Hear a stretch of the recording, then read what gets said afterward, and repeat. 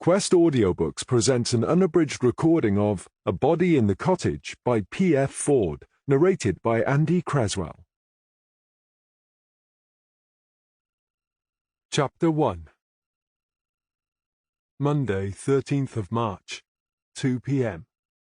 What do you mean you want to stop? You've barely started work! The burly, red-faced man banged his fist on his desk. Tom Fletcher, the building site foreman, shrugged. None of us wants to stop work, Mr. Harding, but what else can we do? Can't you find some way to work around that house? When I called the police to say we'd found a body, they said the whole site could be a crime scene. We're not to touch anything until they get you. Police! You've called the bloody police! Harding kicked out at his waste bin, sending it flying across the room. I can't believe this. And which bright spark ordered a search of the houses in the first place? That was me, said Fletcher. You're not even supposed to be in charge, for God's sake. Where is Watkins, anyway? Why isn't he here? Graham's away until tomorrow. If you recall, we were only supposed to be doing general site clearance this week. You said you didn't expect to get planning permission until the end of the week at the earliest, so Graham decided to spend some time at home while he could. If you'd spent over 10 years arguing for planning permission to get this project off the ground, and it was suddenly granted earlier than you expected, you'd want to get started as soon as you could in case the buggers changed their minds, wouldn't you? The glare intensified. I understand that, and it's what we were trying to do, said Fletcher. But now you're telling me we've got to stop, roared Harding. So in fact, you've done sod all today. Yes, I suppose that's right. So what you're saying is, I'm paying a team of workers to sit around drinking tea, right? And tell me, why did you order a search of the houses in the first place? Houses like these often attract homeless people looking for somewhere to shelter. So you should always make sure the houses really are empty before you start demolishing them. It's basic health and safety procedure. There's a damned great sign outside saying this site is private and people should keep out. As far as I'm concerned, if they want to ignore it, that's their problem, and they enter at their own risk. Not for the first time, Fletcher was appalled at Harding's callousness. That might be how you see it, but I'd rather not have a death on my conscience, he said. And I'm sure you wouldn't want your company being investigated by health and safety before work has even started, all because we ignored the rules. Fletcher could see Harding was struggling to contain his anger, but he knew what he was talking about. He wasn't a man to be easily bullied. Now, if there's nothing else, I'll go and wait for the police to arrive. Yes, you do that, said Harding. Detective Sergeant Norman Norman stared blankly at the words Detective Constable Judy Lane had written down for him. I'm not even going to try to pronounce this, Frosty, he said to D.C. Winter, who was driving. It more or less translates as homes for minors, said Winter. Yeah, Judy told me that much, said Norman, but knowing what it means doesn't make it any easier to pronounce. Winter smiled. Well, since Catherine has the day off, that's what I'm here for. Catherine Morgan was the other DC in their team. Norman sighed. I'll certainly be relying on your translation skills today. Catherine warned me about that. She also tells me you don't do running, said Winter. Is that right? Well, hopefully there'll be no need to run today. No, I gave up running years ago after I put on so much weight, and I've managed to avoid it ever since. I can't imagine you ever being overweight, said Winter. It's flattering of you to say so, said Norman, but the fact is I was once twice the man you see before you now. I was depressed, and I just kept eating, with the result that I suffered a heart attack. Hence the no running. No shit, said Winter. Was it a bad one? It was bad enough to scare some sense into me, said Norman. I mean, I wouldn't wish it on anyone, but it was certainly a wake-up call. Is that why you originally left? At the time, I had a boss who wanted me out, but had no reason to fire me. She saw my heart attack as the perfect opportunity to push me into early retirement on the grounds of ill health. That doesn't sound right. I didn't think so at the time, but looking back on it now, I think she did me a favour. Really? Sure. I was stuck in a rut back then. It took a while for things to work themselves out, but I'm really happy working with you guys, and with my new life here in Wales. In fact, I can't ever recall being happier, and what more can a man ask for? Anyway, enough about me. What do we know about this place we're going to? It was originally built to house miners. It was a nice little community until the pits closed in the 80s and there was no work. People began to move out, and by the turn of the century the houses were considered derelict. A developer bought the site in the early noughties, and he's been fighting for permission to redevelop it ever since. How come it's taken so long? A local history group have been campaigning against the redevelopment. They think the site should be preserved as a museum. A museum? Do they seriously think people will come and see it? They see it as an important part of Welsh heritage, Winter said.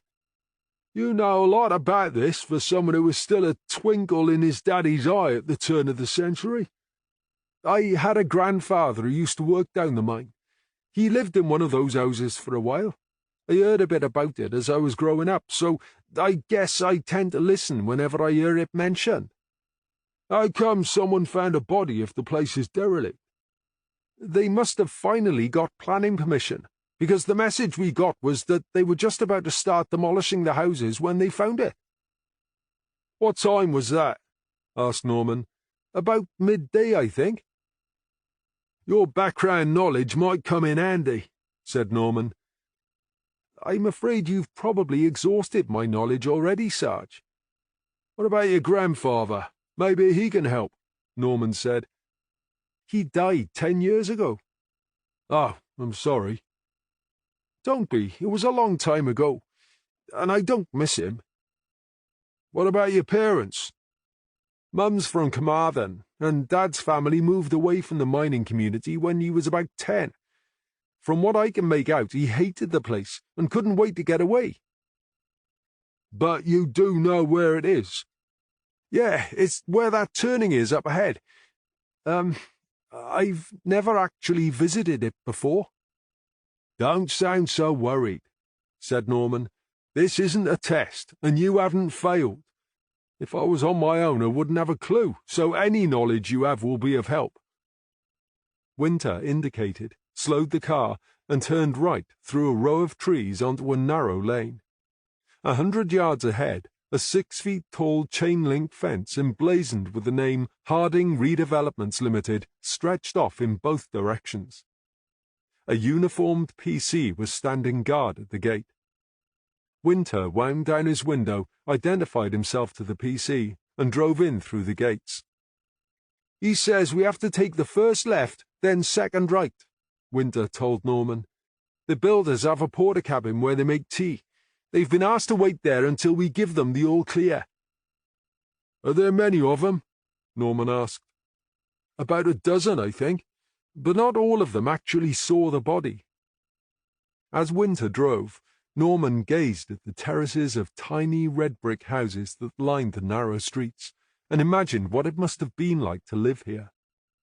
Some people might consider a place like this to be squalid, but Norman had grown up in similar housing, and he could well recall the community spirit that existed, in spite of its perceived faults. Winter parked the car, and Norman led the way towards the crime scene. They ducked under the blue and white cordon tape stretched across the end of this final street, a terrace of 10 houses each side. The other end of the street was sealed off by a makeshift wooden fence. All the activities seemed to be centred around the 5th house along on the left-hand side. That'll be number 9, then, said Norman, as they approached the house. Do you think the number's significant? Asked Winter. I have no idea, son. Right now, your guess is as good as mine. An officer handed them a couple of forensic suits, which they donned along with overshoes before going inside. "Dr. Bridger is upstairs," she told them, "and watch how you go. The stairs aren't too clever." Norman led the way to the staircase. "Wow, she wasn't kidding," said Winter, peering over Norman's shoulder. "Look at that damned great gap. Is it even fixed to the wall?" "It must be okay if Bridger and the forensic guys went up," said Norman. "But just to be sure, let's go up one at a time so we don't overload it." Gingerly, Norman made his way up the stairs to the sound of ominous creaks and groans. "Is it the staircase making all that noise, or is it your knees?" asked Winter. "We'll find out when you come up," said Norman. Winter began his ascent. "Well, there you go. Unless yours are just as bad, of course. But at least I can put mine down to age." They found Dr. Bill Bridger, the pathologist, on his knees examining the back of the head of the prone body. "Morning, Bill," said Norman. Bridger looked up at him. "What's this? No boss this morning?" "Sarah's in a meeting. She'll be along as soon as she can. I'm afraid you'll just have to make do with me and Frosty for now." Bridger smiled. "I suppose you're the make do and mend option." "Yeah, always second choice, that's me," Norman said wryly. "So, what have we got here?" "What we have got here is the body of a Caucasian woman, probably in her mid to late 30s. "Was she a squatter?" asked Winter. "Looking at the designer labels on her clothes, I'd say not," said Bridger. "Of course, it's possible she was the best-dressed squatter in Wales, but somehow I doubt it." Norman pointed to a pair of shoes lying near the body. "Are those her shoes? Why did he take 'em off?" "They're Jimmy Choo's, so they go with the rest of her outfit, but why they're lying there I have no idea," said Bridger. "I certainly did not remove them." "Any ID?" asked Norman. "Not that we've been able to find. There's no handbag, phone, purse, or anything else. There's no watch or jewellery on her either. But there's an odd callus at the base of her ring finger and an indentation that suggests she wore a wedding ring." "It's missing. This is starting to sound like a mugging that went wrong." "Not necessarily. It doesn't look as if it's been yanked off hastily. It could simply be the case that she stopped wearing her wedding ring, and there could be all sorts of reasons for that. And if it was a mugging, why not take the shoes? They must be worth a goodly sum." "Cause of death?"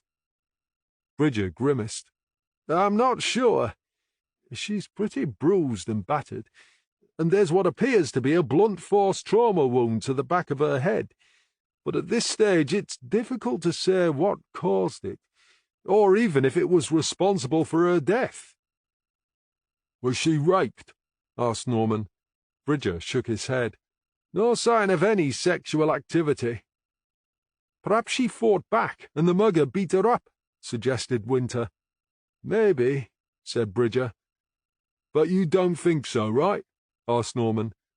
"I'm doubtful, but I can't say for sure until I get her on the slab." "I wonder what she was doing here," said Winter. "One thing I can say with a degree of certainty is that she didn't die here. As I said, there's a blunt force trauma wound to her head, and dried blood in her hair, but there's no blood on the floor." "So she died somewhere else and was dumped here," said Norman. "That means whoever killed her had to know about this place." "That won't help us much," said Winter. "These old houses are probably known to over 90% of the local population." "What about time of death?" asked Norman. "At this stage, I'd say between 48 and 72 hours ago. But that could change," said Bridger. "So we have no idea who she is or how she died. All we do know is that she didn't die here, and it might have happened on Friday night, but we can't be sure." I'm sorry, but that's about the best I can do right now, said Bridger. Norman winked at Winter. Naturally, I would have preferred a full name and address for the victim, a cause of death, and the name of the perpetrator, but I understand you can only work with what you've got. Miracles take a little longer, right? You're all heart, Norm, you really are, said Bridger with a grin. Is it okay if I remove the body now? Sure, said Norman. He turned to Winter. As there's just the two of us, we better start by speaking to the builders, especially the guys who found the body. We can come back here later when the scenes of crime officers have finished. Norman led the way back down the stairs. As they reached the bottom step, he stopped and pointed to a 5-litre plastic petrol can standing on the floor. Now, what's that doing there? He muttered. He reached down and tested it for weight. It's full, he said. Can you make sure the sockos don't forget to bag it and tag it? Is it important? Asked Winter. Maybe, maybe not, said Norman. It just seems an odd thing to find in a derelict house that's about to be demolished. Maybe the builders were planning a bonfire. Yeah, maybe. Perhaps we should ask when we interview them. We need to know everyone's movements from Friday night through to this morning. Chapter 2. There were 2 porter cabins on opposite sides of a makeshift car park. Norman guessed the one the builders used was the shabbier of the 2, and not the one with a Rolls-Royce parked outside. As they walked into the car park, a door opened in the posher one. A man in a suit appeared, whistled loudly, and called out to them. "Oi, you there!" he called, beckoning them over. "Oh, crap," muttered Norman. "Here we go." "What?" asked Winter. "I bet this is the developer," said Norman, "and he wants to know when they can get back to work." "He looks a bit of a twat," said Winter. "That'll explain why he's whistling like we're a pair of dogs," said Norman. "If there's one thing guaranteed to piss me off, he's just done it." "Should we ignore him?" "You can't ignore people like him," said Norman. "He won't allow it because he thinks he's special. I'll tell you what, you speak to the 2 guys who found the body and get a couple of uniforms to help interview the others. And remember, we need to know everyone's movements from Friday night through to this morning. I'll deal with the dickhead." Leaving Winter to speak to the builders, Norman trudged over to the angry-looking man at the porter cabin door. "Are you with the police?" Norman produced his warrant card. "D.S. Norman. And you are?" "Joe Harding. I'm the developer. How much longer are you going to take? We got a job to do here, you know." "Well, we have a job to do too, Mr. Harding, and I'm afraid ours takes priority. You and your men are just going to have to wait." "Yeah, but for how long?" "As long as it takes," said Norman. "Can't we work around you?" "No, you cannot work around us," said Norman. "Doing so could destroy vital forensic evidence. You can start work again when we have finished our investigation of the area, and not before." "I've been waiting years for permission to knock these bloody houses down." "Then a day or 2 more won't make a great deal of difference to you, will it? But it could make a huge difference to the success of our investigation." "Are you serious? You're going to make an investigation out of this?" "Of course we are. This is a suspicious death. Until we have good reason to think otherwise, house number 9 is a possible murder scene, which is why we have cordoned off the surrounding area." "Murder?" "Possible murder," said Norman. "But it's just a dead squatter, isn't it? She shouldn't even be here. It's private property." "We don't believe the dead lady was a squatter," said Norman. "What makes you think that?" "I can't go into details," said Norman. "But even if she had been a squatter, she was still a member of the human race, and just as deserving of justice." "I'm not sure I like your tone, Sergeant Norman." Well, I'm sorry about that, said Norman. The thing is, just like you, I'm keen to get on and do my job, but at the moment you are stopping me from doing that. I can see you just want to be difficult, snapped Harding. Are you in charge? Detective Inspector Southall will be senior investigating officer. I don't believe I've come across him. No, you won't have come across him, said Norman. D.I. Southall is a woman. Harding sighed. A woman, you say? Well, there we are then, he said. No wonder we're being held up. I suppose this is all about women's rights and that sort of crap, is it? Actually, it's my decision. I'm sure D.I. Southall will agree with my assessment when she gets here. Anyway, are you suggesting that being a woman would hamper her ability to do her job? Well, you have to admit, the only thing I'll admit about D.I. Southall is that she's one of the best D.I.s I've ever worked for, and I've been doing this for more years than I care to mention. And I think you'll find she doesn't have an old-school tie either. Old-school tie? You know exactly what I mean, said Norman. An old-school tie, like you and the rest of your dinosaur friends in the funny handshake brigade wear. It's how you get things done, right? Harding snorted. Your bloody impertinence is beginning to annoy me, Sergeant. Who is D.I. Southall's boss? That will be Superintendent Bain, said Norman. Harding gave Norman a knowing smile. Ah, now you're talking proper policeman. I know Bain. We've played golf a few times. Norman bristled at the implied slight, but he kept his temper, because however well Harding thought he knew Nathan Bain, Norman probably knew him better, and had done so for a lot longer. Bain was not just the boss at Llangwelly Station, he was also the man responsible for enticing Norman out of retirement.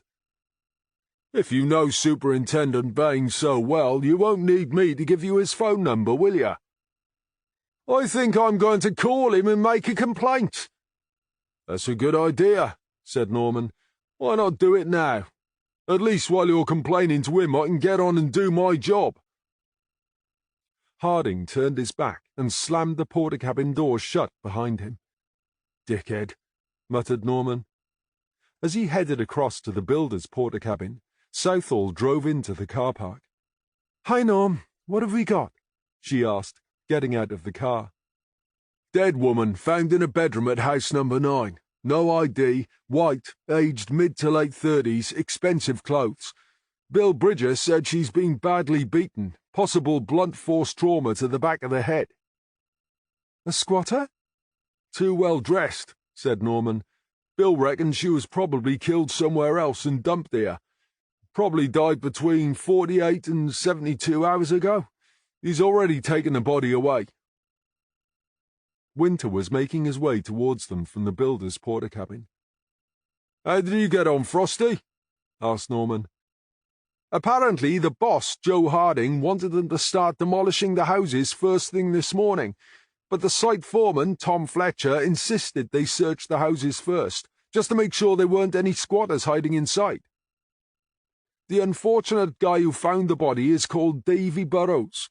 He called Tom Fletcher as soon as he found her. None of the others saw anything. They're the only two who saw the body, and they're both pretty shaken up. What do you think? Norman said. If you mean do I think either of them are involved in her death or have anything to do with her body being in that house, then no, I don't think they are, said Winter. I guess it wouldn't make much sense to dump a body and then tell everyone you found it, would it? Said Norman. What's next? Asked Winter. Well, I need to take a look at the murder scene, said Southall, and I think we ought to check all the other houses. The builders have already checked them, said Winter. Yeah, but they were just doing a quick check for people who shouldn't be there, said Norman. We're looking for a possible murder scene, or anything that might provide a clue as to what happened. Oh, right, I see what you mean. Me and Frosty can make a start on that, Norman suggested to Southall. When you finish checking out the murder scene, I think you probably need to have a word with Joe Harding. He's the boss, right? Yeah, that's the guy, said Norman. I told him he would have to stop work until we tell him otherwise, but he's champing at the bit to get his guys working again. He's impressed by rank, so we might take it a bit more seriously if he hears it from a detective inspector rather than a sergeant. There again, he gave me the impression he thinks women should know their place. That should make for an interesting conversation, then, said Southall. Where is he? You see where that roller is parked?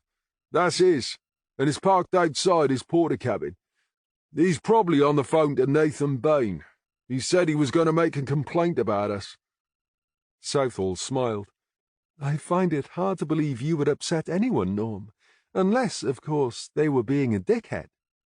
Oh, you was definitely being that, said Winter. Whistled to us like you was calling his dog. Southall made a face. In that case, you two start searching the houses, and I'll have a word with Mr. Dickhead, she said, marching determinedly towards Harding's porter cabin. I wouldn't want to be in his shoes, said Winter, watching her walk away. She's awesome when she gets going, said Norman. 5 feet of fire and brimstone, and I've yet to see anything or anyone intimidate her. He turned his attention back to the houses. Come on then, Frosty. Let's see if we can find a murder scene. As Southall approached the porter cabin, she heard shouting from inside, then what sounded like a phone being slammed down onto its cradle, followed by a loud curse and a rapid drumming. She knocked on the door. Yes? Southall pushed the door open and made her way inside. Harding was sitting behind a huge desk, his face flushed an angry red. His fists were still clenched. He'd obviously been beating his desk in frustration. Mr. Harding, she said with a smile, showing her warrant card. I'm Detective Inspector Southall. So you've decided to show up at last. If you're the senior investigating officer, shouldn't you have been here from the start, instead of letting that other idiot loose? Southall smiled patiently. You're mistaken, Mr. Harding. D.S. Norman is not an idiot. Harding snorted derisively. Well, he seems to think you should be wasting your time trying to figure out what's happened to some drug-addled squatter. I don't believe that's quite how D.S. Norman described the victim, sir, said Southall. It doesn't matter how he described her. I want this mess cleared up now. Southall counted to 10 in her head. You talk about the victim as if she were just a piece of meat. These people are a waste of space. Because of her, I've got men sitting around drinking tea when they should be working. Well, I'm sorry if her death is inconveniencing you, Mr. Harding, but the law gives us the authority to investigate any suspicious death, wherever it happens, and regardless of your opinion of the victim. I've already made my feelings known to Superintendent Bain, growled Harding. That's your prerogative, said Southall. Can I ask what he said? He agreed with me that you shouldn't be wasting your time on a squatter, and that you should get off my sight and let my people get back to work. Southall raised her eyebrows. I find that hard to believe. Are you calling me a liar? Roared Harding. Good heavens, no, Mr. Harding, of course not. But you must understand, I don't take orders from the likes of you. Harding was breathing hard, his shoulders tensed, fists clenching and unclenching on the desk. Actually, I'm surprised Superintendent Bain hasn't already called me if that's how he felt, said Southall, producing her mobile phone. Perhaps I should call him now. Then we can find out exactly what he did say. All right, he snapped. There's no need to call him. Yes, that's what I thought, said Southall. Of course, if Superintendent Bain calls and orders me to close the case and withdraw my team, I'll be happy to oblige. But we both know that's not going to happen, don't we? Harding opened his mouth to argue, but Southall was too quick for him. Look, Mr. Harding, I've worked for Superintendent Bain long enough to know how he operates. That's why I know how the conversation would have gone," she said. "I knew it when I heard you slam down the phone and beat your fists on the desk as I was about to knock on your door." Harding glared at her. "Let me spell it out for you," said Southall.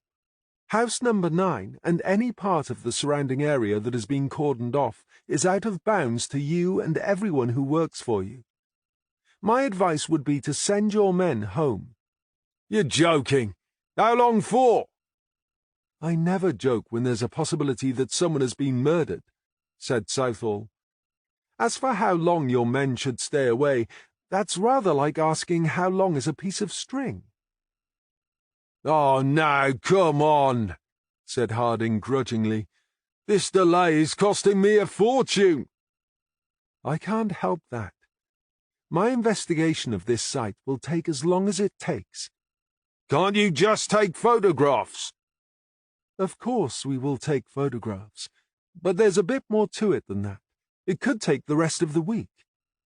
Harding muttered a quiet curse. "I've got a couple of skips loaded with rubbish from the other end of the site," he said.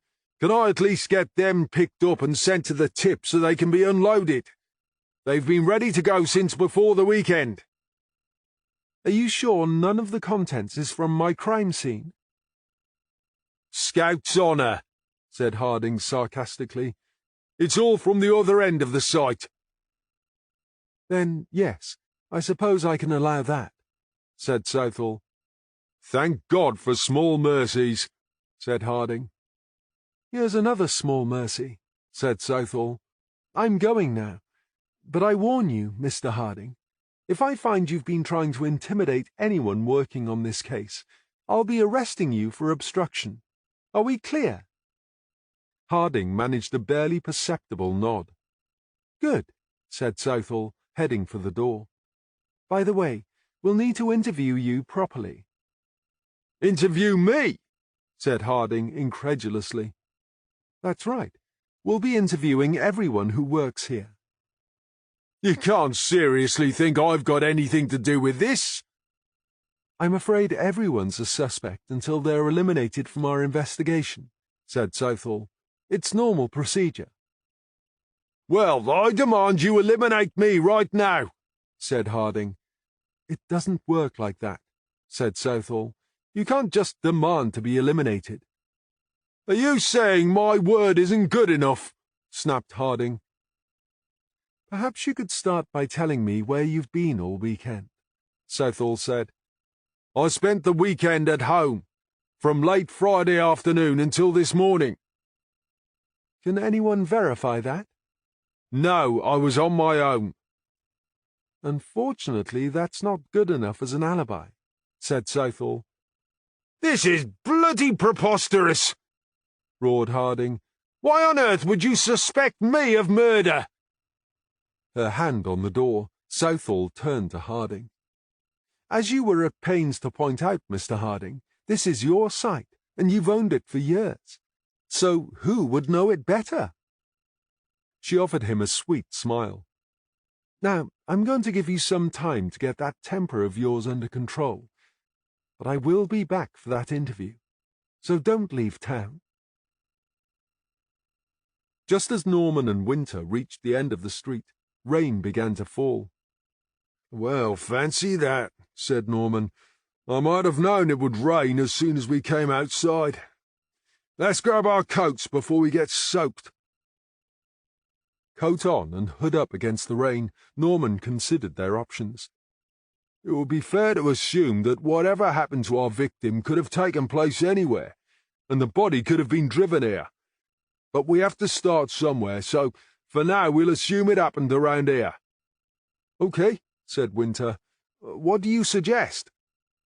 "Let's say you've just murdered someone, and you want to move the body, but you don't have a car handy," said Norman. "How far would you want to carry it?" "Not far, that's for sure," said Winter. "Right," said Norman. He pointed to the houses on the left side of the street. "So on that basis, we know the victim was found in the middle house of that terrace.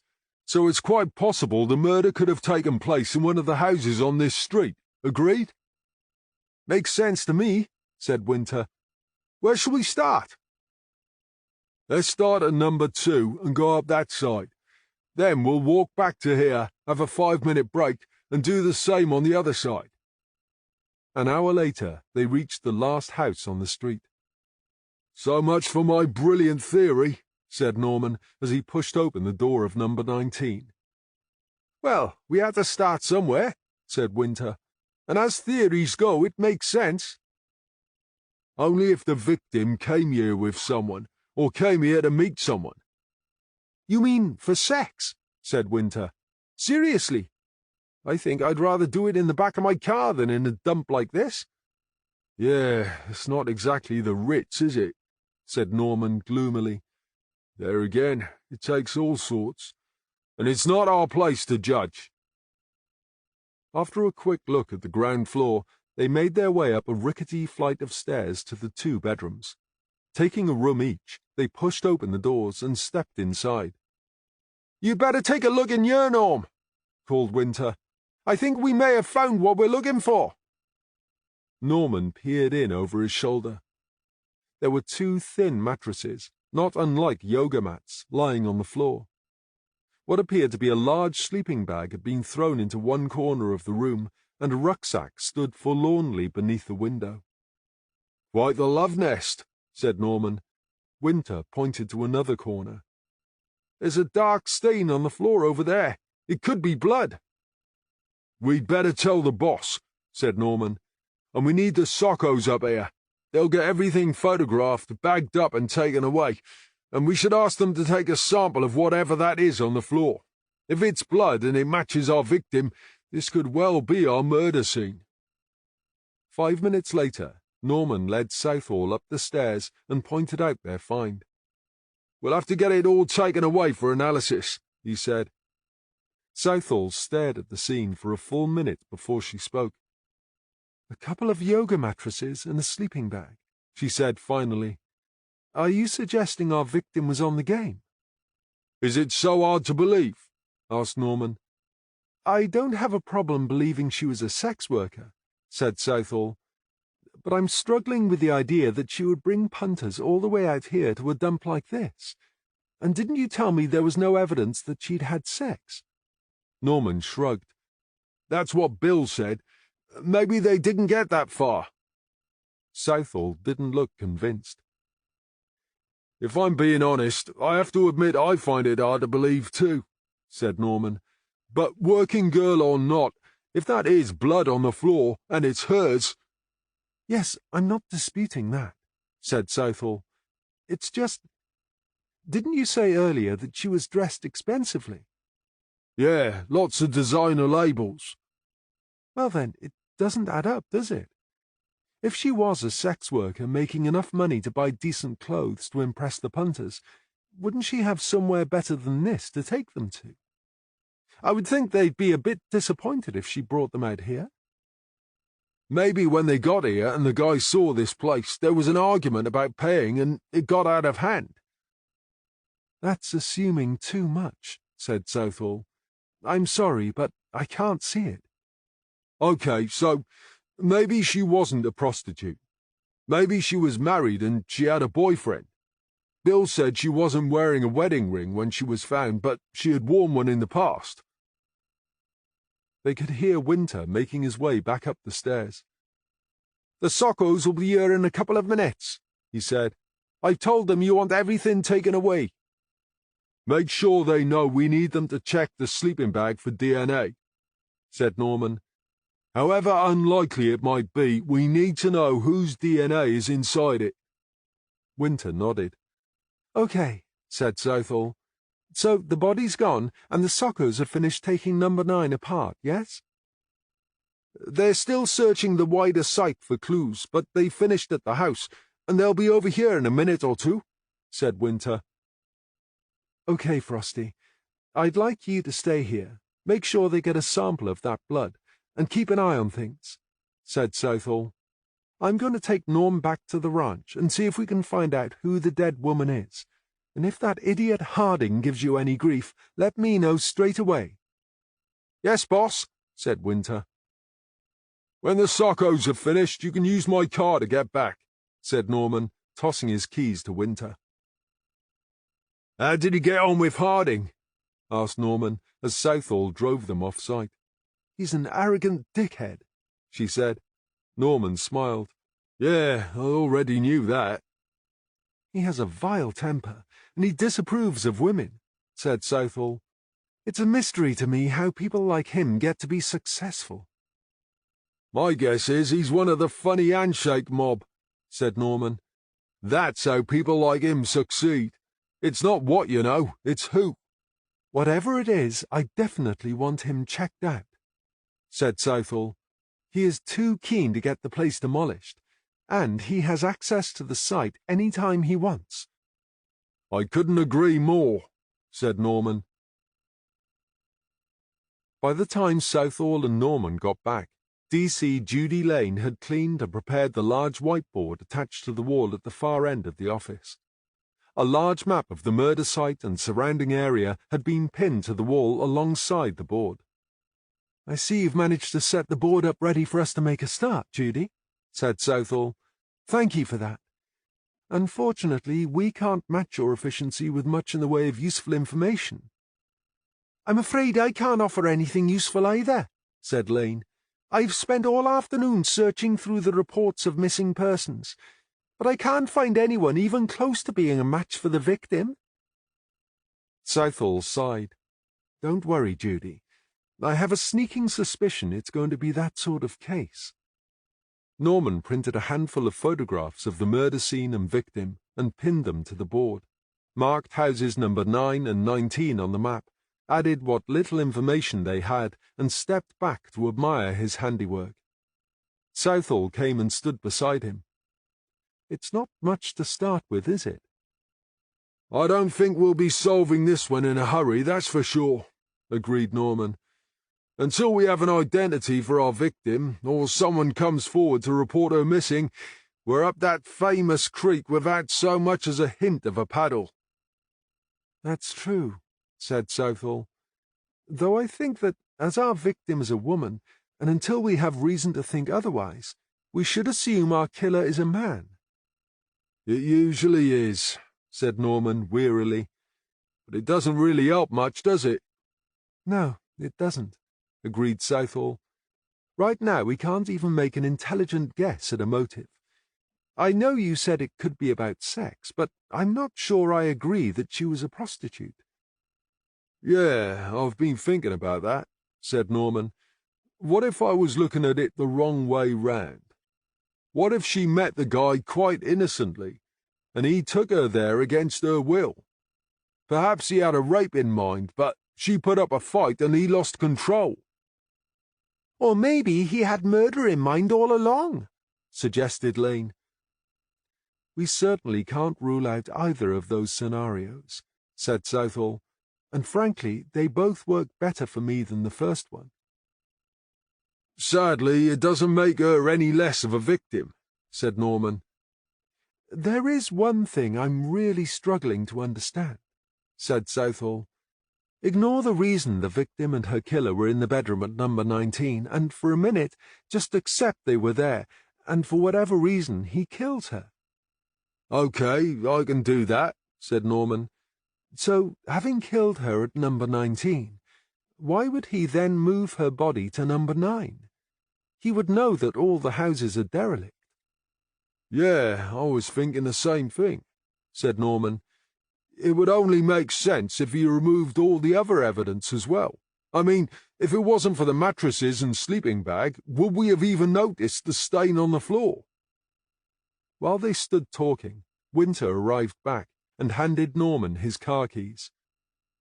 "Everything okay, Frosty?" asked Southall. "They've bagged and tagged everything and taken a sample of the blood," said Winter. "It's definitely blood?" asked Norman. "That's what they said." "Did you remember the fuel can?" asked Norman. "Bagged and tagged," said Winter. "And while I think of it, the builders said they didn't leave it there." "What's this?" asked Southall. There was a full petrol can inside number 9, said Norman. It's probably nothing, but I thought it was worth checking out. Goodness, look at the time, said Southall. I don't know about you guys, but I don't think we can do much more today. Let's call it a day and start again in the morning. Hopefully Dr. Bridger will be able to give us something to work on. What do you want me to do in the morning? Asked Winter. Joe Harding, she said. I want you to find out everything you can about him. Winter nodded. Sure. Is he a suspect? They're all suspects, said Southall, and right now he happens to be the one who stands out the most. Chapter 3 Tuesday, the 14th of March, 7:58 a.m. 6 stories high, the Maddock building looked incongruous among the surrounding 2-story dwellings. There was nothing of similar height for miles around. Consequently, locals tended to despise it, judging it a testament to planning office corruption, although their claim had never been verified. The lift sighed to a halt at the top floor. 4 passengers spilled out, 3 of them turning left, heading towards the restaurant and the Daily Bargain breakfast. The 4th, a teenager in a hoodie, stopped at the lift doors and knelt to retie her shoelace. After a quick glance to make sure no one was watching, she hurried off in the opposite direction to the restaurant, where a flight of stairs led up to the roof. By the time she reached the last few steps, she had begun to wonder why she had chosen this way out. It would probably have been a lot less hard work to have stepped in front of a bus, but that wouldn't have been fair on the unfortunate driver. This way, no one would have to spend the rest of their life with what she was about to do weighing on their conscience. At last, she reached the door to the roof. It was a fire escape door, with one of those bars across it, so all she had to do was push down hard and it would open. She stopped for a moment to get her breath back, then gave it an almighty shove. With a satisfying clatter, the bar crashed down and the door flew open. The time was exactly 8 a.m. Down in the basement, in the security office, the security guard saw a light on the control panel begin to flash. He took a sip of his tea, put the cup down, and flicked the switch. The top left-hand screen on the small bank of monitors flickered into life. The image showed a door up on the roof, swinging open in the breeze.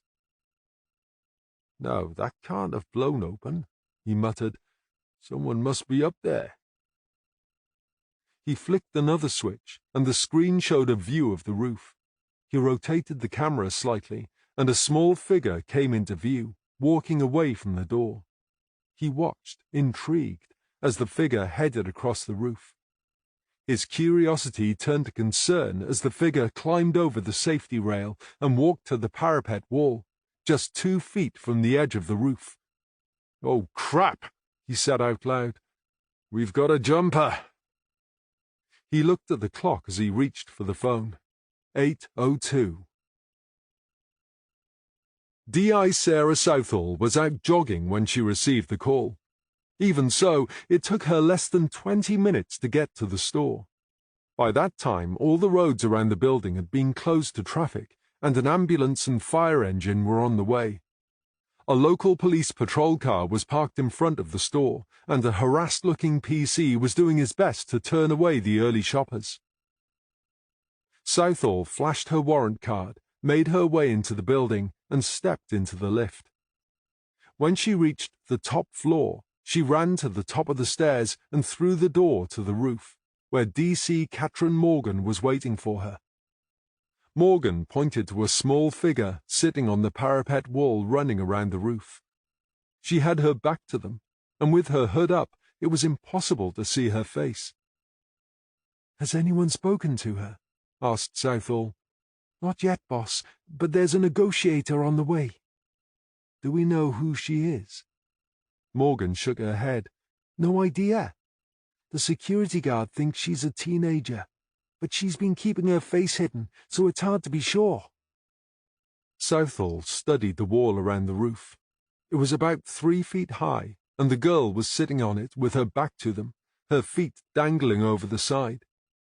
If she slipped forward from the wall, just one more step would take her over the edge. "I'll understand if you don't want to come with me," she said. Morgan frowned. "I'm sorry?" "I'm going to go and talk to her." "But I've arranged for a trained negotiator to come," said Morgan. "Yes, so you said. But I don't think it's right that we stand here talking while she's over there on her own. At this time of the morning, it could take a negotiator hours to get here from Cardiff, and in the meantime she could jump. I don't want to have to tell her parents we stood back and let their daughter jump to her death. Do you?" "You're right," said Morgan. "I'm with you." Cautiously, Southall made her way towards the girl on the wall, Morgan trailing in her wake. A stiff, cool breeze was blowing into their faces. Southall shivered and pulled the collar of her coat up around her ears. She looked over at the young girl on the wall. She must have been freezing. "What's the plan then, boss?" asked Morgan, standing beside her. "Well, according to Plan A, one of us would magically transform into Wonder Woman," murmured Southall. "Since that doesn't seem to have happened, we'll have to go with Plan B." "What's Plan B?" "To tell you the truth, there is no Plan B. I'm just going to wing it and try to get her talking. I'm sure the expert will arrive and tell me it was the wrong thing to do, but we can't just hang around and do nothing. If I can get close enough, I'll try to grab her." "What do you want me to do?" "Two of us might make her panic. So you stay back, but keep your wits about you. If I do manage to get hold of her, you'll need to get your ass over there as quick as you can." Since they were approaching the girl from behind, Southall was careful to make plenty of noise, so as not to startle her. She stopped at the safety barrier and called out, "Hello, I'm Detective Inspector Southall, but you can call me Sarah. I've got my friend Katrin with me. Is it all right if we come over there and talk to you?" The hunched figure gave a shrug and turned briefly in their direction. "If you're some sort of negotiator and you've come to talk me down, you're wasting your time." "There is a negotiator on the way," said Southall. "I thought we could have a chat while we wait, if that's okay." The girl shrugged. "Talk if you want to, but don't come too close. If you try and grab me, I'll jump." "I only want to talk," said Southall. "I promise we won't come any closer than you say. We'll walk over to your right so you can see us, then you can tell us where to stop. Katrin will stay back and I'll come a bit closer, but you decide how close we can come. Is that okay?" Just as she had promised, they gave the girl a wide berth, keeping well to her right, about 15 feet away. When they reached the perimeter wall, Southall said, "Katrin is going to stay here. Is that okay?" "As long as she really does stay there," the girl said. "I will, I promise," said Morgan. Southall slowly approached the girl until she was about 6 feet away. "That's close enough," said the girl. "Okay, fine. I'll stop here. Is it all right if I sit down? Only that wind is going right through me." "Sit wherever you want. Just keep away from me." Very slowly and deliberately, Southall sat down in the lee of the wall, sheltered from the breeze. "What's your name?" she asked. "Erin." "Does Erin have a surname?" "Just Erin works for me." "Okay, just Erin. Aren't you cold?" "Freezing," said Erin. She swung one leg back over the wall so she was sitting astride it, and pushed her hood back to keep the 2 police officers in view. She was shivering, and her face was white as a ghost. "I can get you a coat brought over," said Southall. "If you were about to jump off a roof, would you be bothered about getting cold?" "Well, no, I suppose not," said Southall. But whatever the problem is, this isn't going to help, is it? Erin said nothing. Why don't you tell me about it? Said Southall. Perhaps I can help. No one can help. That's why I'm going to jump off this roof. There must be some hope. Why must there be? How trite her words must sound, thought Southall. I'm sorry. I know it's what people always say, but I believe things really are never as bad as you think they are. You have no idea, said Erin grimly. As far as I'm concerned, things couldn't be any worse. What makes you say that? Erin said nothing. How old are you, Erin? Old enough? I'm guessing 16, maybe 17. Am I right? Erin ignored the question. Honestly, if I knew I'd come up all those stairs just to sit here and listen to you, I'd have stepped out in front of a bus instead. It would have been a lot quicker and easier. So, why didn't you? It wouldn't be fair on the bus driver, would it? You know what people are like. He would probably have blamed himself, and then he would have had to live with the guilt for the rest of his life. That's a very mature attitude, Southall said. It would be selfish to do that to someone, wouldn't it? And how do you think I'm going to feel if you jump? Asked Southall. I can assure you Catherine didn't come up here because she wanted to watch you jump. And what about the poor security guard? How's he going to feel? You're not going to make me feel guilty. You're the police. It's your job. Yes, that's true. But we're not robots. We're human beings with feelings, just like bus drivers are. And in case you didn't know, it's our duty to protect the public, which includes you. I admit it's not the security guard's fault I'm up here, said Erin. But it's not the same for him as it would be for a bus driver. I mean, he's not going to run me down, is he?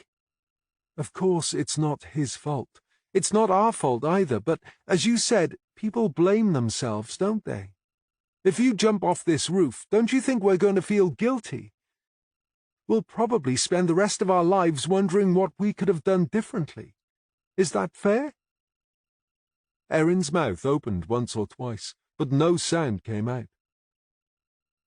I don't think you want that to happen, said Southall. Do you? I hadn't thought of it like that, admitted Erin. Anyway, what's the big rush? Huh? How do you mean? You seem to be in a hurry to die. I'm wondering why. I already told you, because things couldn't get any worse. But look at you, said Southall. You're young and you're beautiful. Whatever's happened now doesn't mean you can't still have a great life. Do your parents know where you are? What do you think? Said Erin. I think they'd probably be worried sick if they knew, don't you? I've ran away from home over 2 years ago. I've not seen them since. Where's home? Asked Southall. Are you a Llangwelly girl? A village not far from Llangwelly. If you've been missing for over 2 years and never been in touch, don't you think your parents have suffered enough? Asked Southall. It's not that simple, said Erin. My parents are the problem. So talk to them. You can't solve a problem without talking about it. That's why I came back, but it's complicated. Do you know what I think? Said Southall. I think you came here hoping to see your family, but now you're here, you're not sure. The thing is, these situations always seem complicated, but once you get talking, they're never as bad as you think they're going to be. Erin studied Southall's face for a few moments, seeming to turn this over in her mind. Did they know you were coming? Asked Southall, crossing her fingers. Had she planted a seed of doubt? My mum does. I can't believe you care more about the feelings of a bus driver you've never met than about the feelings of your family, Southall continued. You can't arrange to come back after 2 years and do this to them. How do you think they're going to feel? They'll never forgive themselves. You have no idea how my parents will feel. Actually, I do, said Southall. I lost my own daughter in a traffic accident a few years ago. Erin's eyes widened. She was really looking at her now. Oh. Was it your fault? Were you driving? I wasn't there. She was with my ex-husband and his girlfriend. They were on a day out when a lorry ploughed into their car.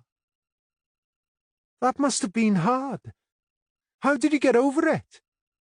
Ah, well, that's the thing. You never do get over something like that. It will always be there, just as it will be for your parents. I only managed because I got help and learned how to live with it. Erin considered this for a moment. Was it really bad? It was so bad I can't describe it. No parent expects to outlive their children, but at least I know I lost my daughter to a freak accident. I'm sure your parents will feel much worse knowing you chose to die. Erin remained silent. The seconds ticked by. All right, she said. If you were me, what would you do? Well, I wouldn't jump for a start, said Southall. We're only 6 floors up. I can tell you that's not necessarily high enough for certain death. It isn't? You'd definitely break a few bones, and probably mangle some of your internal organs, but there's no guarantee you'd die. I don't think that's true, said Erin. I think you're lying. Maybe, said Southall, but what if I'm right? Anyway, you asked me what I would do if I was you. Yeah, go on then. What would you do? When I thought I couldn't get any lower, I found a reason to go on. I wanted to make a difference, so I lost myself in my job and studied for promotion. Well, goody for you, said Erin sarcastically. I don't happen to have a job. There must be something you care about. I care about the state of the planet. Our leaders are too scared to do anything, and none of the older generations seem to care. You sound like an eco-warrior. I've done a bit, admitted Erin. I suppose you think people like me are too young to know what we're talking about, and we should keep quiet and stay at home. No, I actually think you're right, said Southall. Our leaders don't seem to have the stomach for it. Secretly, I actually admire those who try to get people to wake up and see what's happening. Why secretly? Asked Erin. I'm a detective inspector in the police. It wouldn't look very good if I openly condoned law-breaking, would it? Erin smiled. Yeah, right. I see what you mean. But there are ways you can support a cause without breaking the law, said Southall. What? You mean like working for one of those official charities? Why not? Asked Southall. The stuff they do never seems to have any impact, does it? You know, petitions and the like. Okay, if you're not sure about that, why not do something for yourself? Do you have a bucket list? Bucket list? What's that mean? It's a list of all the things you really want to do. You make a list of them and work your way through it. Yeah, but do things like what? Well, said Sarah, I've never told anyone this before, but I've always wanted to do a parachute jump. Erin broke into a smile. You're kidding. No, seriously. Aren't you too old for something like that? Excuse me, young lady, said Southall indignantly. I'm not that old. Anyway, there's no age limit as long as you're fit enough. Cool. I wouldn't mind having a go at that, said Erin, and then her face fell. But I've got no money, and anyway, how is that going to help save the planet? It's not exactly eco-friendly, is it? You could use it to raise some money and make a statement. Erin looked sceptical. I've a friend who's a journalist, said Southall. She knows lots of people in all sorts of places. I bet if I asked her, she would know someone who could arrange it. Are you for real? We could even get someone to video the whole thing. She glanced back at Morgan. Catherine's a bit of a daredevil. I bet she'd be up for that, wouldn't you, Catherine? Morgan, who had only caught the occasional word, saw Southall glance at her and gave a thumbs up. "There you are," Southall said. "I told you she'd be up for it." "Oh, wow! A video would be really cool," said Erin. "What else would you like to do? Think of some other things that are just for you." "I've always wanted to go to a football match to see the big teams, and a real rock concert, like at the Millennium Stadium or somewhere. I've never been to anything like that." "My journalist friend might be able to arrange those things too," said Southall. "You're just saying all this to get me off this roof, aren't you?" said Erin doubtfully. "I bet if I come down now, I'll never see you again." "I said I'd ask my friend to help arrange your parachute jump." "How do I know you mean it?" "We've got a witness," said Southall, nodding across at her colleague. "Catherine heard what I promised. Trust me, she wouldn't let me leave you stranded." Erin didn't look convinced. "Nah," she said. "You're her boss. She'll just do whatever you say. You lot are all the same." Southall beckoned to Morgan. "Believe me, Erin, we are definitely not all the same. Catherine isn't. She'd make me keep a promise whether I'm her boss or not. Ask her if you don't believe me." Erin looked at Morgan. "Sarah's promised to ask her friend to organise a parachute jump for me, and she's volunteered you to come along and video the whole thing," Erin said. Morgan looked at Southall in surprise. This was a side of her boss she hadn't seen before. "Has she now? It's a good job I've done it before then." "She also says you would make sure she kept her promise," added Erin. Morgan grinned at her. "Oh, I certainly will. You can bet on it." Erin looked from Morgan to Southall. "Yeah, but you're just saying it, aren't you?" "All right. You tell me how I can prove we mean it," said Southall. Erin thought for a moment and smiled. "Here," she said, fumbling in her pocket. "Tell it to my phone." She took a mobile phone from her pocket and pressed a couple of keys. "It's set to record your voice," she said. "You'll have to come here and speak into it."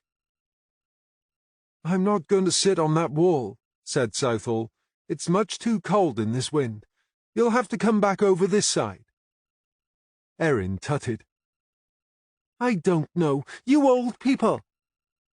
She swung her other leg over the wall and slid down onto her haunches. She shuffled a little closer to Southall and handed her the phone. "What do you want me to say?" "Just tell me who you are and how you promised to ask your friend to arrange a parachute jump for me. That way you can't pretend you never said it." Southall did as she was asked. She shuffled closer to Erin, and as she handed the phone back, slipped an arm around the girl's shoulder and gently pulled her close. "Your battery is nearly dead." Erin looked down at the blank screen. "Yeah, it's on its last legs," she said, switching the phone off and slipping it into her pocket. "There aren't many places you can charge a phone when you live rough, so you have to learn how to save power and eke it out as long as you can." "Anyway, as I was saying," said Southall, "you could use the parachute jump to make a statement and raise some money for your cause. With a bit of publicity, I bet we could raise a small fortune." "Seriously?" asked Erin, leaning into Southall. "Cross my heart." Southall drew the girl closer, while Morgan eased herself down on Erin's other side. Erin began to sob quietly. "It's okay," said Southall. "You're safe now." They sat in silence until Erin stopped crying. Then Southall raised Erin's face towards her and wiped the tears from her cheeks. "Are you okay?" she asked. "I came here to meet my mum, but she never turned up. She said she was going away for a week, but it's been 10 days now." "Have you asked your father about her?" "I haven't spoken to him since I left home. Anyway, I don't think he would know. They're separated." Besides, I need to speak to her before I see him. Like I said, it's complicated. How complicated? It's not important. It might be. Perhaps it's the reason your mum's missing. Erin rolled her eyes. If you must know, we did a project on DNA at school. I thought it would be cool to send off samples from me, Mum, and Dad. Southall immediately realized the potential problems such an action could create. Ah, I see, she said. Did you tell them what you were doing before you sent the samples away? Erin shook her head. No, I didn't. And when the results came back, I found out my dad isn't my real dad. And that's why you ran away? Yeah, it sort of blew my mind, and I couldn't deal with it. I mean, why didn't they tell me? There could be any number of reasons, said Southall. Didn't you ask? I was too hurt at the fact they kept it a secret from me, so I packed a bag and left. I think you should have asked the question first. Yeah, well, that's why I've come back. I was supposed to be meeting Mum last night so she could explain, but she didn't turn up. I think she's ashamed of me and doesn't want to see me. You do rush to conclusions, don't you? Said Southall. Why on earth would she think that? Because it's my fault they split. Everything was great until I did that stupid DNA test. Have you tried calling her? She's not answering her phone, said Erin. Can you do something for me, Sarah? What's that? Can you find her? We can definitely make some inquiries, and if you give us her mobile phone number, we might be able to trace her that way, said Southall, but only if you come down off this roof, so we can get you to a hospital. By the time Southall and Morgan had handed Erin over to 2 waiting paramedics, it was approaching midday. They waved goodbye as the paramedics closed up the ambulance and set off for the hospital. Southall and Morgan headed for their cars. I want you to follow her over to the hospital, said Southall. Make sure she's okay, get her full name, and see what she can tell you about her mother. I'm going home to get changed. Then I'll be back at the office. Okay, boss. Morgan turned to go, then turned back. This parachute jump you promised. You do know I'm not going to let you duck out of it, don't you? Smiling, Southall opened her car door and got in. Oh yes, Catherine. I'm relying on it. Good for you, boss, she called out to the departing car. Chapter 4. At the hospital, Morgan sat with Erin while she waited to be seen. You said you left home over 2 years ago, so what have you been doing? She asked. I've been travelling around with my boyfriend. Does he have a name? He's called Wazzy. And how old is Wazzy? 19. Did he ask you to run away with him? What? Like, did he entice me away from home? No, he didn't. I met him in London. And you've been travelling around together ever since? More or less, yeah. I'm guessing that means you've been living rough. Mostly, but you have to accept a bit of hardship if you want to change things. Change things? The state of the planet. We're trying to get people to wake up and see what's happening. Ah, yes, I remember. You told my boss. You're eco-warriors. I suppose you think we're wasting our time, said Erin. Not at all. I agree people need to be made to wake up to the reality. I'm just not sure you guys are going about it the right way. How would you do it then? Trust me, if I knew that, I'd be doing it. But I'm afraid I don't, said Morgan. Are you intending to protest while you're in Llangwelly, or are you only here to see your mum? Erin smiled. Even eco-warriors need a break now and then. I'm just here to see my mum, if you can find her. Well, I'm going to need some information if we're going to track her down, said Morgan, producing a notebook. Like what? Well, her name for a start. Dilys, Dilys Watkins. Address? She moved out of our house to a flat, but I can't remember the address. Will your father know it? I suppose so. What's his name? Ross. And his address? What if he's moved too? Give me the address you have. Even if he has moved, I'll be able to trace him easily enough. Erin reeled off the address. What's your mum's mobile number? Morgan asked, and wrote that down too. Okay, description. What does your mum look like? Asked Morgan. I've got some photos on my phone, said Erin. She switched on the phone, which had been charging while they waited, found the photos and handed the phone to Morgan. Morgan stared at them, barely suppressing a frown. I can see where you get your good looks, she said. Can I share one? It's easier than trying to write the description. Yeah, sure. Help yourself, said Erin. Morgan downloaded what she considered to be the best photograph and handed the phone back to Erin. Can I have your father's phone number? Why do you need that? He might know where your mother is, and I should tell him you're here. Why do you have to? Because he's your father, and you're only 16. That means he's entitled to know what's going on. Erin looked desperate. Is there any particular reason why you don't want to see him? Asked Morgan. Don't you like him? It's not that. He's been a great dad. But what's he going to think of me now he knows I'm not his daughter? I'm sure it would have been a shock for him to find out, but he'll still love you whatever. You don't understand. Everything sort of blew up after the DNA results came back. Mum and Dad did nothing but scream at each other. The constant arguing was doing my head in. They were never like that before. That's why I don't want to see him until I've spoken to Mum. Can't you put him off until I've spoken to her? If you really don't want to see him, you don't have to. But if you've been missing for over 2 years, he's bound to be worried sick about you. Now we've found you, we have to tell him, and that you're safe. But we don't have to say where you are. A nurse bustled into the waiting room and called out Erin's name.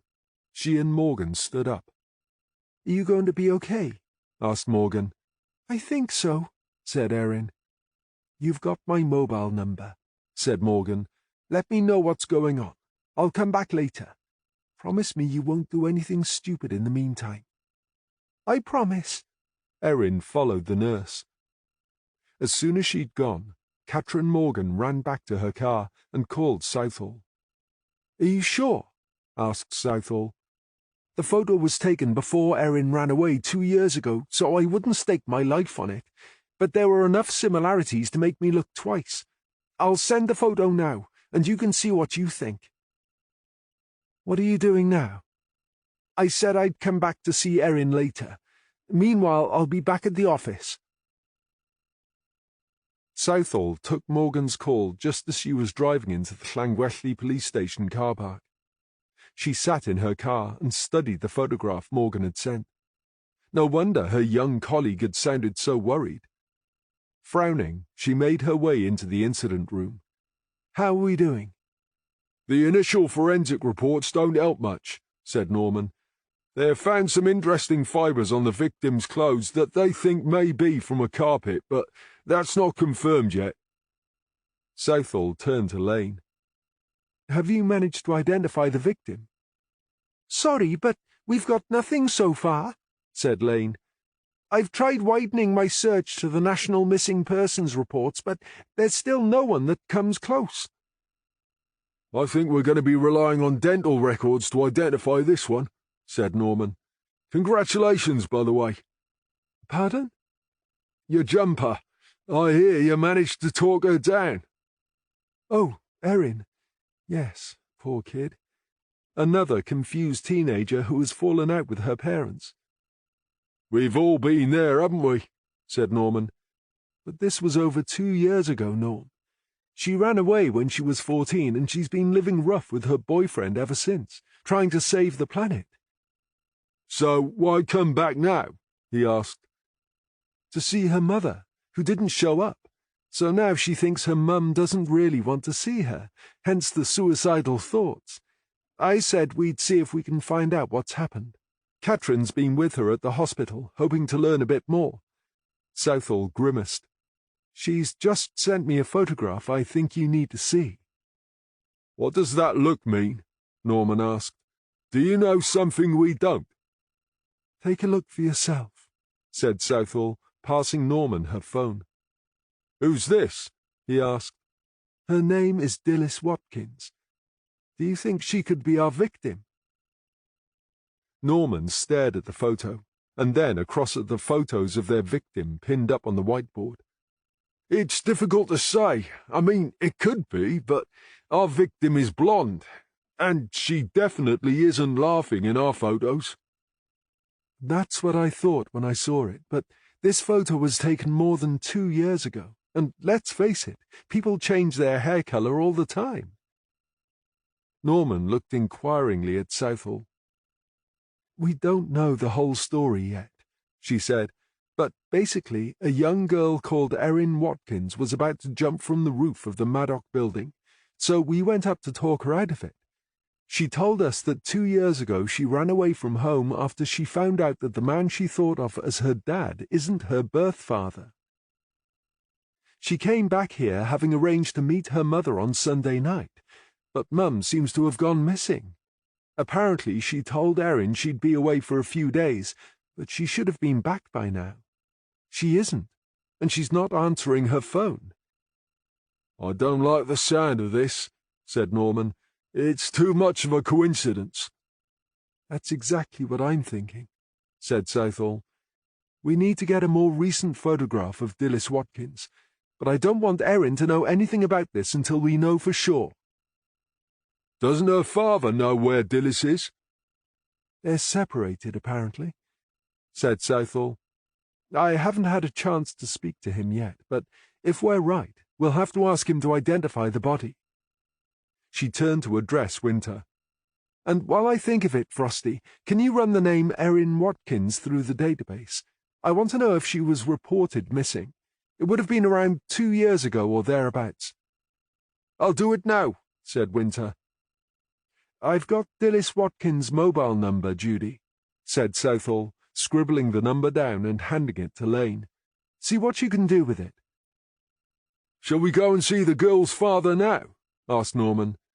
We'll have to leave it for a couple of hours, said Southall. We have a post-mortem to attend. Before I've had my lunch? Asked Norman. Geez, you kept that quiet. I'm sorry, Norm. I would have told you first thing, but it must have slipped my mind while we were up on that roof.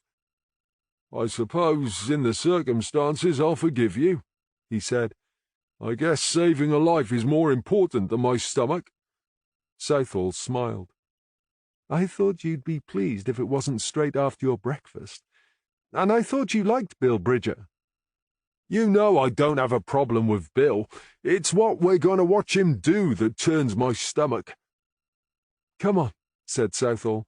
I'll buy you a sandwich afterwards to make up for it. I can't promise I'll be able to eat it, said Norman.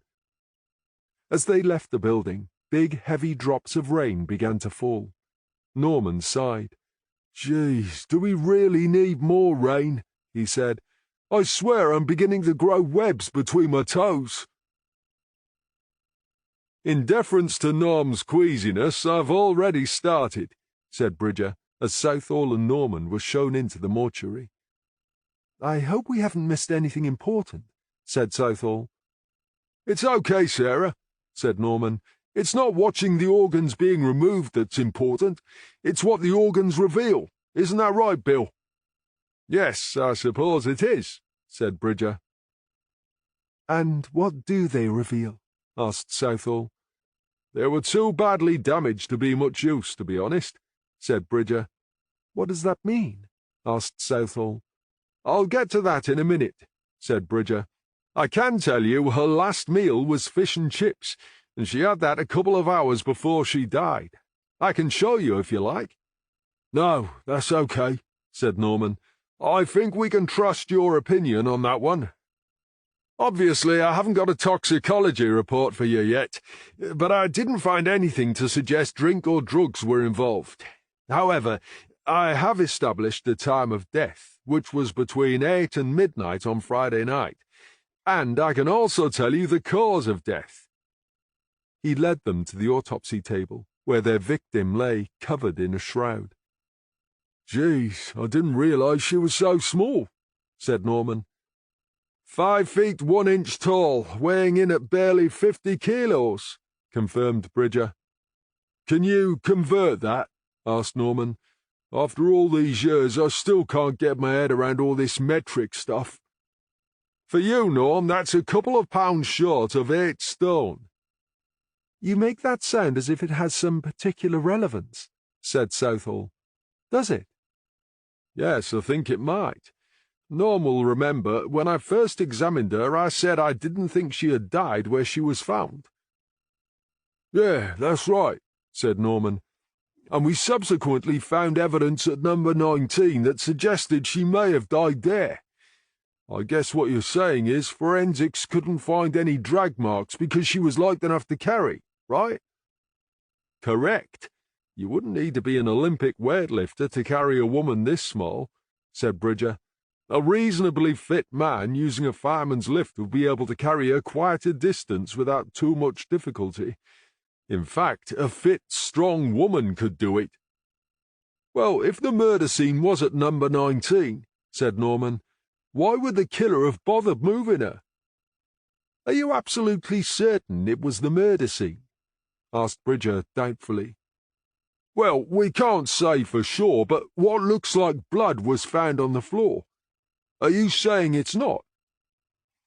"I won't be able to confirm that one way or the other until we get the results from the blood," said Bridger. "But you think it's unlikely, right?" said Southall. "So if she didn't die where we found her, or in number 19, where did she die?" "I'm afraid it's up to you to find that out," said Bridger. "It'll be clearer when I tell you how she died. Then you'll understand why I have my doubts about number 19. He pulled back the covering shroud. Slight, pale, she had been laid out face down, the pallor of her skin serving to highlight the darkness of the bruises that covered large areas of her back and legs. "It's undignified for her to be laid out like this, but I wanted you to see." "Holy shit," said Norman. "Whoever did this must be some sort of psycho." "In this case, not a whoever, but a whatever," said Bridger. "Her injuries are consistent with being hit by a vehicle travelling at speed." He pointed to her legs. "You can see from the impact wounds that both legs are broken above the knee, which suggests it was a vehicle with plenty of ground clearance." "Well, that definitely didn't happen in the bedroom at number 19, said Norman. "What was it? Some sort of 4x4? Asked Southall.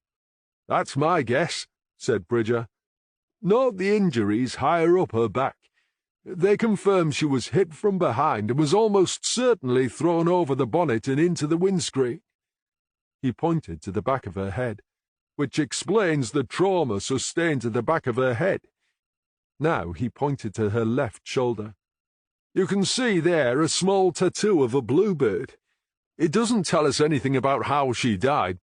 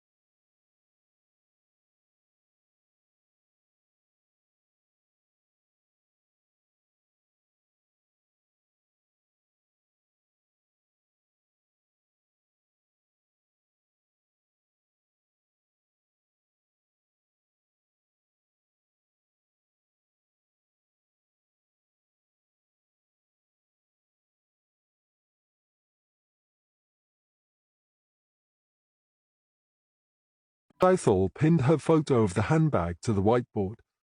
"That's an expensive bag," said Morgan. "Did you find it at the flat?" "Have you seen it before?" asked Southall. "No, but I used to go to school with a woman who makes them," said Morgan.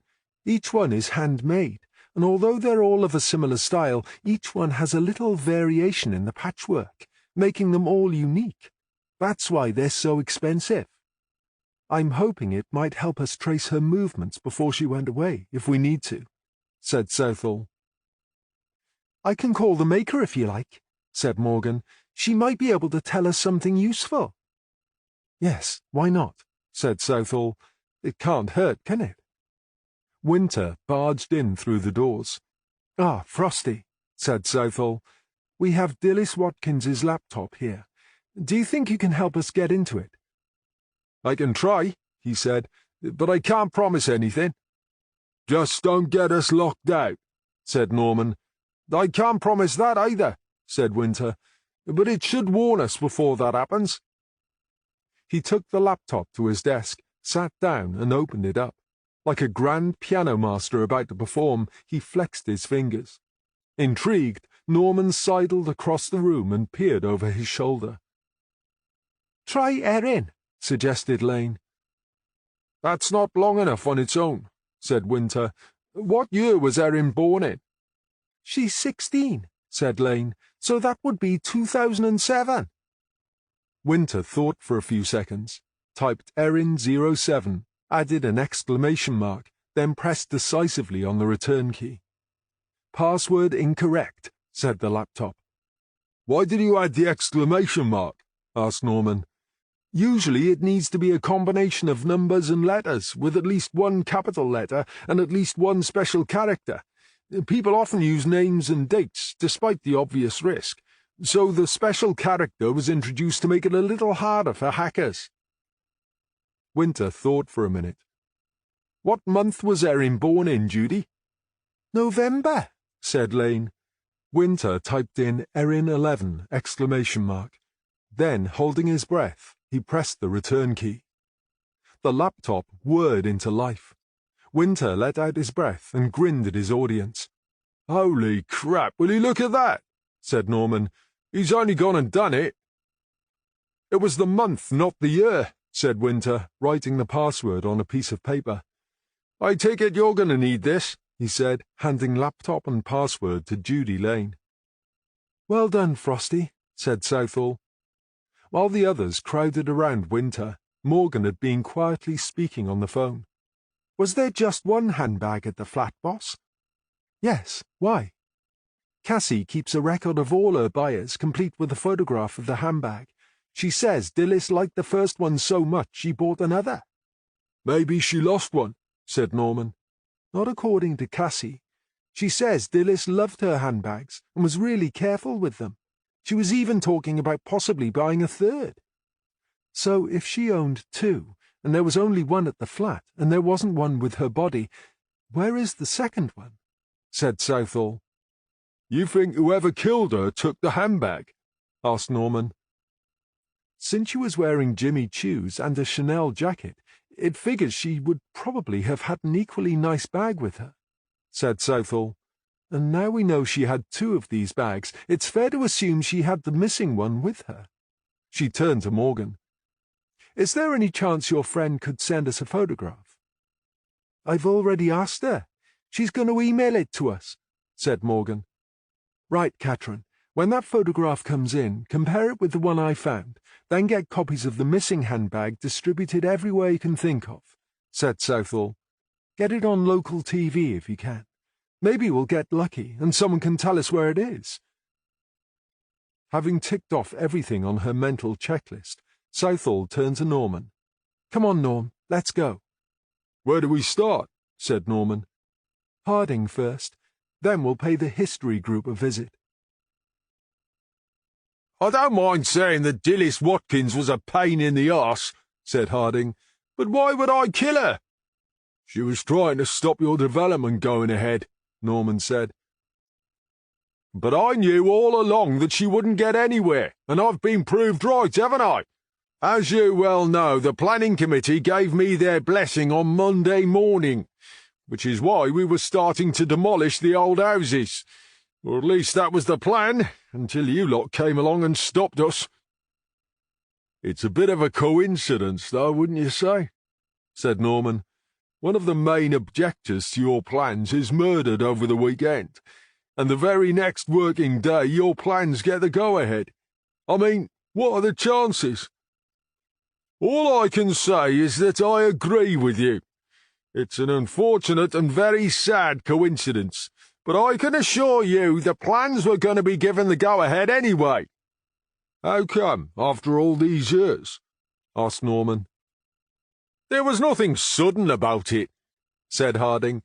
It's been getting closer and closer all the time. Right from the start, I promised to ensure the project wouldn't have a massive environmental impact. The latest environmental report finally convinced the committee that we really were doing everything possible to minimize the impact, and that it would even improve the local environment. If you people had done your own work instead of listening to the ramblings of that crazy woman, you'd know all this. Do I need to remind you that Mrs. Watkins is dead, Mr. Harding? If you mean do I need reminding that my development project is being delayed, of course I don't. Look, I'm sorry Dillis is dead, but I had nothing to do with it. Anyway, did it ever occur to you to find out what she was really up to? We know what she was up to, said Norman. She was trying to stop your development. Harding sighed. That's what she made out. Dillis was part of the history group, said Norman. She was going to supply them with proof of your corrupt dealings so they could challenge you in court. And did she provide any proof? Harding said. She told them she had the proof, but she died before she could give it to them, said Norman, which is another unfortunate and very sad coincidence. Southall studied Harding's face. She had assumed it wouldn't take long for Norman's questions to provoke a reaction, but he remained calm and unflustered. Here's the question you should be considering, said Harding. This redevelopment has been at the planning stage for over 10 years, yet Dillis Watkins only got involved 2 years ago. Now, why is that? Maybe that's when she became suspicious that members of the planning committee were being bribed, said Norman. Harding laughed. You mean being bribed by me? Good God, man! If that was how I did business, my plans would have been approved years ago. Perhaps you didn't use bribery from the start, but it was taking so long you got tired of waiting and felt that it was time to oil the wheels, suggested Norman. Dillis obviously thought that's what was happening. I can see you've taken everything she claimed to know at face value and haven't looked beneath the surface. This is exactly what she would have wanted, said Harding. Now, would you like me to tell you what Dillis Watkins was really trying to do? It's easy to spout accusations about someone who can no longer defend themselves, said Norman. Yes, I realise that, said Harding, but I'm not the one spouting accusations. What I'm about to tell you is fact, and it shouldn't take you too long to check what I'm saying. Then perhaps you'll stop wasting your time trying to prove I committed a murder which I know nothing about. Norman stared at Harding for a few seconds, but he maintained his implacable gaze. Okay, said Norman finally. I'm listening. The truth is, Dillis didn't really give a damn about the redevelopment or the history of the village. She joined the history group offering the promise of evidence that would provide them with grounds to stop me, because that way she would achieve her hidden agenda. What hidden agenda? She was trying to smear my good name because I sacked her husband after he spent a month away from work without permission. That's Ross Watkins, right? Asked Norman. That's correct, said Harding. When was this? It was about 2 years ago, and Dillis has hated me ever since. That would have been around the time their daughter went missing, said Norman. Yes, I believe that had something to do with it. But his 14-year-old daughter had gone missing, and he was up in London trying to find her. Don't you think the guy deserved some compassion? Compassion? I don't have time for namby-pamby stuff like that, said Harding. It's one of the reasons I'm so successful. Norman couldn't hide his distaste. Geez, listen to yourself. How do you sleep at night? I sleep very well, thank you, said Harding. You might find the way I do business offensive, Sergeant, but it doesn't make me a murderer. Are you telling us that you knew all along that Dillis was trying to prove you were corrupt? Asked Southall. Of course I knew. If you want to succeed in business, you have to know who your enemies are, what they're up to, and why they're doing it. You admit you regarded Dillis as an enemy? Asked Southall. That wasn't my intention, but when it became obvious that she wasn't going to let up, I decided I had to make her an offer she couldn't refuse. What sort of offer? Southall said. Dillis and Ross were already in disarray because their daughter had gone missing, and as I had also sacked Ross, I knew they would be short of money. Then, as luck would have it, they separated. Ross had got himself another job by then, but I knew he wouldn't be paying anything close to what I'd been paying him. So with things being so tight, how could Dillis afford to keep paying part of the mortgage on the house and rent a flat? Why would Dillis still be paying the mortgage? Asked Southall. I thought they were separated, pending a divorce. Weren't they going to sell the house?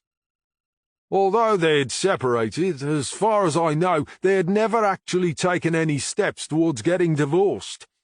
I believe they shared this vague, unspoken hope that one day their daughter would come back, and they'd all live happily ever after. Anyone with half a brain would know it was never going to happen, of course not, but whatever reason, Dillis and Ross couldn't or wouldn't see it. I suppose they were both in denial. You seem to know a lot about their affairs, said Norman. I make it my business to know as much as I can about people who are trying to make life difficult for me, said Harding. So, how did you take advantage of this situation that Dillis was in? Asked Southall. That is what you're saying, isn't it? Harding smiled. I told her I felt guilty about sacking Ross, and offered her a flat, rent-free. And she took it? Asked Norman. Nearly bit my hand off, said Harding. I think she was motivated by spite, so she didn't put much thought into it. It was more a case of taking something from me as part compensation for me sacking her husband. And what did you expect in return? Asked Southall. Nothing, said Harding. You seriously expect us to believe there was nothing in it for you? Asked Norman. Again, Harding gave them his self-satisfied smile. Come now, you must have heard the expression, keep your friends close and your enemies even closer. And exactly how did you keep Dillis close? Asked Southall. Not the way you're thinking, Inspector. Despite everything, I actually liked Dillis. I know most men would have called her physically attractive, but she wasn't my type, and I don't do affairs. But even if she had been my type, I don't believe she was that sort of woman, and in any case I was the last man she would have been interested in. I'm not sure I understand how you think Dillis was in your pocket, if you never asked anything of her, said Southall. In her rush to take what she could from me, Dillis accepted my offer without thinking it through, said Harding. But once she took the bait, I knew that if she ever tried to smear me, I could damage her credibility by pointing out that she had accepted rent-free accommodation from me. It wouldn't look very good, would it? At the very least, it would be enough to make her an unreliable witness. You admit you've got something to hide, then, said Norman. I don't admit I've got something to hide because I haven't, said Harding. Believe me, if I was the sort to cut corners, I wouldn't have paid a small fortune for 3 different environmental surveys. Nor would I be paying for a specialist environmental expert to ensure I meet the requirements put forward by the planning committee as a result of those surveys. And furthermore, as I have already said, if I was the sort to pay my bribes to get things done, I wouldn't have had to wait this long for my planning permission to be passed. It would have gone through years ago without any environmental considerations. You understand we're going to have to check all this, said Norman. I sincerely hope you will, said Harding. And then you'll see you've been wasting your time hassling me when you could have been finding out who really murdered Dilys Watkins. Good morning, Mr. Roberts, said Southall. I understand you run a history group. Is that correct? Roberts' eyes flickered nervously from Southall to Norman and back. Yes, I do. Why? Is there a problem? We're investigating the death of Dilys Watkins, said Southall. I believe she was a member of your group. What a terrible thing that was, said Roberts. Why would anyone want to do that to such a lovely person? That's what we're trying to find out, said Southall. Roberts looked horrified. Surely you can't think it was anyone in the history group? You're probably right, said Southall. But as part of our investigation, we have to explore every avenue so we can get to know more about Dilys and her life. You should try looking at Joe Harding, said Roberts. He's the one you want to be arresting. I can assure you we're looking into every possibility, said Southall.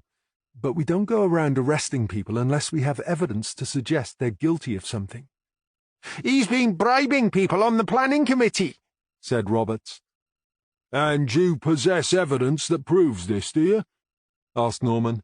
Well, no, I don't, said Roberts. But you can ask anyone, and— Yes, we've heard the rumours, said Southall. But rumours without evidence don't prove anything, I'm afraid.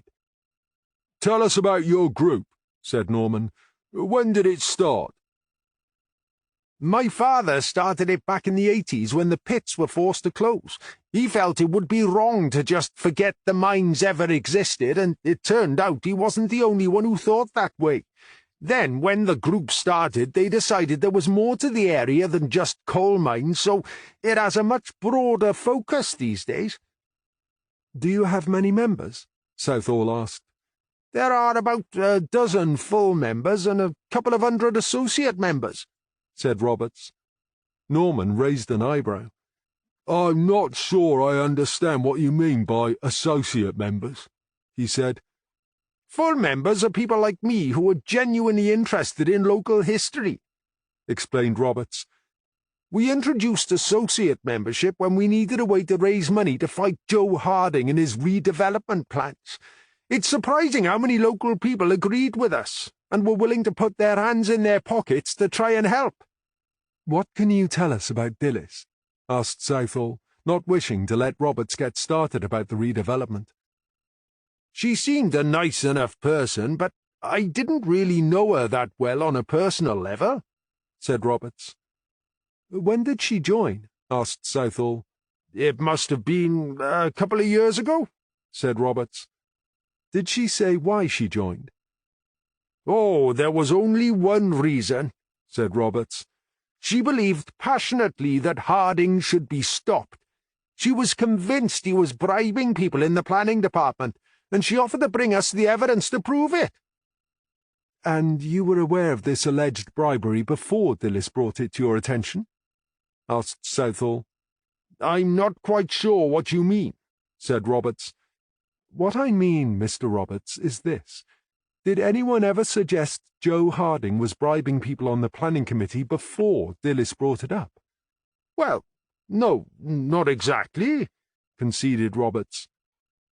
But Dilys was convinced she was right, and she was going to provide the proof. Is that right? Asked Southall. That's what she told us, yes. How was she going to get this evidence? Asked Norman. She didn't say, said Roberts. She told us she had access to the planning committee, so I assumed that's how she was getting her proof. And did she? Asked Norman. She called me a couple of weeks ago to say she had sufficient evidence, but before she gave it to us, she was going to see someone who could verify that it would stand up in court. Then, when she came back, she would hand it to us so we could make a proper legal challenge. That was supposed to be this week, but it's not going to happen now, is it? So you're saying that last week Dilys took her evidence somewhere to get it verified? Said Southall. Roberts nodded. That's what she told me. Did she say where? Asked Norman. She didn't, only that she would be away for the week. Even as Norman started the engine, Southall's brain was ticking over. What do you think about these bribery allegations, Norm? He wouldn't be the first developer to grease a few palms, would he? Said Norman. Yes, but this development has been at the planning stage for years. If you were prepared to pay people to grant permission, why would you wait until now when you could have done it years ago? I dunno, said Norman. Maybe he couldn't afford it until now. No, Harding doesn't give me the impression he's ever been short of money. Are you saying you think Dilys was making it up? Asked Norman. I'm not sure what I'm saying, said Southall. But there's no denying it's just like you said. 1 minute Dilys seems to be about to reveal the evidence about Harding, then suddenly she's dead, and almost immediately he gets planning permission. It's certainly a coincidence we can't ignore, said Norman. When we get back to the station, I'm going to see if I can find out who Dilys went to see in Scotland. You think that's the key? Asked Norman. I believe it could be, said Southall. Think about it for a minute. If you had spent months gathering the dirt on Harding and were ready to go public, wouldn't you want to get it out there as soon as possible? Why go on vacation for a week just at that critical moment? Maybe the trip had been planned and she couldn't put it off. Yes, fair enough. But if what she knew about Harding was so important, why not spill the beans as soon as she had the evidence and before she went away? I see what you mean, said Norman. You're thinking she needed to see this person who was going to verify it before she released it. Either that, or she went to see someone who had the final missing piece of her jigsaw. Norman nodded. Yeah, I reckon he could be right. What do you want me to do? See if you can get hold of someone in the local planning department who can tell us about Harding's redevelopment plans and how they suddenly got passed. I particularly want to know if he's— They're not going to be falling over themselves to tell me how much he's paid out in bribes, said Norman. Of course they're not. That's not what I was going to say. I want to know if he really has paid for 3 environmental surveys. She thought for a minute. Anyway, you can recognize a liar when you hear one, can't you? Even over the phone. I like to think I can, said Norman. Then you'll know if the person speaking to you is trying to pull the wool over your eyes. There again, Harding's adamant he doesn't pay bribes. Do you think he's telling the truth? Asked Norman. I don't like to admit it, but he's very confident that he's in the right. Guys like him are always confident they're in the right, said Norman. But half the time they're using all that confidence bullshit as a shield to hide behind. Are you telling me you're convinced he's lying? Asked Southall. I'm undecided right now, said Norman. You mean you're keeping an open mind? Said Southall. That's very commendable, considering you dislike the man so much. Yeah, I'm sorry about that.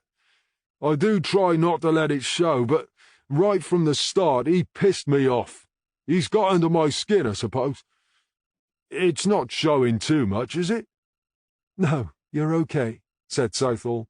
You certainly shouldn't lose sleep over it. Guys like Harding must be used to people disliking them. I wouldn't be surprised to find that he's got such a thick skin he doesn't even notice. I've been trying not to let my dislike of him influence my opinion, but now I'm thinking maybe that's actually clouding my judgment. Do you think I should take a step back?" "Good heavens, no, Norm. I trust you to do the right thing. You usually do, even when it involves people you don't like." Chapter 9. "Have you got anything back from Dillis's mobile service provider yet?" asked Southall. Lane held up a sheaf of printed papers. "It came in while you were out, but I haven't had time to look at it yet." "That's okay, I can do that," said Southall, taking the papers from Lane and heading for her office. "I'm hoping there's going to be a phone number in Scotland there somewhere." As she settled at her desk and began searching through Dillis's call history, Norman found a number for the County Council Planning Office. Half an hour later, Southall had just ended her call to Scotland when she looked up to see Norman leaning against the doorpost at the entrance to her office. "How did you get on?" he asked. "Her name is Gaynor McGowan. She and Dillis met many years ago at uni, and they've kept in touch ever since. So the first thing I had to do was tell her what has happened, and why I needed to speak to her." "That's not the best way to start a conversation, is it?" said Norman. "I hope she wasn't too upset." "I got the impression they'd drifted apart over the years, so they weren't exactly best mates, but even so, it was a shock for her to hear that Dillis was dead." "And did she know anything useful?" "It turns out Gaynor is a solicitor, working for a law firm that specializes in corporate law. She says Dillis had contacted her about ways to stop Harding. Gaynor's a smart cookie, and she refused to offer Dillis any sort of opinion or advice without first seeing concrete evidence." "And that's why Dillis went up to Scotland," said Norman. "Apparently she went laden with a couple of files of evidence, which I assume were the 2 files we now have. She was convinced these contained all the necessary evidence to bring Harding down." "And what did Gaynor think?" asked Norman. "When you first saw it, you said that it seemed to be all rumour and no proof, right?" said Southall. "That's right. I couldn't see anything that showed proof of any wrongdoing," said Norman. "Well, Gaynor goes a step further. The way she saw it, what Dillis actually had was evidence to show Harding went way over his obligations when it came to due diligence on environmental matters. Dillis claims Harding only paid for 3 different surveys because the first 2 didn't say what he wanted to hear. The way Gaynor sees it, Harding paid for 3 different surveys because he wanted to be sure he'd covered every eventuality, and that the first 2 hadn't missed anything." "So Harding's straight?" asked Norman. "Gaynor believes he's been totally honest in all his dealings with the planning committee, and she told Dillis she was wasting her time and that she had no case against him." "So why was Dillis so sure he was up to no good?" "Gaynor thinks Dillis blamed Harding for destroying her marriage, and because she was so obsessed with getting even, she more or less convinced herself that everything he did must be corrupt," Southall said. "She didn't think the marriage might have broken up because her husband found out he'd spent 14 years raising another man's child," said Norman. "She told Gaynor they would have got over that if Harding hadn't fired Ross." "So Gaynor already knew Ross isn't Erin's biological father?" asked Norman. "Oh yes, she's known since it all came out in Erin's DNA test results.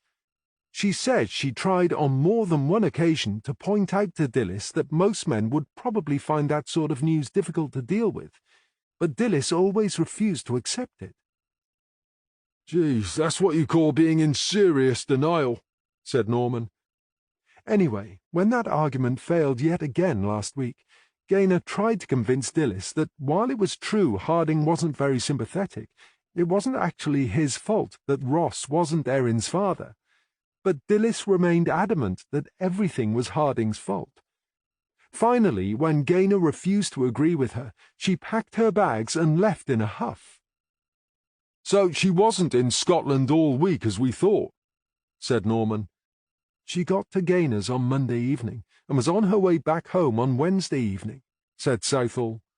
I'm guessing she wouldn't have driven all night, so I think we can assume she would have stayed in a hotel Wednesday night, then headed for home on Thursday morning. So it's quite possible she could have been back here late afternoon or early evening on Thursday, said Norman. I'll run the registration number through the ANPR database and see if we can trace her as she drove back. How did you get on with the planners? Asked Southall. If you accept the rumours about Harding being crooked, you would think that while he might have paid for 3 surveys, he would only have submitted the one that best suited his purposes, right?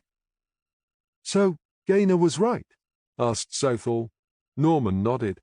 The planners confirmed exactly that. Far from being the bad guy, Harding paid for 3 environmental surveys just to make sure nothing had been missed. That's unusual, isn't it? Said Southall. For most people, yes, it is. But according to the lady I spoke with, Harding might be a 5-star arsehole as a person, but as a developer he always goes above and beyond when it comes to the environment. What about bribes? Asked Southall. Honestly, I think your new friend Gaynor McGowan is right. Dillis was misguidedly obsessed with the idea. Obviously, these planning guys wouldn't admit to it if it was happening, but I was told we can have access to the minutes of every meeting, letter, email, text, even handwritten notes. You name it, if it relates to that site, we can examine it. No, they wouldn't offer that sort of access if they had something to hide, right? Did they know anything about Dillis? Apparently, she was a regular correspondent, and she always attended the open planning meetings. What was the nature of her correspondence? Said Southall. Though I don't really need to ask, do I? There was only ever one subject. They even sent a cease and desist letter because she made so many false accusations about people on the planning committee. Oh, wow. So she really was obsessed, said Southall. Yeah, that's for sure, said Norman. But it makes me wonder how Harding must have felt about all these false accusations she was making about him. It's all very well for him to say he knew she couldn't stop his development, but she could still have ruined his reputation. You're right, said Southall. I think we should probably broaden our suspect list, but Harding isn't off the hook yet. I've got the forensic results for number 19, said Norman, his eyes on the computer screen. Let's hear it then, said Southall. It was definitely blood on the floor, but it's not a match for Dillis. Do we know whose blood it is? No idea. They can't match it to anyone on the database, said Norman. What about the sleeping bag? Asked Southall. Was there any DNA evidence to suggest Dillis had used it? No exact match to Dillis, but they did find one familial match, and one unknown. Erin said she was sleeping there with her boyfriend, said Southall. I can't imagine we're going to find another familial match, so that would explain it, said Norman. It backs up her story about her and Wazzy sleeping there too, said Southall. Did they find anything to link Dillis to the house? Nada, said Norman. In that case, I think we can safely rule it out as our murder scene, said Southall. And if they found no evidence to suggest that Dillis's body was ever there, we can also forget any ideas about her body having been kept there. I agree, said Norman, but it leaves us with the question of whose blood we found on the floor. It could have been one of the builders, said Southall. We know they were checking all the houses. Yeah, but did they check any more houses after they found the body? Said Norman thoughtfully. If you think about it, there were 2 guys checking out the houses, right? Logic says they would have started from the lower end of the street, same as we did. Now, even if one guy found the body and called the second guy in, or they were working the houses together, we know they both saw the body in number 9. And we know what can happen when someone comes across a dead body, right? You think they didn't search the other houses in that street? After the shock of finding the body, I reckon the odds are pretty high that they didn't search the remaining houses. If they had, they would have found the sleeping bag. But they didn't mention it when Frosty interviewed them. When we were with Erin on the roof, there was definitely nothing to suggest she had been injured. And Catherine was with her at the hospital. She would have noticed a wound or a bandage, Southall said. That just leaves us with Wazzy, the eco-warrior, then, said Norman. Why would you think something's happened to him? Asked Southall. You mean, apart from the blood we found on the floor, and the fact Catherine and Frosty couldn't find it? Asked Norman. Well, what if Catherine's wrong about Erin being an angel? Suppose she told Wazzy she was coming to make peace with her mum, but the real reason was to kill her. Then, when she comes back and tells Wazzy what she's done, he's not happy. Murder wasn't part of the deal as far as he's concerned, so he freaks out. They get into a fight, she smacks him over the head with something, thinks he's dead, and does a runner. You said she thinks he's dead and does a runner, said Southall. Why thinks? Because if he really had been dead, Frosty and me would have found his body. But if she only knocked him out, he could have woken up later. Maybe he did, and decided he didn't want to be involved with Erin any longer. So he fled the scene, leaving her to face up to whatever she'd done on her own. That's all very well, Norm, but we know Dilys was run down by a car. OK, so maybe Erin pushed her out in front of the car. I really think you're barking up the wrong tree here, Norm, said Southall. If Erin pushed Dilys into the path of the car that killed her, why didn't the driver come forward? Possibly because he'd been drinking and was way over the limit, said Norman. It's a theory, Norm, but I'm not sure it works for me. There's also the question of how the body got to number 9 if she was run down in Llangwelly. But we don't know she was run down in Llangwelly, do we? Said Norman. What if Erin met her mum in Llangwelly, but then persuaded her to drive them back out to the village? Dilys isn't sure where she's going, so she follows Erin's directions. But Erin directs her to stop on the road outside the perimeter fence and comes up with some excuse for them to have to wait by the side of the road. While they're waiting, a car comes along. Erin gives Dilys a shove and bang, job done. But why would Dilys drive Erin back to the village? I dunno. Maybe Erin told her about Wazzy, and Dilys wanted to meet him. I'll say one thing, said Southall. You have a great imagination, Norm.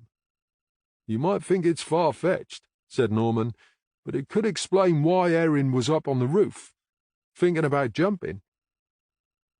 Are you saying she was up on the roof because she was feeling remorse after killing her mother? Asked Southall. Yeah, it's a possibility, said Norman doubtfully. I can tell from the sound of your voice you're unconvinced, said Southall. I just wonder, would she be feeling remorse about murdering her mother if she'd been planning it for months? Said Norman. Maybe, but I don't think so. I take it you have an alternative theory? Asked Southall. What if Erin ran off believing she had killed Wazzy? Said Norman. But when she calmed down, she realized she might be wrong, and he could have just been knocked out. So she comes back to see. But when she arrives, she finds builders on site, and the next thing she knows, the place is full of sirens and blue lights. At first, she thinks maybe there's a raid, and Wazzy is about to be arrested, but then she slowly begins to realize there are way too many different vehicles for that. Now she starts to think she must have killed him after all, and someone has found his body. But Erin would have known it was Dilys's body that had been found, Southall said. How would she know? If you're saying she killed Dilys, she would have known where the body was. Yeah, but remember, she's seriously stressed by now, and she's also trying to keep out of sight, so she can't see exactly where it's all happening.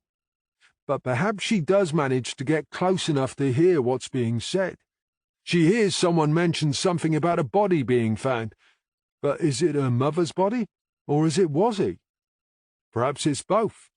Whatever, she's now beginning to panic as she realizes the full extent of what she's done. Even if she hated her mother and doesn't regret killing her, Wazzy was the one person who seemed to care about her, and she's killed him. Now the remorse kicks in, and that's why she heads for the Maddock building where you found her. I'm sure her mother cared for her before she died, and her dad cares for her now, said Southall. Yeah, we know that, said Norman. But remember, Erin has been out of their lives for over 2 years. They've been replaced in her affections by Wazzy, so maybe she doesn't realize they still care about her. Southall rested her gaze on Norman while she thought about it. Sorry, Norm, but as theories go, I think it ignores too many of the established facts. You mean the bit about Dillis being pushed under the car? If Erin is as devious as you say, wouldn't she simply have blamed the driver? Southall said. He could have denied it and said she pushed Dillis in front of his car, argued Norman. But he would say that, wouldn't he? Said Southall. If she denied it, it would be his word against hers. And who would a jury be more likely to believe?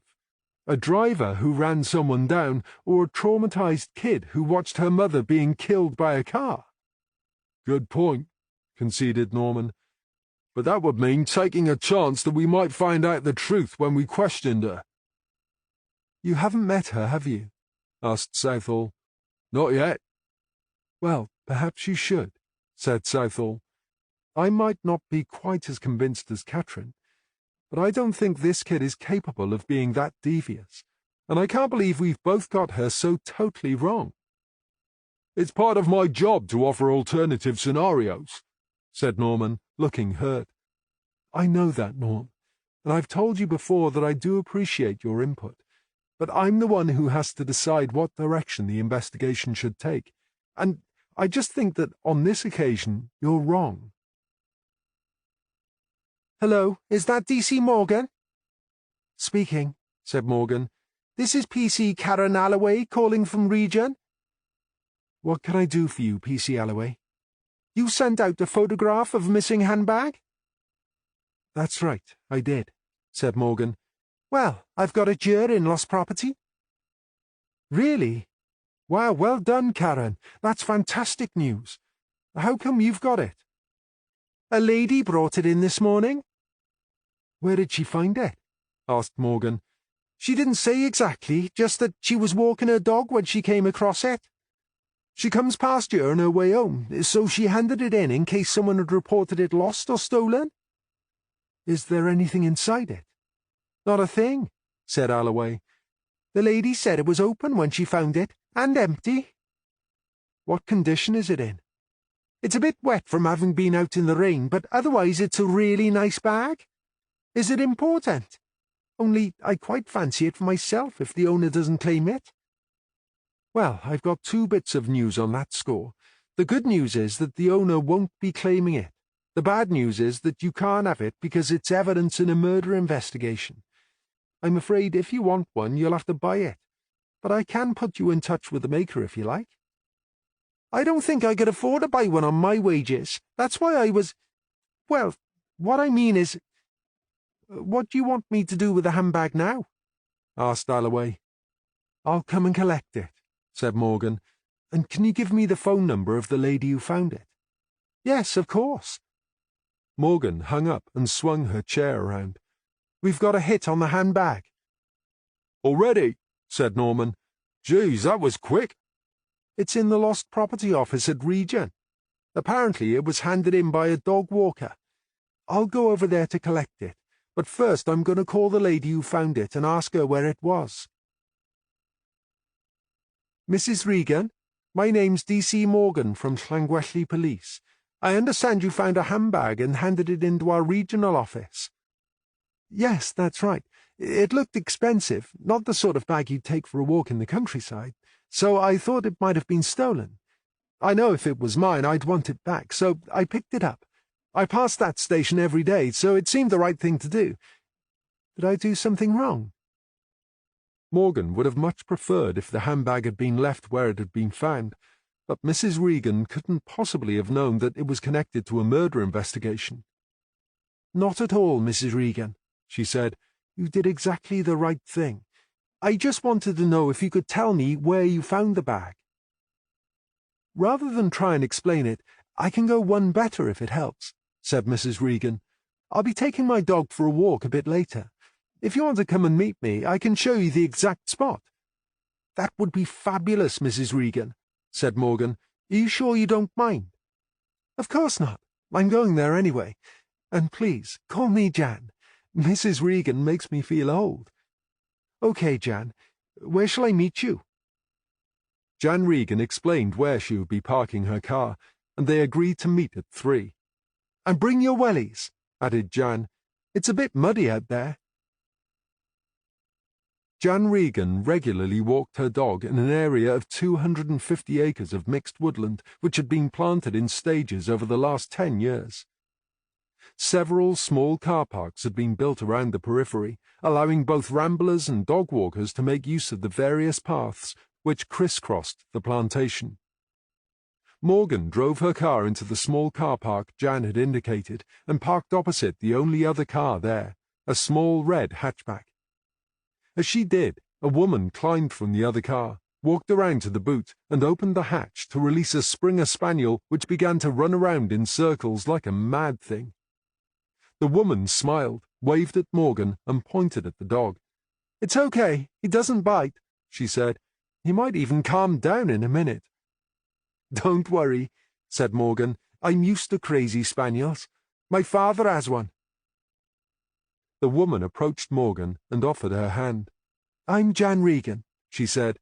Morgan shook her hand and produced her warrant card. "I'm DC Morgan. It's really good of you to help out like this. I can't tell you how grateful I am." "Not at all. If my handbag had been pinched, I'd like to think someone would do the same for me. I take it was stolen and then dumped out here." "Something like that," said Morgan. "Don't you know? Hasn't the owner reported it missing?" "Not exactly," said Morgan. "The handbag is part of an ongoing investigation, so I really can't say." Jan Regan was evidently no fool, and she soon put 2 and 2 together. "Is it anything to do with that poor woman who was found dead the other day?" "I'm sorry, Jan, but I really can't discuss it," said Morgan. "Oh, God, it is, isn't it?" "If you could just show me where you found the bag," said Morgan. "Yes, of course." She pointed along one of the paths, and the dog zoomed off ahead. "It's this way." "Is it far?" asked Morgan. "Only about 5 minutes." Though smart, Jan Regan apparently couldn't deal with silence. "Of course, I understand why you can't talk about it," she said. "I really didn't mean to pry." She suddenly stopped dead in her tracks, a horrified expression on her face. "I haven't destroyed forensic evidence, have I?" "Sorry?" said Morgan. "Where I found the handbag. Was it where she was murdered? Oh, God, I'm so sorry." "It's okay, Jan. There's really no need to apologize," said Morgan. "I didn't realize the significance of the bag." "Of course you didn't," said Morgan. "There's no reason why you should." The dog kept a short distance ahead of them, zigzagging across the path, nose to the ground, tail wagging furiously as he carried out high-speed investigations of everything in his path. "The bag was under a tree just up here on the left," said Jan. "I probably wouldn't have noticed it if my dog hadn't been so excited. I suppose it was a different smell to the usual stuff he comes across out here." A few yards further on, she stopped at a small group of birch trees. "This one here," she said, pointing to a tree that stood about 15 feet high. "I assume someone must have thrown it in there thinking it would never be noticed." Morgan looked up and down the path. "Do you come here every day?" Jan nodded towards the dog. "He'd go mad if I didn't walk him twice a day. I need the exercise too, and I swear being out in a peaceful place like this is good for the soul." "Do many people walk here?" asked Morgan. "I can't say for sure," said Jan. "All I can tell you is that I come here most mornings and again in the afternoons, but I don't often see anyone else." do you always come at the same times? I'm retired, so I have the luxury of being able to walk whenever I choose, but generally I tend to come any time between 9 and 11 in the mornings, and again between 3 and 5 in the afternoons. Do you know if many people come at other times, like in the early morning before work, or later in the afternoons after work? I'm afraid I can't answer that. There is a warden who keeps an eye on the place occasionally. He might be able to tell you, but I don't know how you would find him. Well, I won't hold you up any longer, said Morgan, who was itching to start looking around. Thank you so much for your help. She fished a card from her wallet. If you think of anything else, just give me a call. Jan took the card, glanced at it, and slipped it into her pocket. Her disappointed expression indicated that she had been hoping to be a little more involved. Yes, right. If you're sure I can't be of any more help. Morgan smiled.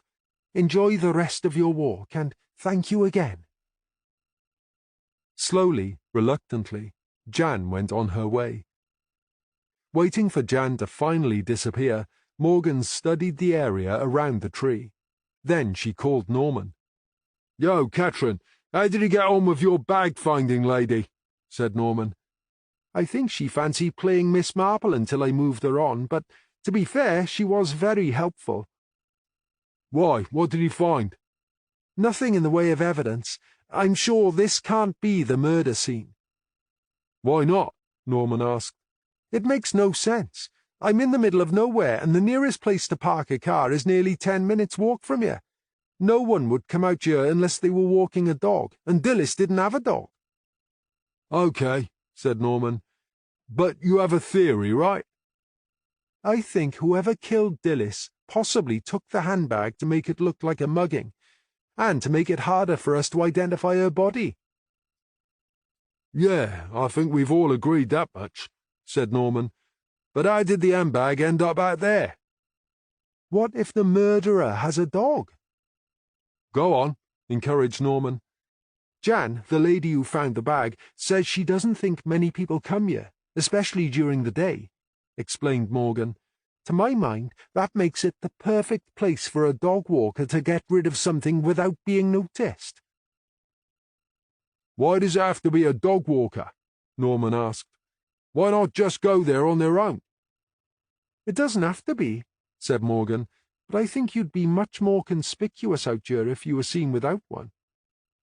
"Was the bag well hidden?" asked Norman. "I wouldn't say so. It was behind some small trees, but my guess is that it was thrown in there from the path rather than deliberately hidden." "Is there any other access to those trees?" asked Norman. "Like from the other side?" "No way," said Morgan. "There's a big patch of dense thicket behind them. It would have to have been thrown from the path, more or less from where I'm standing now. Jan Regan says she probably wouldn't have noticed it if her dog hadn't found it, and I don't think anyone else would have noticed it either, unless they were searching for it." "What about Sockos?" asked Norman. "Do you want me to call them out?" "Seriously?" said Morgan. "The bag was dumped days ago, and we've had a lot of rain since. It was sniffed out by a mad spaniel whose owner climbed all over the site to reach it, and I don't know how many other people have walked their dogs along this path in the meantime. I think it would be a waste of time." "It sounds like you're probably right," said Norman. "What do you want me to do?" "It sounds like you've got it covered, Catherine. Unless you want me to come out there and check it for myself, I think you should head back here." "Do you think I've missed something?" Morgan asked. "Not from what you've just told me," said Norman. "I've said this before, Catherine. If we didn't trust you, we wouldn't let you loose on your own. I'll say goodbye now, and we'll see you when you get back." Chapter 10. D.S. Marston reluctantly agreed to meet up with Norman, but not at Regent. Instead, he suggested they meet halfway. He gave Norman directions to a roadside cafe and snack bar. Norman had been around the block enough times to realize it was unlikely that Marston was being considerate. More probably it was a case of having something to hide from his colleagues. Whatever, Norman decided he would play it by ear. and see what happened. As he got out of his car, he could see Marston sitting outside at a picnic table, warming his hands on a cup of coffee. Norman got one for himself and went across to Marston's table. "Well, this is nice," he said, surveying their surroundings. "Very salubrious, I don't think." Marston looked up at him, frowning. "Salubri what? What's that mean?" "Salubrious," repeated Norman, putting one leg over the bench seat opposite Marston. "It's actually a fancy way of describing something that's good for you. But I think you'll agree this place definitely isn't good for anyone, what with the smell of exhaust fumes and the constant racket of heavy lorries rumbling past. Do you come here often?" "It might not suit a poncy Londoner like you with your fancy words," said Marston, "but I happen to like it, and yes, I do come here often. In fact, I have my lunch here almost every day." "Well, you sure know how to live," said Norman. "And just so we're clear, I'm not here because I'm hoping to become your regular bosom buddy lunch date." "Don't worry, mate, there's no chance of that," said Marston. "I wasn't planning to add you to my Christmas card list either." "That's fine by me," said Norman. "And as we now both know where we stand, I can get straight down to business." "What's this about?" Marston said. "About 2 years ago, you investigated the disappearance of a girl called Erin Watkins." "Did I?" said Marston. "It's got your name on the case file," said Norman. "I suppose I must have, then." "Don't you remember?" "Can you recall the details of every case you've been on?" asked Marston. "No way," said Norman. "But I don't think I would forget a case from a couple of years ago of a girl of 14 who went missing and was never found." Marston fidgeted awkwardly on his bench seat and took a sip of his coffee. "Oh, yeah. Now you've jogged my memory, I think I do recall that one. She got on a train to London and was never seen again. That the one, is it?" "Are you asking me or telling me?" asked Norman. "I'm telling you. I remember now. Once we knew she'd gone to London, we handed it over to the Met. I don't know how much effort they put into looking for her, but I remember them drawing a blank. After 6 months, when we still hadn't found her or her body, I was directed to mark her down as a runaway and to leave it as an open case. You didn't need to drag me all the way out here to learn that. It's in the notes, if you'd only taken the trouble to read them." "Well, I've obviously read the case notes," Norman said, "or I wouldn't know what I was talking about, would I? And before you start complaining, I didn't drag you anywhere. It sounded to me like you couldn't wait for an excuse to get out of the office for an hour." "Yeah, well," said Marston, "we all need a break from our colleagues sometimes, don't we? You should know that, working at Llangwelly Station." He directed a conspiratorial smile across the table, which Norman failed to reciprocate. "I hate to disappoint you, Marston, but I actually like my colleagues. They make a great team.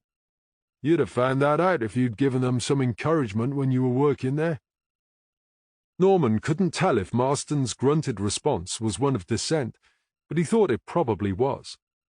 On another occasion he would willingly have argued the case for his team, but he didn't want to antagonize Marston just yet. "So, are you going to tell me why we're here?" asked Marston. "As it was your case, I thought you'd like to know the girl has come back," said Norman. "You could have told me that over the phone," said Marston. "You're right, I could," said Norman.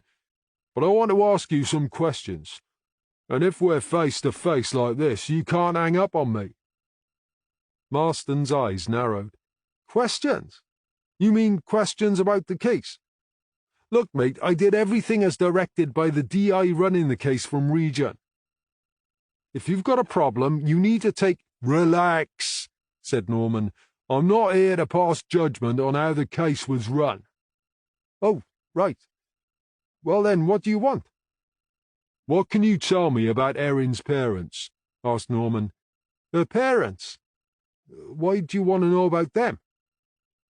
because Dilys Watkins was found murdered on Monday morning." Marston had raised his coffee halfway to his lips. Slowly he lowered it, his hands shaking slightly. "Bloody hell. Really?"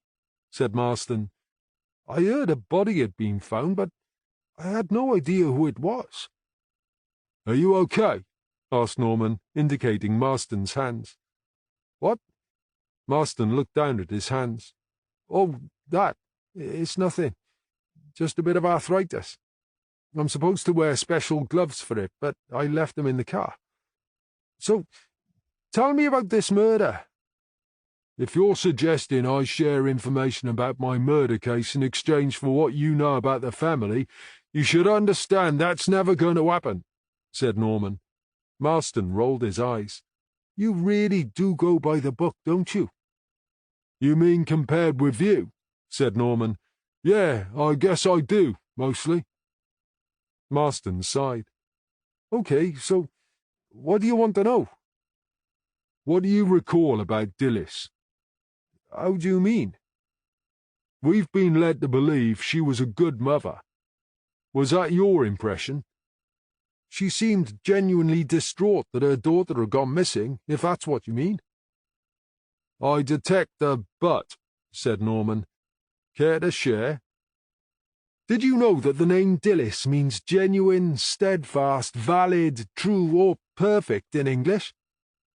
"No, I didn't," said Norman. "Why? Does it matter?" "It matters because it's totally ironic, that's why," said Marston, with a lascivious smile. "That Dilys was hot stuff, man." "I'm sorry," said Norman. "You know the sort, sexy, and she knows it. Sorry, knew it." Norman frowned. "I think we may be on different wavelengths here. Or perhaps you're mixing her up with someone else. I'm asking you about Dilys Watkins, mother of Erin Watkins, and you could show a little respect as she is so recently deceased." "Yes, I know who you meant," said Marston. "You asked me what Dilys Watkins was like, and I'm telling you. She was giving me the come-on every time I saw her." Norman studied Marston's face. He appeared to be perfectly serious. "Let me get this straight," said Norman. "Are you seriously telling me that, despite the fact she was distraught because her daughter had gone missing, Dilys Watkins couldn't resist flirting with you?" "That's right." "Are you sure about this? You couldn't have misunderstood her intentions?" "Of course I'm sure. I'm a man of the world, me. I know when a woman's coming on to me." "I see," said Norman. "And did you take advantage of the, situation?" "You're kidding, right?" Marston made a vain attempt to look shocked. "I'd have lost my job." Norman shrugged. "Only if you got caught. You wouldn't be the first detective to get involved with—" "Well, I didn't, all right?" snarled Marston, glaring at Norman. Norman raised his hands. Okay, I was only asking." Marston took a sip from his coffee. "Look, if you've come here to make accusations, what about Ross Watkins?" said Norman quickly. "What did you make of him?" "He was okay, I suppose. I felt a bit sorry for him, really, what with his daughter running away and then learning he wasn't actually her father." "You knew about that, then?" "That was the reason the kid ran away, wasn't it?" said Marston. "Was Ross angry about it?" asked Norman. "He was hardly going to be pleased, was he?" said Marston. "Angry enough to murder his wife?" "Really? Is that what you think?" "Well, I dunno about that." "Didn't Dilys report him for stalking her after they separated?" asked Norman. "Sorry?" said Marston. "She made a complaint that Ross was stalking her," said Norman. "Oh, yeah, that's right. I remember now," said Marston. "The poor bloke was convinced she was seeing someone. He thought if he followed her he'd find out who it was. I think he was hoping it might be the girl's father." "You opened the case and then closed it within days, stating no further action required." If you say so, said Marston. It's not what I say, said Norman. It's what the note you put in the file says. So, how come you decided no further action was required? Marston cleared his throat. I realised the poor bloke's world had been shattered, what with finding out his daughter wasn't really his daughter, and then with her running away. So I had a quiet word with him, explained that now him and Dilys were separated, he couldn't keep interfering in her life. I told him that if he promised to behave, I'd close the file, but if she complained again, I'd have to arrest him. And he got the message, just like that. She never complained again, so I guess he must have, said Marston. Did either of them ever say who Erin's biological father was? Asked Norman. Dilys never mentioned a name, said Marston, and I'm sure Ross didn't have a clue. Or if he did, he certainly never told me. Personally, I always had my doubts about the brother. Norman sat bolt upright. Brother? Whose brother? Ross's brother, said Marston. Ross has a brother? Asked Norman. Yep, said Marston. No, what was his name? Graham? Yeah, I think that's it. I seem to recall he lives in England. Somewhere up north. Yorkshire, perhaps. Shit, muttered Norman. Problem? Asked Marston. Ross told my boss he had no family. Yeah, well, he would say that, wouldn't he? As far as he's concerned, his brother doesn't exist. Why is that? Marston shrugged. He never said. But if you think about it, it all adds up, doesn't it? There was a silence while Norman absorbed this piece of news. So, Ross told your boss he had no family? The amazing super detective D.I. Sarah bloody know-it-all? Marston chortled. Surely she would have asked someone to check. Or perhaps she's not so clever after all. Shut up, Marston, said Norman. You know damned well we're only a small team. There's only so much we can cover between us. Anyway, I don't remember seeing this brother mentioned in your report. How come? Marston shrugged again. He wasn't relevant to the investigation. How could a close family member not be relevant? Norman said. He'd been off the scene for years, said Marston, and neither Dilys nor Ross were in touch with him. What about Erin? Was she in touch with him? I can't remember, Marston said. You can't remember, or you didn't bother to find out. What's that supposed to mean? Snapped Marston. Well, you obviously think it's no coincidence that Ross had a brother he's fallen out with, said Norman. That's what I meant when I said I had my doubts about him. But when Erin disappeared and you suspected he could have been her father, didn't you think to explore the possibility that he could have been in touch with her? Why would he? Asked Marston.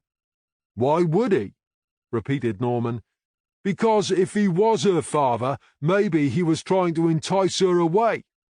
Geez, he might even have kidnapped her. Perhaps the reason the Met Police couldn't find her in London was because she was 200-odd miles away in Yorkshire. He banged his fist on the table. I can't believe you had your doubts about this guy but didn't make him part of your investigation. I mean, it's basic procedure to check out the family, isn't it? Was it incompetence on your part, or perhaps you were so busy flirting with Dilys you just couldn't be asked to do your job properly?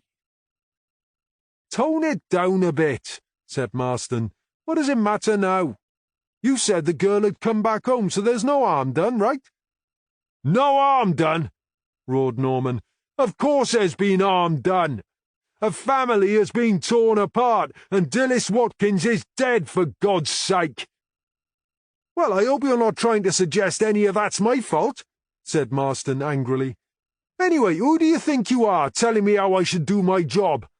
You're the same rank as me. You've got no right to speak to me like that. I have every right to point out your incompetence, especially when you've ignored basic procedure, snapped Norman. It's morons like you who get the rest of us a bad name.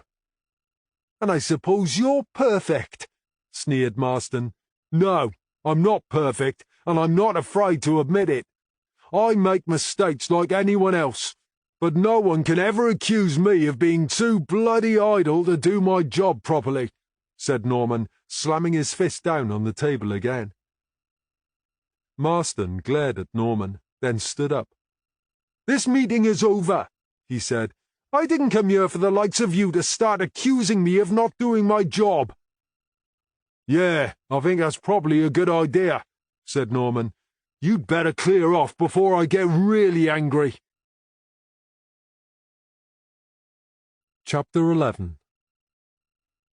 When Morgan got back to the office, Southall called the team to come and stand at the large map. She had something to show them. Where's Norm? Asked Morgan. He's meeting D.S. Marston, said Southall. He wants to see if Marston can offer any insight about Erin's family from when he was investigating her disappearance. Catherine, can you please put a cross on the map where this handbag was found? Any particular colour? Morgan asked. How about blue? Said Southall, stepping aside. Morgan took a blue marker pen and made a cross on the map. So, what have we got? Said Southall. Dilys lived in a flat, here. She pointed at the flat.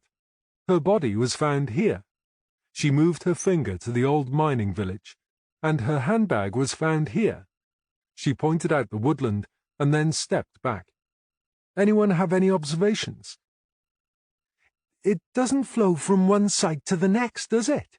Said Lane. What does that mean? Asked Winter. The logical thing would be to collect Dilys from her flat, murder her somewhere between the flat and the village, dump the body at the village, and then dump the handbag on the way home, wherever that is. Whoever killed Dilys must have spent half the night driving back and forth if they did it in sequence. Doesn't that suggest it wasn't planned then? Asked Winter. That's one possibility, said Southall. She turned to Morgan. Norm tells me you have a theory. Morgan looked startled. Didn't he explain it to you?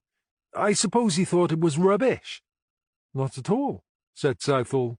He said it had been well thought out, and that it's very plausible. But as it's all your own work, he thought you should be the one to share it. Now Morgan looked slightly embarrassed. Oh, right, I see. Come on then, Catherine, let's hear it. Southall stepped back, conceding her place to Morgan. The stage is all yours. Morgan took Southall's place by the board and faced her colleagues.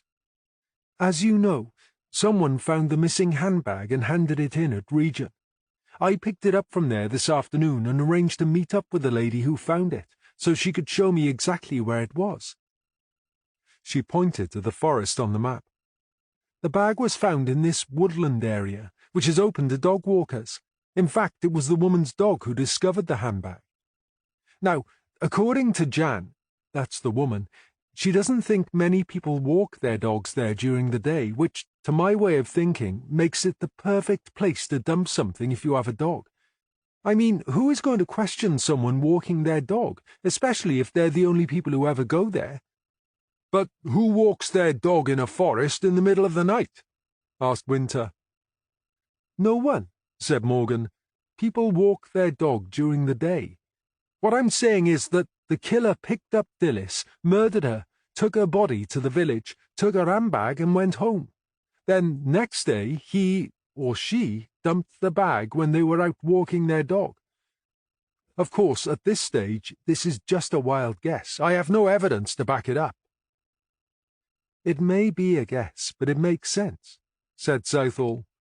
Anyone else have any ideas? Can I ask a question? Said Winter. Of course you can, Frosty. That's part of the job, said Southall. I might be stating the obvious, but why are we assuming the killer collected Dilys from her flat? Didn't Ross Watkins tell us she was using his car while hers was off the road? Southall smiled. She had been hoping someone would spot that. Well done, Frosty. You're right. Ross Watkins did tell us that, and, as far as we know, he didn't get the car back, meaning Dilys could have driven to her rendezvous with death. That's what I was thinking, said Winter. So we need to find that car urgently, said Southall. And then some, added Morgan. I can ask traffic to set up a search through the APNR cameras and see if it appears anywhere, said Lane. I think we need to request a search of the records, said Southall, starting from the Monday she went up to Scotland and ending today. If someone else has been driving around in that car after her murder, I'd love to hear them explain why. Southall and Lane were discussing the ANPR search when the doors banged open. Norman was back from his meeting with Marston. You don't look very happy, Norm, said Southall. What's the problem? Wouldn't Marston cooperate? Depends on how you look at it, said Norman. Come on then, said Southall. Don't keep us in suspense. We all know Marston's a slippery sod, said Norman, and sure enough he's definitely hiding something. Hiding what? Asked Southall. The way you was talking about Dillis, I think there may have been something between 'em, said Norman. Really? Asked Southall. According to Marston, Dillis couldn't stop flirting with him. Yet Joe Harding said she wasn't like that, said Southall. Don't forget we're talking about Marston here, said Morgan. He firmly believes every woman he comes across fancies him. She turned to Lane. Isn't that right, Judy? Oh, yes, agreed Lane. You could see it whenever a woman walked through those doors, and the way he always looked us up and down gave me the creeps. We need to check that out then, said Southall. Fantasy or not, we need to know the truth. And until we have, his name goes on our list of suspects. It's not just that, said Norman. I got the feeling I couldn't trust much of anything he said. So, apart from becoming a new suspect, he wasn't much help then, said Southall. Norman pulled a face. Not exactly. He did tell me something that opens a whole new can of worms. Oh? Asked Southall. Ross Watkins has a brother. What? Southall's normally soft voice rose by at least an octave. Ross Watkins has a brother. Marston thinks his name is Graham, and he lives somewhere in the north of England, possibly Yorkshire. Winter clapped a hand over his mouth. Excuse me a second. Cursing under his breath, he went over to his jacket, which was hanging on the back of his chair, and began fumbling in the pockets. But Ross told me he had no family, said Southall. According to Marston, they fell out a few years ago, and as far as Ross is concerned, his brother doesn't exist. How many years ago was this? Marston doesn't know. Did Marston say why they fell out? Asked Southall. He says he doesn't know for sure because neither Dillis nor Ross would talk about it, but he thinks Graham might be Erin's father. So that's another suspect to add to our list, said Southall. It all adds up, doesn't it? Said Norman. Right, said Southall. I want Graham Watkins found, and I want to know where he lives and what he's been doing, especially over the last week or two, even if it means we have to go up to Yorkshire to question him. Winter walked up to them stiffly, holding out a business card. I think I can tell you where Graham Watkins lives, and we won't need to go to Yorkshire to speak to him. Southall looked suitably stunned. I'm sorry, Frosty? What did you say? He's the environmental project manager on Joe Harding's redevelopment, said Winter, handing her the card. We saw him the other day when we were looking for Wazzy. And you didn't think to mention this? Southall asked, her voice like steel. I'm sorry, boss. I should have realized, but... It's my fault, boss, said Morgan. I told Frosty to check him out when we got back, but then as soon as we walked in the door, you asked him to crack the password on Dillis's laptop, and I got distracted by the handbag, and we both sort of forgot it. Southall thought for a second, and then her expression softened. I remember now, she said. You're right. As soon as you walked in the door, I hardly gave you time to draw breath before I started handing out tasks. If anyone's to blame, it's me, not you two. If I can just butt in here a minute, said Norman. "I don't think it's anyone's fault. It's inevitable when you have such a small team to work big cases. As a matter of fact, I'm amazed it doesn't happen more often." Southall smiled at him. Good old Norm. Trust him to put in a word of reason when things were in danger of getting too tense. "Norm's right," she said. "I think you all do fantastic work, considering what a ridiculously small team we are. And I apologize for sometimes expecting too much of you. My only excuse is that you do so well I sometimes forget how stretched we are." She looked at the clock. "I think we could all do with some rest, so why don't we all stop work now and go home? We can start again in the morning." She turned to Norman. "Norm, I need a quick word before you go." Norman followed Southall to her office. "Do you want to go and speak to Ross Watkins now?" he said. "He'll be at work tonight, so he'll keep until the morning," said Southall, sliding into the chair behind her desk and indicating the one opposite. Norman sat down. "Give him a hard time when he's tired, right?" "He's been keeping us in the dark, so he doesn't deserve any favours from us," said Southall. "And what about Marston? You said you thought he's hiding something." "No doubt about it," said Norman. "Anything in particular?" "I reckon he had a real thing for Dillis," said Norman. "I'm not sure if it amounted to anything, or if it was just in his head, but something's not right about it. He knows all the different meanings of her name. I mean, that's not normal, is it? I don't even know what my own name means, never mind someone I met in an investigation 2 years ago." "It definitely sounds a bit creepy when you put it like that," agreed Southall. "And I'd like to ask Ross Watkins why Marston let him off with a lecture after Dillis had reported him for stalking her." "Do you think Marston will be willing to meet you again?" Norman smiled. "You mean for another informal chat, only with you as a surprise guest?" "You think he'd refuse to come?" "I was surprised he came last time, to be honest, and he knows we're onto him now. We didn't exactly part on the best of terms either, so I wouldn't get your hopes up," said Norman. "We could always ambush him," suggested Southall. "That would be fun," said Norman. "But why don't we see what Ross has to say first? You never know, he might give us a reason to speak to Marston officially." "Right, that's a plan then," said Southall. "Ross Watkins first thing, and then, hopefully, Marston later." "I think we need to have a closer look at Dillis's mobile phone record before we speak to Marston again," said Norman. "Good idea," said Southall. "I was only looking for a number in Scotland." "And about the other guys," said Norman. "I hope I wasn't speaking out of turn back there, but I really think we sometimes expect too much." "You're quite right," said Southall. "It's a miracle we don't have many more cock-ups. The fact is, we're much too small a team to be handling murder cases." "Yet here we are, doing exactly that." "But probably not for much longer," said Southall. "Oh?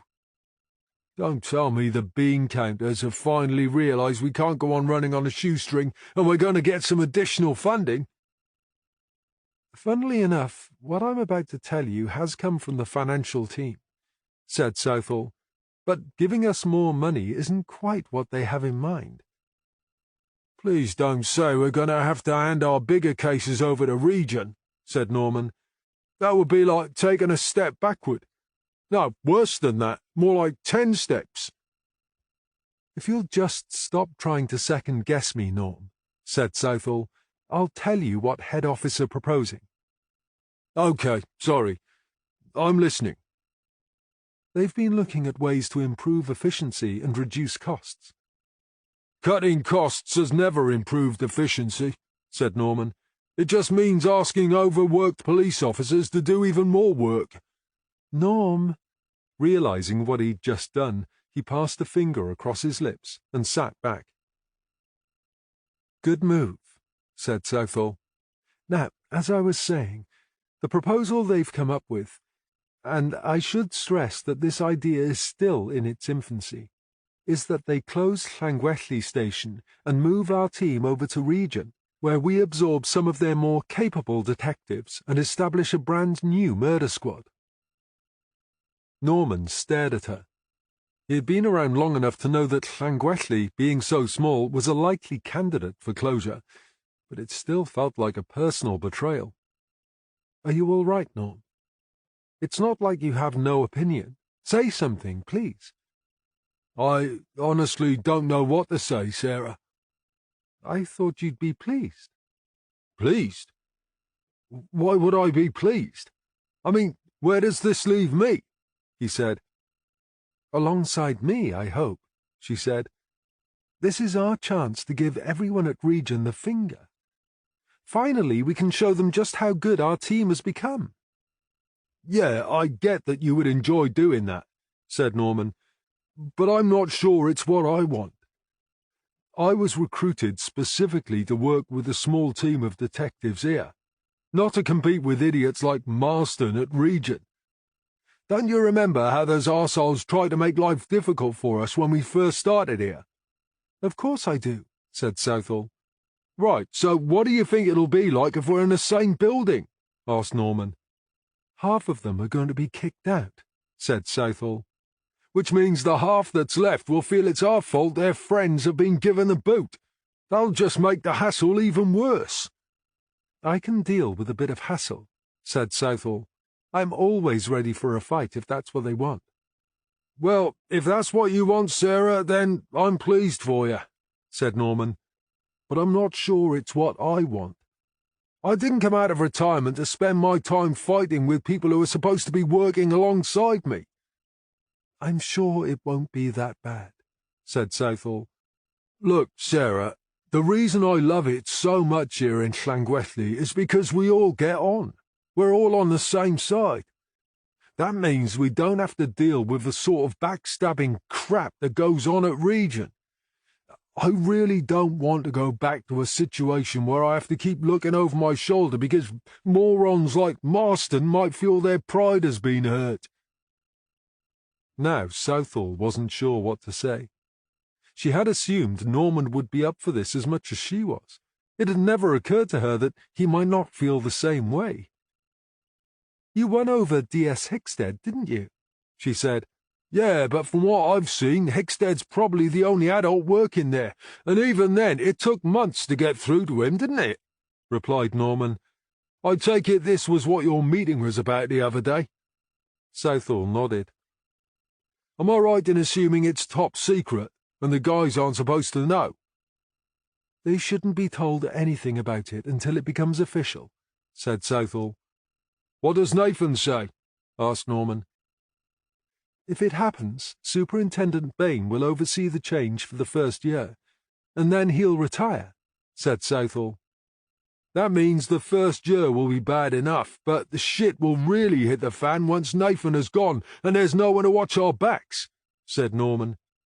"I think you're making it sound much worse than it actually will be," said Southall. "It might have been the accountants who came up with the idea of closing Llangwelly, but it was the chief constable who suggested we should become the new murder squad, meaning he'll be watching our backs." "Oh, come on, Sarah, get real. How is he going to do that when he's miles away in his ivory tower?" said Norman. "And anyway, if we're going to be the chief constable's pet project, that'll make us an even bigger target for the backstabbers. They'll be trying to bring us down every day. When exactly is this supposed to be happening?" "It's still on the drawing board at the moment," said Southall. "It may not happen at all, but if it does, we're looking at several more months as we are." "Sarah, I can promise you they wouldn't have told you they were closing Llangwelly if it wasn't going to happen." "I'm told no firm decision has been made," she said. "Yeah, right," said Norman. "Anyway, who is going to be the boss? A team like that is normally led by a chief inspector. Are they going to offer it to you?" "No chance. I've not been an inspector long enough to qualify." "You could always ask to be fast-tracked or to be mentored," said Norman. "You may not have the years behind you, but you've already shown them that you can do the job as well as anyone." Southall felt emotions creeping up on her that she hadn't prepared for. It was only now, As she realized she might have to face the future without Norman, that she began to understand just how much she relied on him, and how much she would miss him if he wasn't there.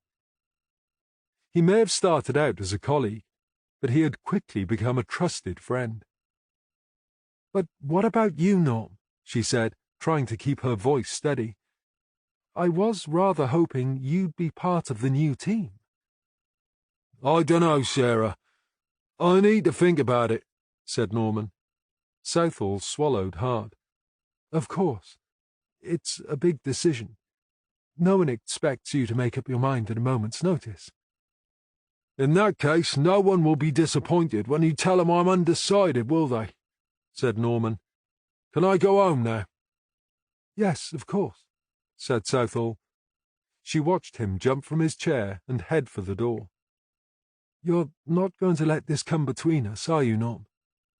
Norman turned in the doorway and smiled. "Come on, Sarah, give me some credit. I think it's great you're going to get the chance to work in a proper murder squad. If anyone deserves to be in a top team, you do, and I am genuinely pleased for you. But you have to see it from my point of view. I'm no spring chicken, am I? So, while it's a great opportunity for you, it's come a little too late for me. But that's just how life is sometimes, right?" Southall nodded sadly. "Yes, I suppose it is." "I honestly don't know what I'm going to do, Sarah, but I can guarantee one thing. Whatever I decide to do work-wise won't change anything between you and me. Okay?" Southall, who was already struggling with her conflicting emotions, suddenly felt herself welling up. "I think you should go home before I embarrass myself," she said. "You don't have to be embarrassed in front of me," said Norman. "I know, but I will be," she mumbled. "That's just how I am. You should know that by now." Norman smiled. Of course he knew. "Good night, Sarah," he said quietly. Southall made sure he was gone before she reached for a tissue and dabbed at her eyes. "Come on, Sarah, pull yourself together," she muttered. "You've been here before. Colleagues come and colleagues go. It's just a part of the job." Chapter 12. Faye Delaney had been together with Norman long enough to know when something was wrong. And it wasn't just that he came in through their front door, threw his car keys down, marched straight up to her and asked for a hug.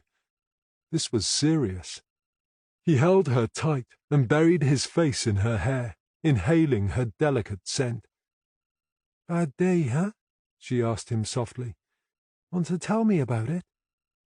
With his arms still around her, he leaned back and looked into her face. "You know how they say all good things have to come to an end?" Instantly, her smile was replaced by a frown of concern. "What are you saying?" she asked, alarmed. "Are you telling me we're finished?" "What? Are you crazy?" he said. "You're the best thing that has ever happened to me. Why would I ever want us to end?" "But you just said—" He kissed her lips and hugged her tight again. "Oh, Faye, of course that's not what I meant. It's work, not you. Jeez, I don't ever want to lose you." "Well, I should hope not," she giggled. "I'd hate to think I've cooked dinner for nothing." She finally escaped Norman's hug. "Now then, what's the matter at work?" "They're going to close Llangwethley Station." "Oh, no," she said. "What's going to happen to everyone?" "They're going to transfer us all to Region and create a new murder squad." "Well, that's exciting. Isn't it?" "That rather depends on who you are and what you want," said Norman. "I mean, it's great for ambitious people like Sarah and for the youngsters." "And what about you?" asked Faye. "When Nathan first approached me about this job, I was a bit of a lost soul, stuck in the most enormous rut and going absolutely nowhere. So the idea of making a new start in a new town, training young detectives, sounded perfect. And from the minute I started, I have loved just about every single minute of it. My job, the people I work with, the area, the slower pace of life. Geez, I even bought a house I like it here so much. And then, to add the icing to my particular cake, I met the most wonderful woman. Faye smiled and took his hand. "Do I know her?" she asked. Norman grinned. "You might have come across her. She shares my bed most nights." "Oh, her," said Faye, squeezing his hand. "Yes, I know who you mean. I've heard she's thinking about sharing it again tonight." "I do hope so," said Norman, "because there's nowhere else for her to sleep." "Then I suppose she'll just have to sleep with you then," said Faye saucily, and Norman had to struggle to clear his head of the thoughts her words had conjured up. He cleared his throat. "Anyway, the only downside in my fabulous new life is occasionally having to deal with the backstabbing idiots at Region. And now it seems the Chief Constable wants to make it an everyday occurrence." "But that sort of thing is water off a duck's back to you, isn't it?" asked Faye. "Yeah, maybe it was once, but I'm tired of all that, Faye. I came here to teach, not fight. I'm getting too old for all that mine is bigger than yours crap. And Llangwethley Station is 5 minutes from here. Going to Region will take at least an hour each way. I want to be here with you, not sitting in traffic." "I'm not always here, Norm. I work too." "Yeah, I know. But I can work in the garden when you're not here." "Only if you like working in the rain," said Faye. "You know, that wet stuff you're always complaining about." "I also thought we might get a dog," said Norman. "I've always wanted one, but it wouldn't have been practical when I was living alone and never knew what time I was going to be home." "It rains on dogs too, you know," said Faye. "That's okay," said Norman. "I'll buy proper waterproof so I can deal with it. It's different when you choose to go out and you dress for it." "I used to have a dog years ago," said Faye wistfully. "It would be fun to get another one." "Maybe we could get one anyway," said Norman. "We could rescue one from a dog's home. We have a big enough garden, and the beach isn't far. We could take him for walks along the beach." "Or her," said Faye. "What? Oh, right, yeah. Boy or girl, I have no preference," said Norman. "Dog or bitch, Norm. They're not people," said Faye. "Yeah, whatever," said Norman. "So, what do you think?" "If you mean about getting a dog, I don't see why not. I only work part-time, so I wouldn't be home alone for long." "What about moving to Region?" asked Norman. "Honestly, I think you need to take some time to think before you make a decision," said Faye. "What you're suggesting about retiring sounds great, and believe me, I'd love to spend more time with you. But your job has been your life for so long, I think you'd miss it much more than you realize, and I'd hate for you to become resentful towards me as a result." "I would never do that," said Norman. "You say that now," said Faye, "and I'm sure you mean it, but if you got bored—" "How could I possibly get bored with you when I love you so much?" said Norman. "It couldn't happen." "It's very sweet of you to say that," said Faye, "but I've seen it happen." "Not with me, you haven't." "Do you have to decide today?" asked Faye. "I haven't been asked to decide anything. I've just been given a heads up about what's going to happen." "Is it definite?" "They've told Sarah no decision has been taken yet, but I can't believe they'd tell her about it if it wasn't going ahead." "So you don't know for sure that it will happen, and if it does happen, you have plenty of time to think about it," said Faye. "Is that right?" "Yeah, I suppose that's about right," said Norman. "Look, Norm, I'm on your side whatever you decide. I'm just asking you to make sure it's what you really want. Perhaps you should talk it over with Nathan or with Sarah." "Okay, maybe I'll speak with Nathan," said Norman, unconvinced. "I definitely can't ask Sarah for more impartial advice. She's already made it clear she thought it was a done deal and that I was going." "That's because she sees you as an integral part of the team," said Faye. "Or is it because she takes me for granted?" said Norman. "That's not true, Norm," said Faye. "I know Sarah. I've shared any number of bottles of wine with her. Yes, she's come to rely on you as a friend as well as a colleague, rather like a big brother, but believe me, she knows how lucky she is." "Really?" "Yes, but don't tell her I told you." "I wouldn't dream of it," said Norman. At around the time Norman was sharing his concerns over the future of Llangwelly Station with Faye, Southall was discussing the same thing with Bill Bridger, in his capacity of boyfriend and confidant, not as pathologist. "I can see where Norm's coming from," said Bridger. "I think I'd be tired of it all if I had to put up with some of the shite he's had to deal with over the years. Did you know he was once sent to work in the wilds of Northumberland for 3 years?" "Why?" asked Southall. "Because some big shot team were looking for a scapegoat, and he just happened to be seconded to them at the wrong time. I don't think he was even involved in the operation that went wrong, but when it happened they needed someone to carry the can, and one of the senior officers had taken a dislike to him. Can you even begin to imagine what that must have been like for a man who'd never been outside London before? His wife wouldn't move up there to be with him, and it was while he was stuck up there that his marriage went pear-shaped." "How do you know all this stuff?" asked Southall. "He rarely mentions his past to us." "That's because he always tries to look forward, and he's not the sort to look for sympathy. But I can assure you he's got plenty of reason to have the most enormous chip on his shoulder where his employers are concerned. And the reason I know this is because I worked a few cases with him when he was in Hampshire. We had a few beers on more than one occasion." "But what am I going to do if he digs his heels in?" asked Southall. "How can I persuade him he's got to come?" "What you have to remember with a guy like Norm is that he doesn't have your ambition.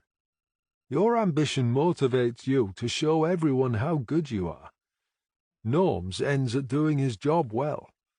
What motivates him has always been solving the case in front of him, but I think you'll probably find his priorities are a little different now anyway." "In what way?" asked Southall. "I think you have to take into account the changes to his life situation." "What do you mean, his life situation?" asked Southall. "Nathan Bain rescued Norm from Dead End Street. He wasn't destitute or anything like that, but left where he was, lonely and bored, he could easily have gone on a downward spiral. But within a matter of weeks after Nathan's call, it's like he's in heaven. He's doing the best job he's ever had, working with an enthusiastic and united team alongside a boss he admires, respects, and adores." "Does he?" "I don't mean he fancies you, Sarah. He just thinks you're amazing. A bit like I do, but without the added lust." "He never says as much." "Maybe not, but does he have to? I mean, it's obvious to everyone else. Besides, do you tell him how much you appreciate him?" "Well, yes, sometimes, but probably not often enough." "There you are, then. Anyone on the outside looking in can see it's a mutual respect and admiration thing you share, even if you never tell each other so." "I suppose you're right," she said, "but I don't see how that stops him coming to Region." "It's not how he feels about you or your team that's affecting his decision," said Bridger. "My guess is that the major factor in Norm's case is that fabulous little cottage he's bought, and the woman he lives with. I mean, what more could a guy his age ask for?" "Do you really think that will be the deciding factor?" asked Southall. "As I said, it's all down to ambition and motivation. At his age, Norm doesn't find the idea of battling against the odds at Region remotely motivating. whereas the idea of settling down and spending his days with a woman he loves must be really appealing. He'll have his pension, so he doesn't need the money. If it was me, I know what I'd want to do, and believe me, Region wouldn't get a look in." "I really hope you're wrong," said Southall. "You can't put pressure on him, Sarah. You have to step back and let him make his own decision, or you could risk losing a very, very good friend." Chapter 13. Thursday, the 16th of March. The morning after their discussion, the usual easy familiarity between Southall and Norman was gone. It was as if neither quite knew how to set aside the issue of the potential move to Region. The journey to interview Ross Watkins passed in an awkward silence, until Norman suddenly pulled over to the side of the road and switched off the engine. "Please, Sarah, let's not do this," said Norman. "Let's not do what?" asked Southall. "This uncomfortable silence thing," said Norman. "I get that you're upset with me, but I also think you ought to be able to understand my position. But if this is how it's going to be from now on, I might as well quit now." "I'm not upset with you," said Southall. "It sure seemed like it yesterday," said Norman. "I admit I didn't exactly handle the situation very well, but honestly, it's not you. I'm upset to think you might not be working with me anymore." Norman sighed. "I feel like that too, Sarah. And if I was 20 years younger, I'd be there like a shot, but I'm not 20 years younger, am I? And of course I now know there's more to life than catching crooks." "Ah, yes," said Southall. "And how is Faye?" Norman's face lit up. "She's amazing. Everything I could have hoped for, and then some." "I'm really pleased to hear that," said Southall. "We've all been able to see it in you from the moment you met her, but it's good to hear you say it. So many men don't appreciate what they've got until it's gone." "Oh, trust me, I know how lucky I am," said Norman. "It's like she opened a door to a world I had only dreamed of. Mind you, it also scares the hell out of me. I can't help thinking that I'm going to wake up one day and find these last few months were all a dream.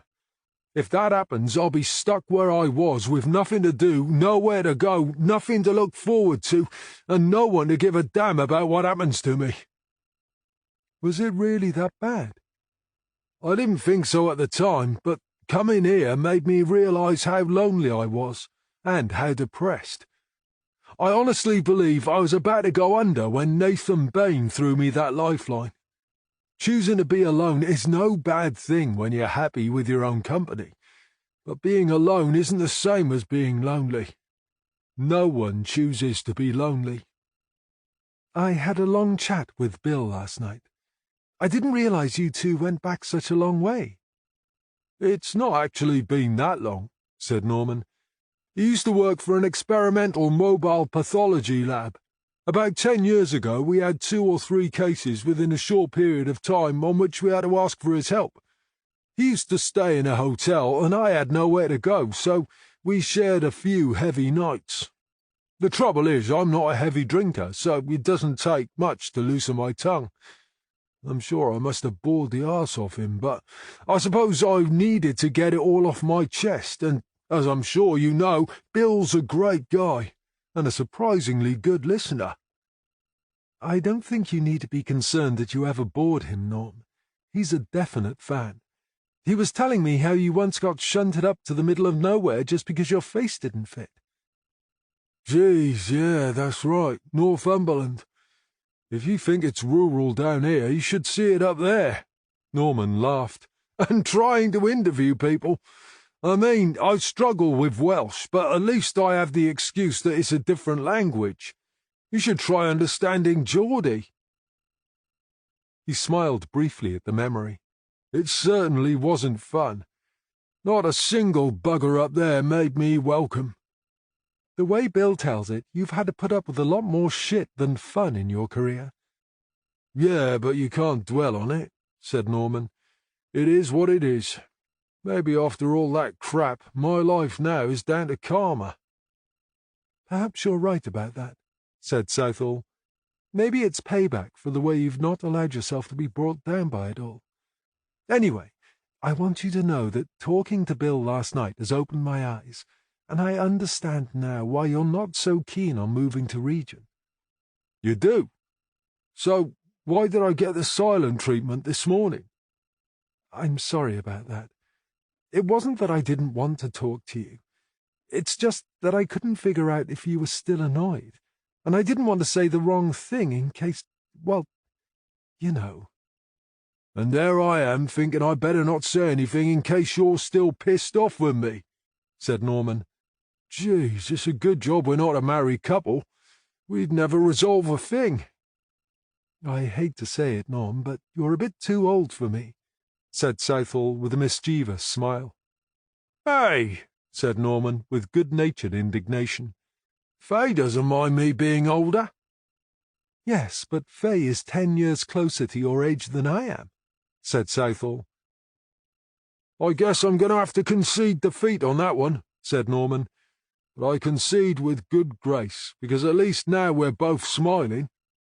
"So really that's a win-win," said Southall. "Who says we can't resolve anything?" "We won't resolve this murder if we sit here talking any longer," said Norman, switching on the ignition. "Let's go and see Ross Watkins." The man who answered the door wasn't Ross Watkins, but Norman managed to hide his surprise rather well. "Good morning," he said. "I'm Detective Sergeant Norman, and this is Detective Inspector Southall. We're looking for Ross Watkins." "This isn't exactly a good time to call," said the man. "Have you no consideration?" "And you are?" asked Norman. "My name is Glenn Matthews. I'm looking out for Ross. We've been mates for years." Norman wasn't one to miss the opportunity to launch a charm offensive. "You're the friend Ross called to clock him in after we told him about Dillis, right?" "That's right, and he called me after you made him identify her body. I've been keeping an eye on him ever since." "Well, we're pleased to meet you," said Norman. "Ross is lucky to have someone to look out for him at a time like this." "It's what mates are for, isn't it?" "How's he doing?" asked Norman. "How do you think he's doing? Having you people stopping him from sleeping isn't going to help either, is it? We've been at work all night, and the poor guy needs his sleep." "Do you really think he should be at work?" "Ross said he'd go mad if he just sat here thinking about what had happened to Dillis." "I see," said Norman. "Well, we appreciate you feel it's inconvenient and inconsiderate of us, but I'm afraid convenience isn't always our highest priority when we're investigating a murder.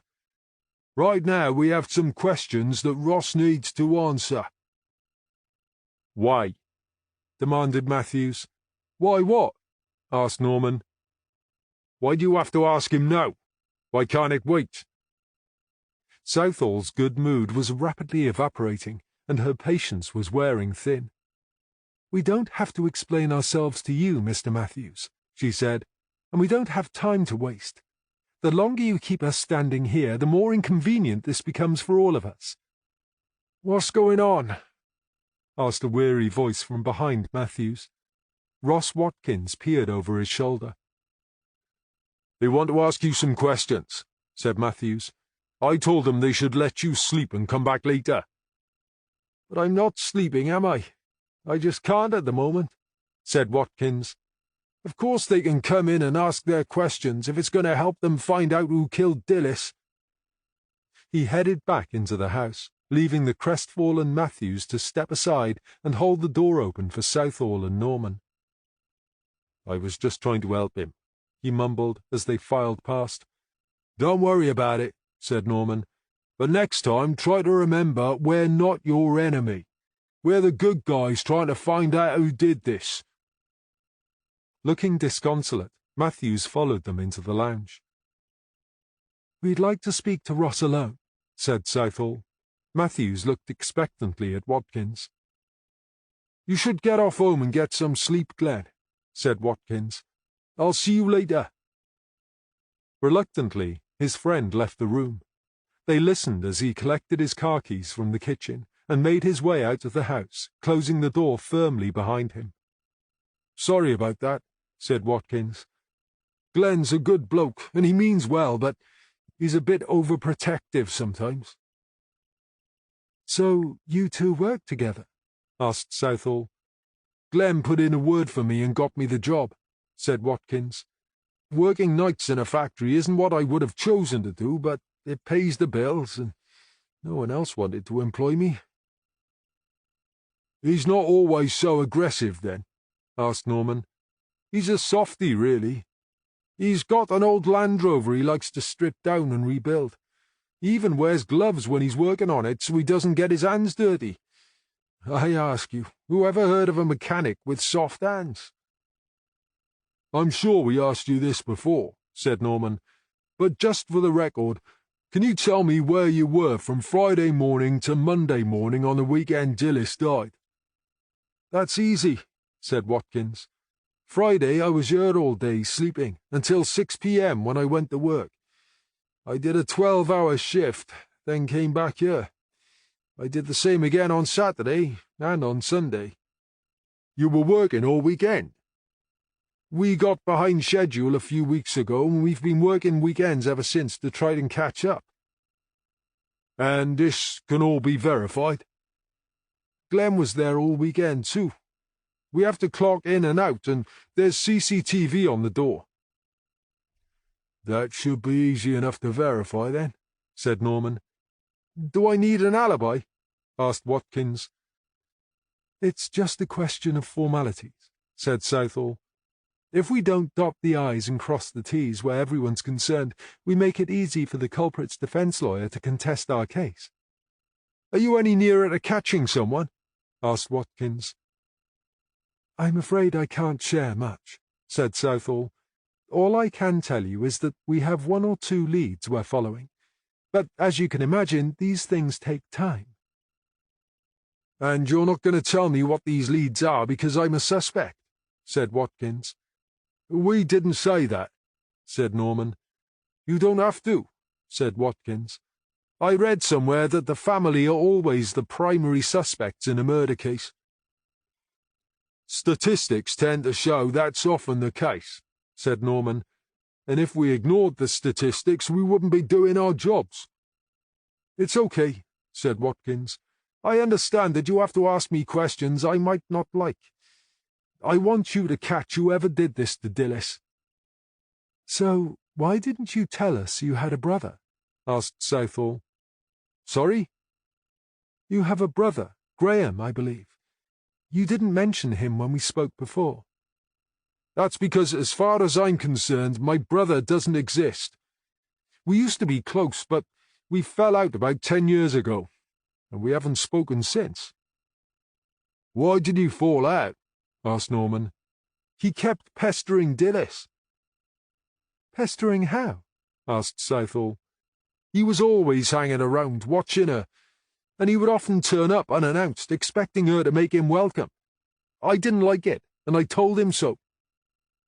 "And how did Dillis feel about the attention he was paying her?" asked Southall.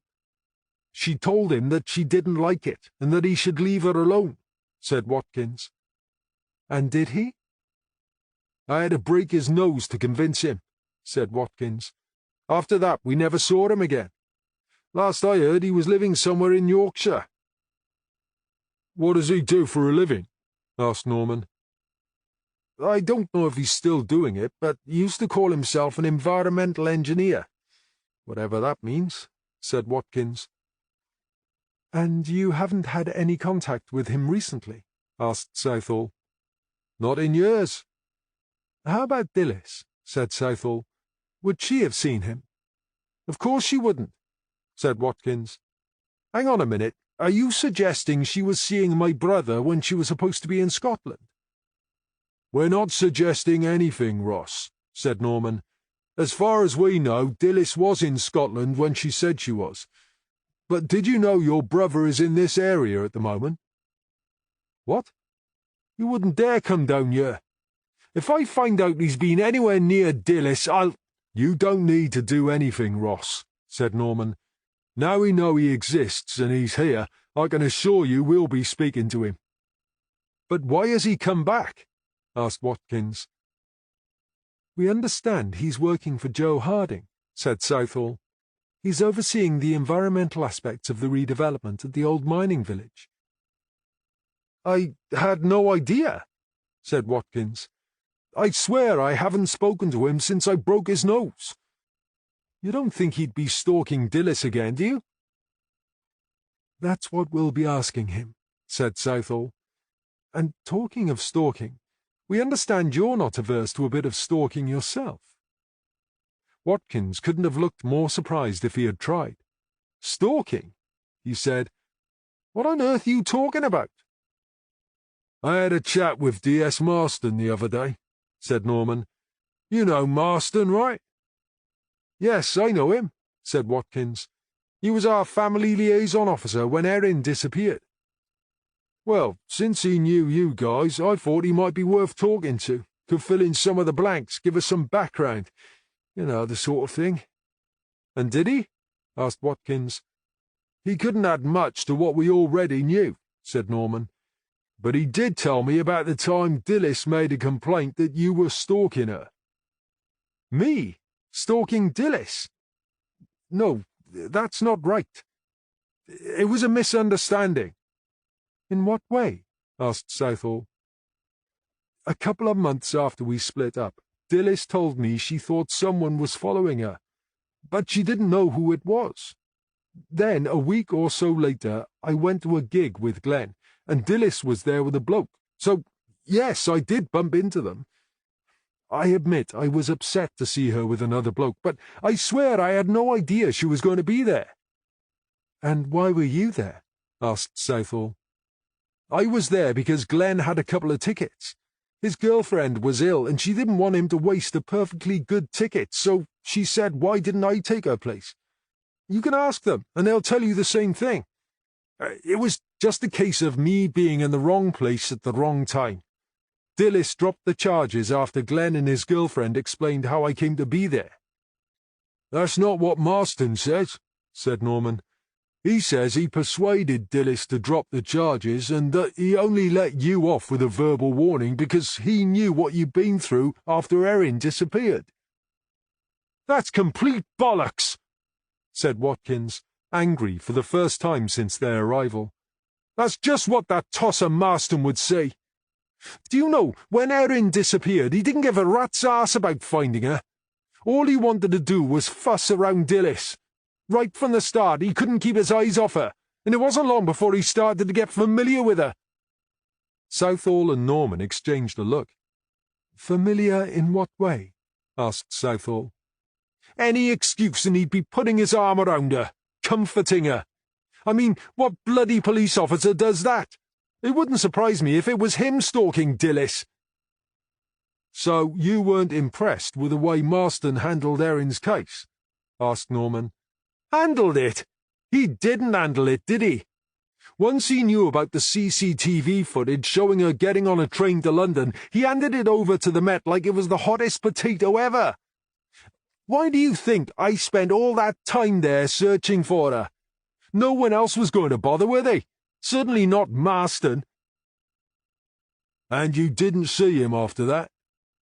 Oh, he was always looking in to see if Dillis was okay, but that was usually when I wasn't around. And did he ever bring any news about Erin? What do you think? What do you make of that? Asked Norman as they drove away from Ross Watkins's house. I get the feeling he's being economical with the truth, said Southall. Yeah, that's what I thought, said Norman. But I can't wait to speak to Graham Watkins, said Southall. I've definitely got at least one burning question to ask him. You think he could be Erin's father, right? Asked Norman.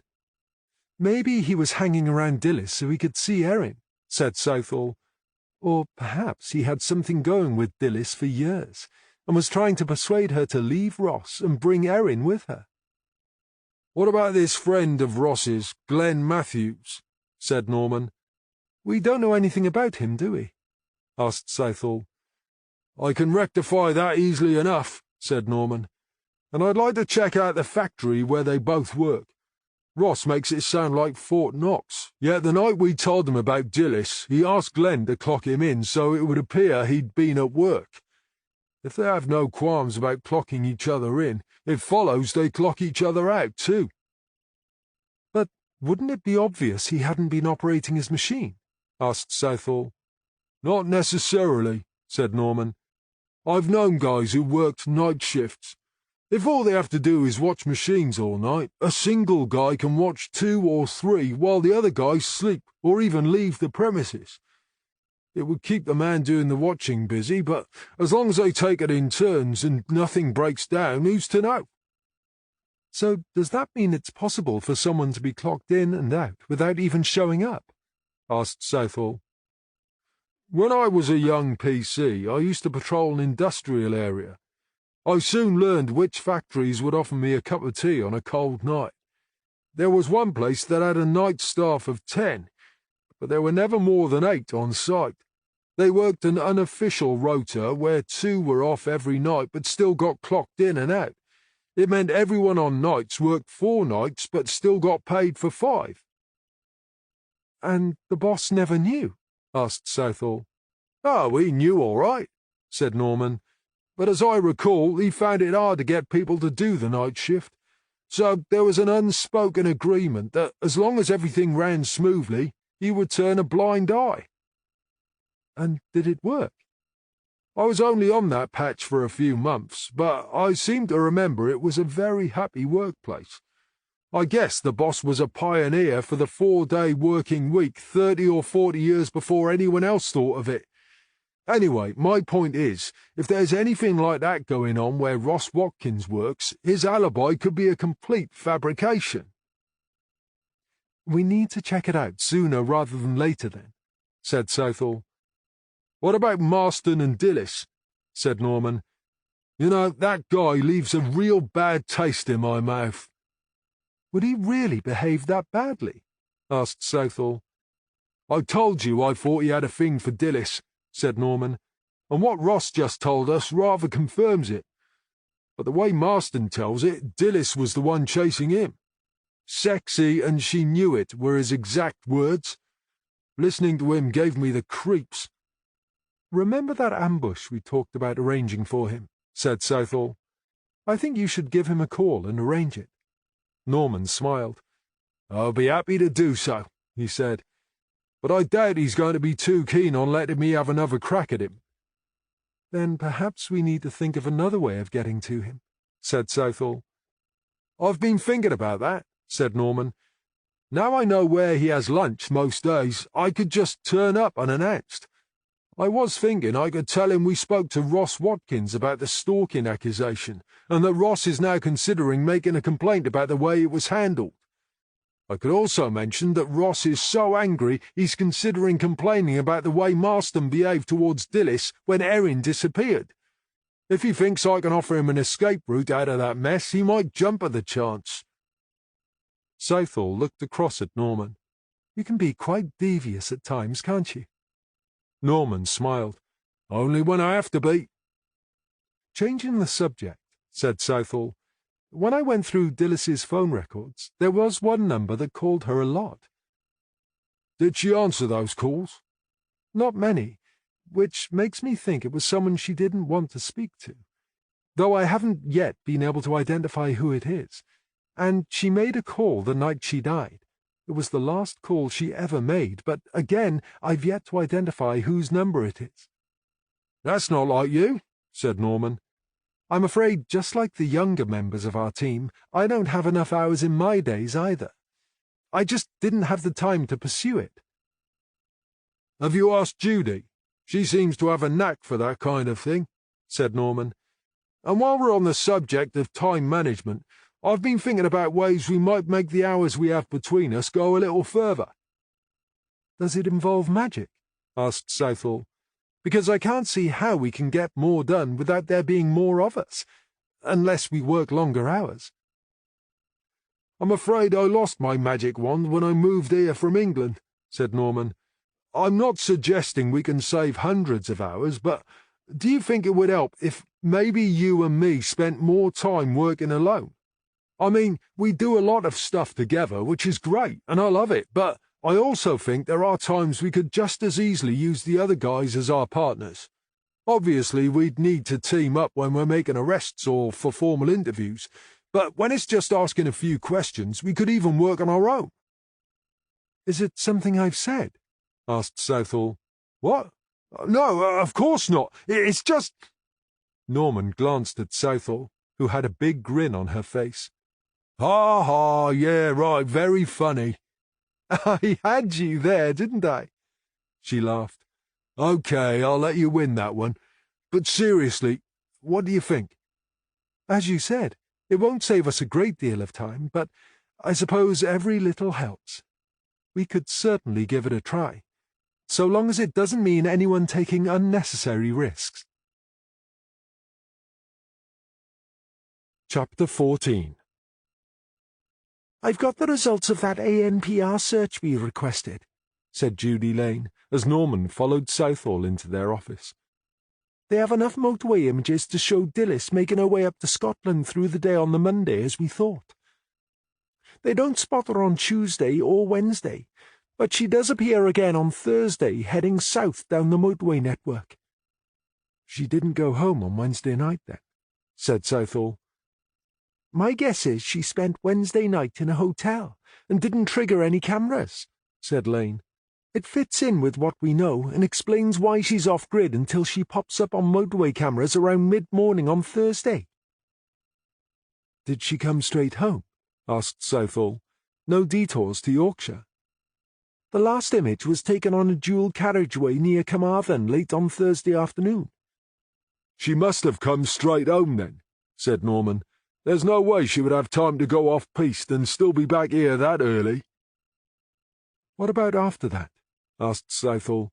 She walked across to the large map pinned to the wall. After that, the car didn't show up again, said Lane. Which means what? Asked Southall, staring at the map. It means she didn't use any major roads after that last sighting near Carmarthen, said Norman, joining her by the map. That doesn't necessarily mean she stayed at home, but she was probably in the area and didn't go far. Southall placed a finger on the spot where Dilys's body was found. So why were you there, Dilys? And how did you get there? She mused. If you drove there, where is the car now? We searched the whole development site, said Norman. Traffic have covered the entire area, the registration number is in circulation, and the ANPR database is ready and primed. If it appears, it will get spotted. I don't think it's going to appear, Norm, said Southall. I think whoever killed her has hidden it, or even worse, it could have been fitted with false number plates and driven away before we even found the body. It might even have been sold to some unsuspecting punter on the other side of the UK. Why don't we put out a request for information like we did with the handbag? Asked Lane. That's an idea, said Norman. What do you think, boss? I think that's an excellent idea, said Southall. Let's get it done today. The car could be the key that unlocks this whole case. She turned to Norman. We need to speak with Graham Watkins. But first I want to get some background on him. Is there anything in particular you want me to do? Asked Norman. Do you have something in mind? I thought I might see if I can speak with Glenn Matthews. It might be easier to get him to talk if Ross Watkins is well out of the way. You think he's got something to tell us? Asked Southall. It's just a hunch, said Norman. But I figure if Glenn has been mates with Ross for years, he must have got to know Dilys pretty well, so he might be able to tell us what she was really like. I mean, was she the nice person we've been led to believe? Or was she a flirt like that creep Marston claims? I'll try and pin him down about Ross's alibi, too. Southall nodded. Good idea. We can catch up later. Norman found Glenn Matthews in his garage, tinkering with what appeared to be an ancient car, or at least its chassis. There were car parts everywhere, including bits of bodywork piled high in one corner, along with an engine in a hoist, waiting to be manoeuvred into place. "Hi, Glenn," said Norman. "I wonder if I could have a quick word." "What about?" "Well, you see, Ross told us he was working every night last weekend, the weekend Dillis died. Can you confirm that?" "Yes, that's right. We both were. We got behind with a big order and we were asked to work over the weekend to catch up." Now Norman's eyes had adjusted to the poor light in the garage. He could make out more of the vehicle Matthews was working on. "Is that an old Land Rover?" he asked, nodding towards the car. "That's right," said Matthews. "Early 1960s. I'm restoring it. It's a hobby of mine." "You mean to say you can strip down one of these and rebuild it from scratch? Wow, that's clever. I wouldn't know where to start." "I've done a few now, so I can almost do it with my eyes shut," said Matthews. "It's not so difficult once you know what you're doing. They're pretty basic machines to work on, so it's like playing with a giant Meccano set. Even the bodywork is held together with nuts and bolts." "Yeah, but engines must be tricky to strip down and rebuild," said Norman. "I cheat when it comes to engines. You can buy them already reconditioned. If I can get that engine installed and make this thing roadworthy, I can sell it on for a profit. Then I'll buy another one and do it again." "Really? People still buy these old things?" "You'd be surprised. Enthusiasts are willing to pay good money for a nice recon, and there's nothing like a hobby that makes a profit." "I think if I worked nights, I would need to sleep during the day," observed Norman. Matthews winked. "Not if you were sleeping for a good part of the night shift." "That happens a lot, does it?" asked Norman. "Well, you know, if you run the machines faster, you get the work done quicker. As long as the work gets done, what the boss doesn't know about, the boss doesn't worry about." "How many of you work that shift?" asked Norman. "There are 4 of us." "Do you have a rota?" asked Norman. "I used to know some guys who took it in turns to sleep while they were supposed to be working. They even clocked each other in and out so they could have nights off. Do you guys do that?" "Yeah, sometimes," said Matthews. Then he seemed to suddenly remember that Norman was a detective, and his smile vanished. "You're not going to tell the boss, are you?" he asked, looking alarmed. "Relax, Glenn," said Norman. "I have enough to do without worrying about whether you're working or not. As long as it's not illegal, I'm not interested." "That's all right, then," said Matthews, the smile now restored. "There is one thing I am concerned about, though. If you guys have such a relaxed working regime that you can sleep when you like and come and go when you like, how can you be so sure that Ross was at the factory all night at the time of Dillis's death?" "What are you saying?" asked Matthews. "Well, you just told me Ross was at work the night Dillis died, but how can you be sure? If you were asleep, he could have gone out for a while, and you wouldn't have known." "But then there's the other 2 guys, aren't there? I suppose they could tell me, right?" No, they couldn't. One was off sick, and the other one was on leave." "Oh, is that right? Well, isn't that convenient?" said Norman. Matthews shrugged. "It's not convenient, it's just one of those things." "Oh, it's one of those things, all right," said Norman. "But in that case, Ross's alibi for that night hinges on you being able to verify it. And before you say anything, I'll remind you that perverting the course of justice is a serious offence." Matthews stared at Norman and licked his lips. "So let me ask you again, Glenn.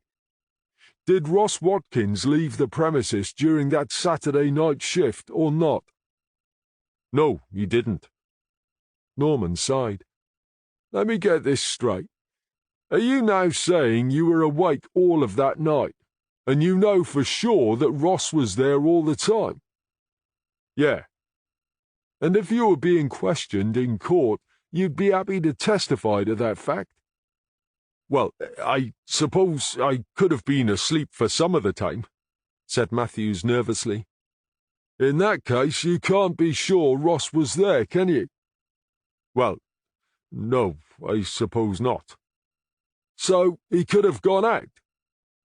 I guess he might have, without me knowing, like. Does that mean he might have left the premises, or does it mean he did leave? I dunno for sure, but I think he might have gone out for a while. Do you know where, or for how long? Matthew shook his head. Look, I admit he might have gone out for a couple of hours, but I dunno exactly. I would have been asleep when he came back. What time did he go out? I can't say for sure. Probably around 10. Did he have his car with him that night? Asked Norman. He never brings it to work. He prefers to walk. Anyway, didn't he lend it to Dilys so she could go away? Oh, yeah, that's right, said Norman. Has he got it back yet? Not as far as I know, said Matthews. And he didn't borrow one from anyone? Like who? You don't have one? Asked Norman. You're looking at it, said Matthews. You've known Ross for a long time, right? Asked Norman. Since we were teenagers. We played in the same football team. So you must have known Dilys. Yeah, I knew her. What was she like? How do you mean? Well, we've heard she was nice, and we've heard she was flirty. Flirty? What, Dilys? Who told you that? She was never like that. That's what we thought, but when we hear something like that, we have to check it out, in case it has a bearing on the case. So, what did you think of her? She was a good mate, said Matthews, and she was a bit special. Special? In what way? She was a good listener. You know how when you speak to some people, you can see they're not listening to you. They're just waiting for their chance to speak. Well, Dilys was the exact opposite. She had a way about her when she spoke to you that made you feel as if you were the most interesting person in the room. It was like she was focused on every single word that came out of your mouth. Would it be fair to say you were very fond of her? Asked Norman. Matthews smiled ruefully. Yes, I was. Believe it or not, it could just as easily have been me she married. I went out with her before Ross. And she dumped you for him? That must have been awkward, said Norman. Oh no, Dilys didn't dump me. It was my fault we split up. For some stupid reason I thought I could do better than her. Ross had always fancied her, and he was on hand to pick up the pieces. By the time I realized what a fool I was and tried to win her back, the wedding was all planned and I was too late. And that didn't cause a problem? I was jealous at first, but then I thought, well, why would Dilys want to come back to me after I dumped her for no good reason? It was my own fault. You have to be an adult about these things if you want to stay friends. So Ross got the girl, said Norman. Matthews nodded. They only got married because she was pregnant, he said. She never would have chosen to marry him if she'd had a choice. Why not? Asked Norman. He's always been the jealous type, you know. She once told me that being married to Ross made her feel like being a bird in a gilded cage. Can you tell me anything about why they split up? Asked Norman. You know he's not Erin's father, right? Said Matthews. Norman merely smiled. Yeah, of course you know, said Matthews. Anyway, they split up after Ross found out. That must have been a shock, said Norman. Yeah, it was for Ross. Especially when they'd only got married because he'd been led to believe he was the baby's father. Mind you, I actually knew a long time before they split up. It got a bit awkward when he told me, and I had to pretend I didn't know. You knew before Ross did? Asked Norman.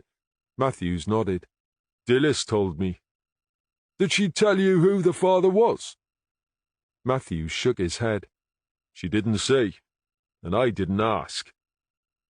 That's a rather private thing to tell you before her husband even knew, said Norman. Yeah, well, sometimes Ross got her down, and when she needed a mate to talk to, I was always there for her. And there's no other reason why she would have told you? What's that supposed to mean? Asked Matthews.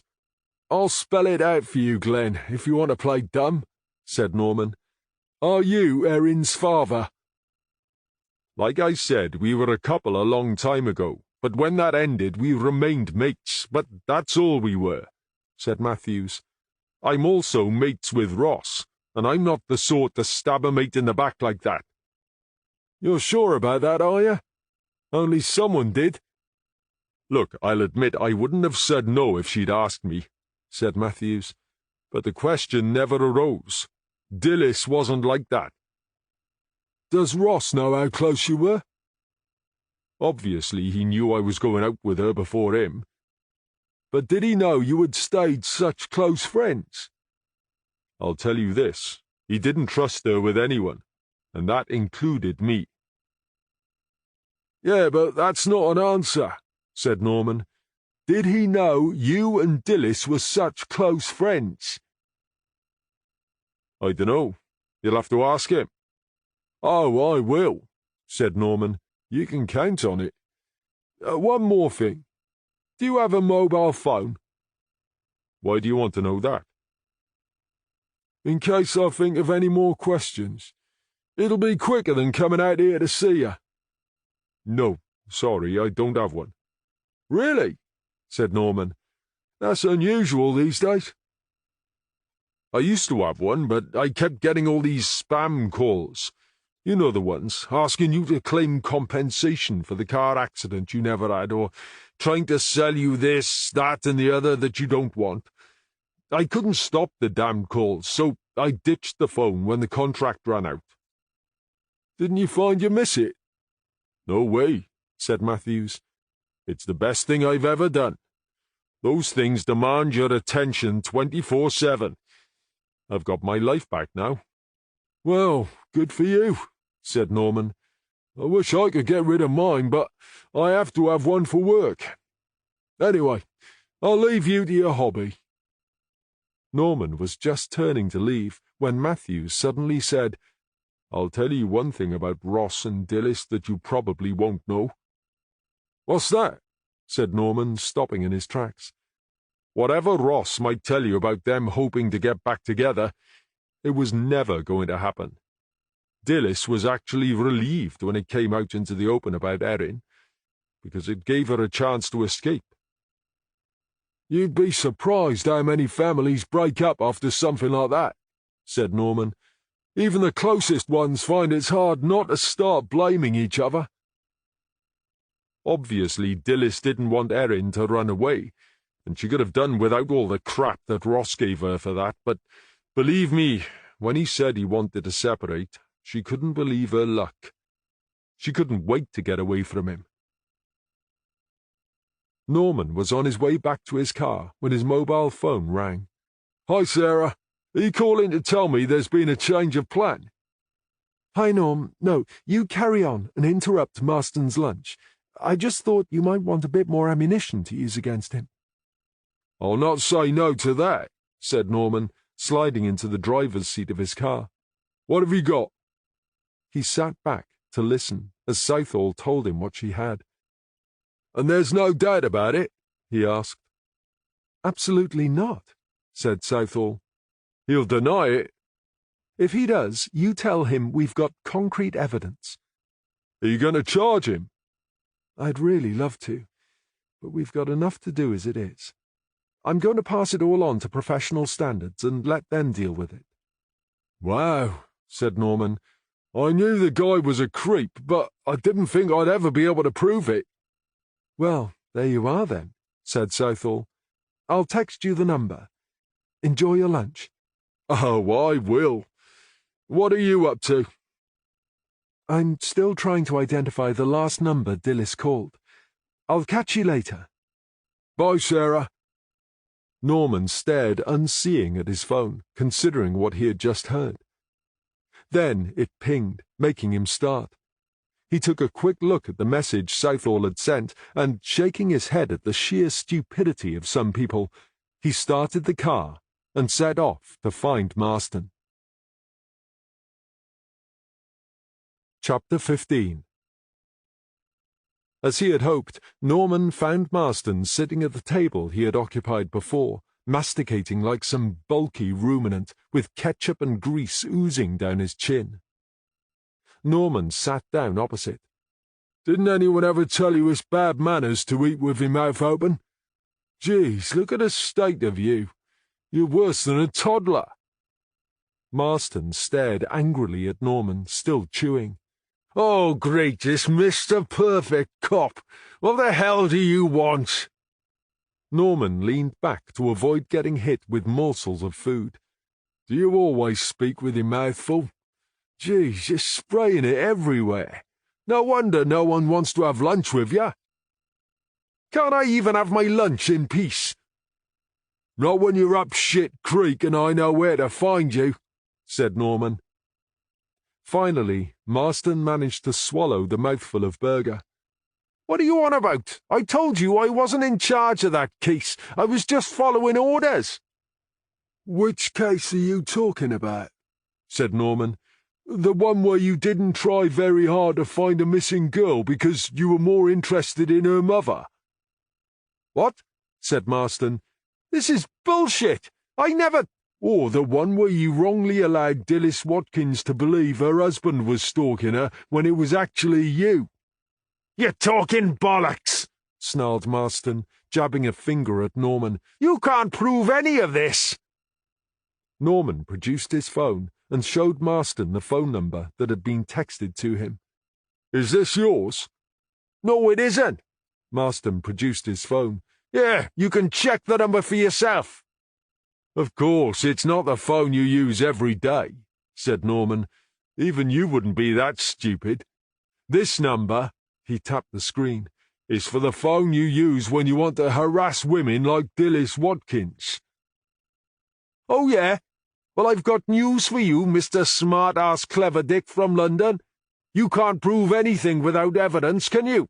And Dilys Watkins won't be accusing me of anything now." "Is that why you killed her?" "Jesus, are you bloody mad? I didn't kill her. It's been 2 years since I've even set eyes on her." "But you were calling her, weren't you?" "Bollocks!" Marston jumped to his feet. "I don't have to put up with this crap. I'm leaving, and I'm going to call professional standards and register a complaint against you.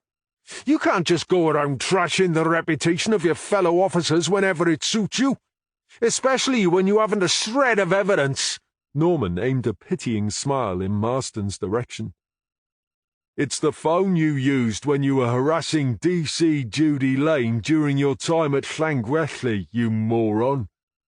Marston stood with his mouth opening and shutting, like a fish dragged from the water. Norman watched his expression slowly change from indignation to realization, and finally to resignation. "Unless you want everyone to continue gawping at you, you should sit down," said Norman. "There again, if you really want to cause a scene, I can arrest you. That will get everyone's attention."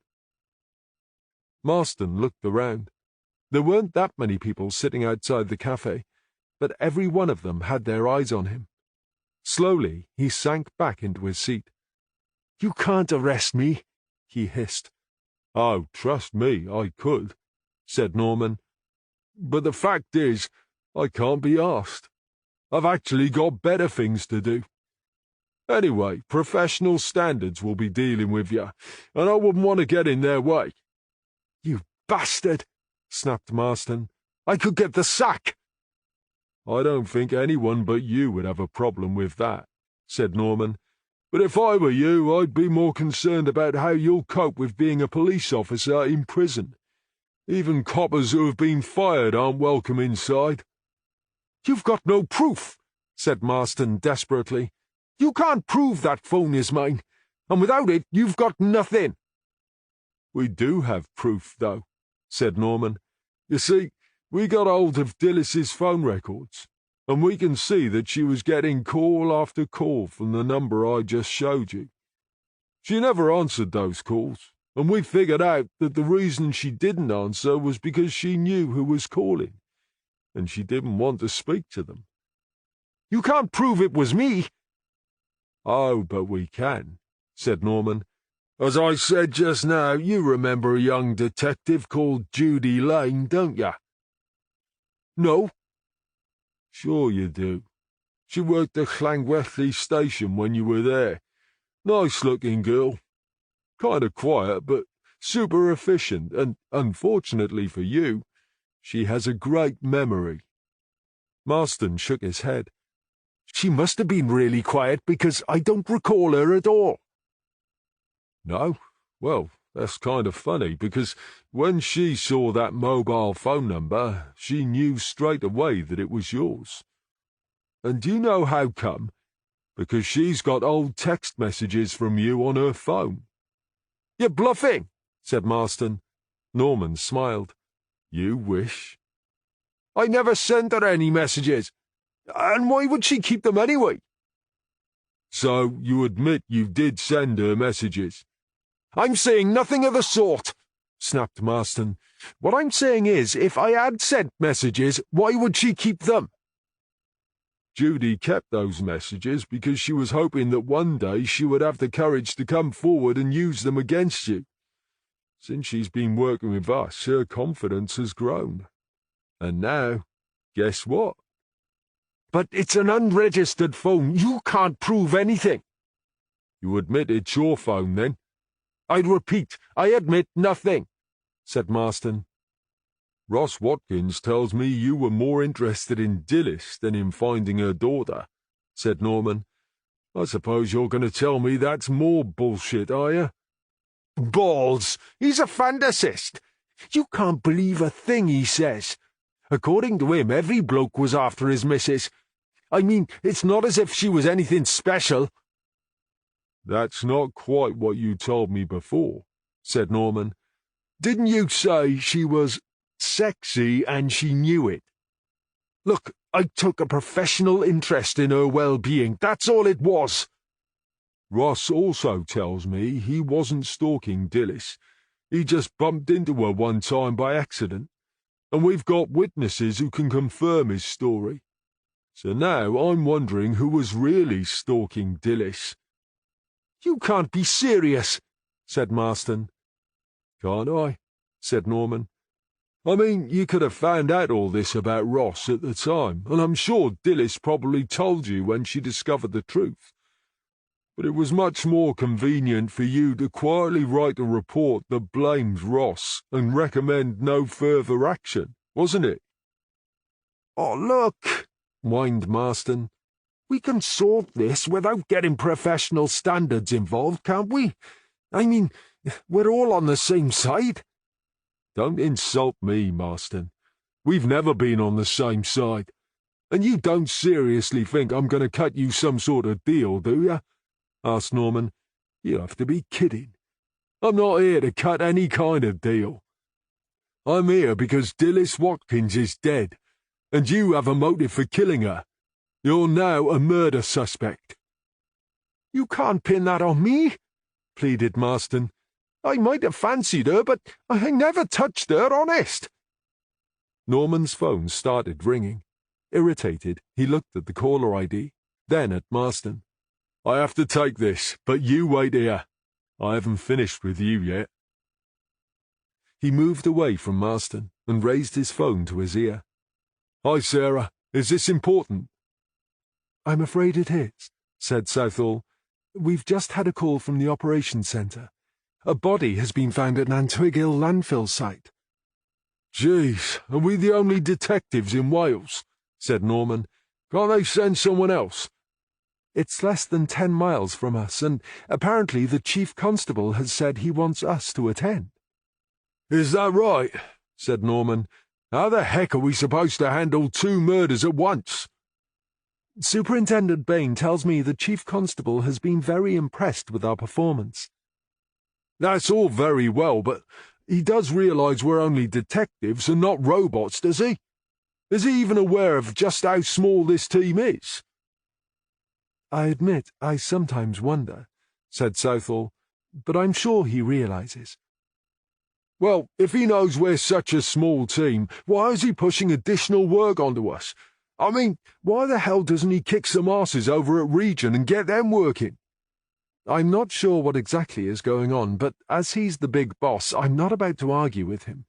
However, I will ask Superintendent Bain to point out to head office that if we're going to be asked to handle more work, we're going to need a lot more staff. I take it that means we're going to take on this new case, then, said Norman. I understand what you're saying, Norm, but do you honestly think it would be right for us to refuse to go and look at the murder scene? Said Southall.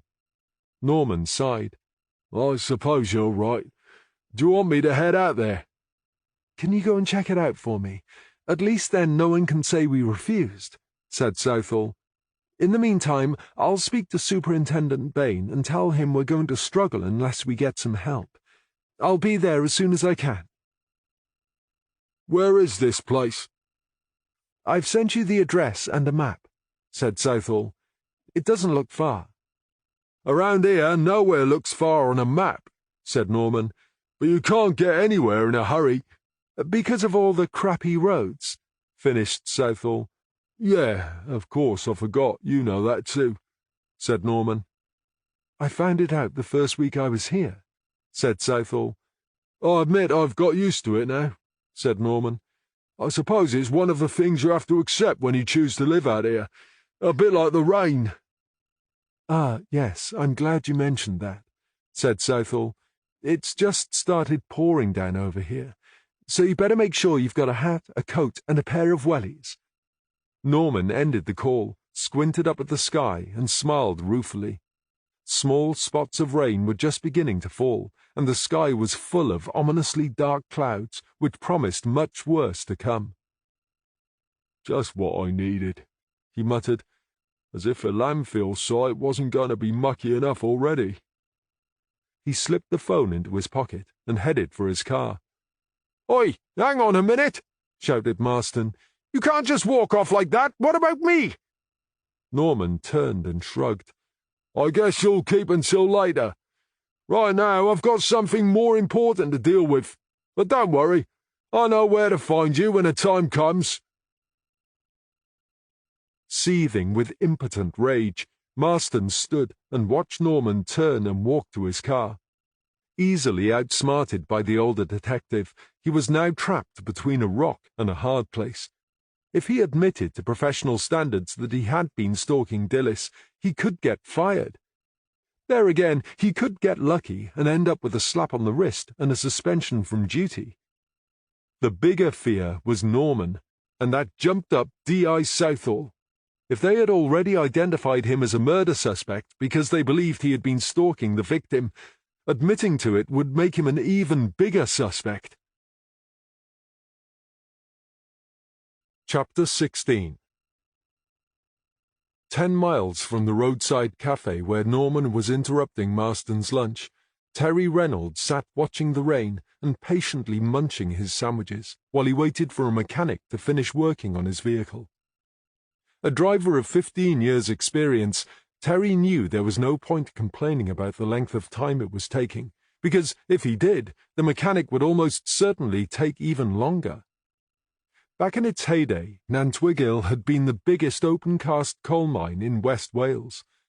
Following the mine closures of the 80s, it had stood unused until, in 2005, desperately short of a place to deposit the area's burgeoning heaps of waste, the county council stepped in and took it over as a landfill site.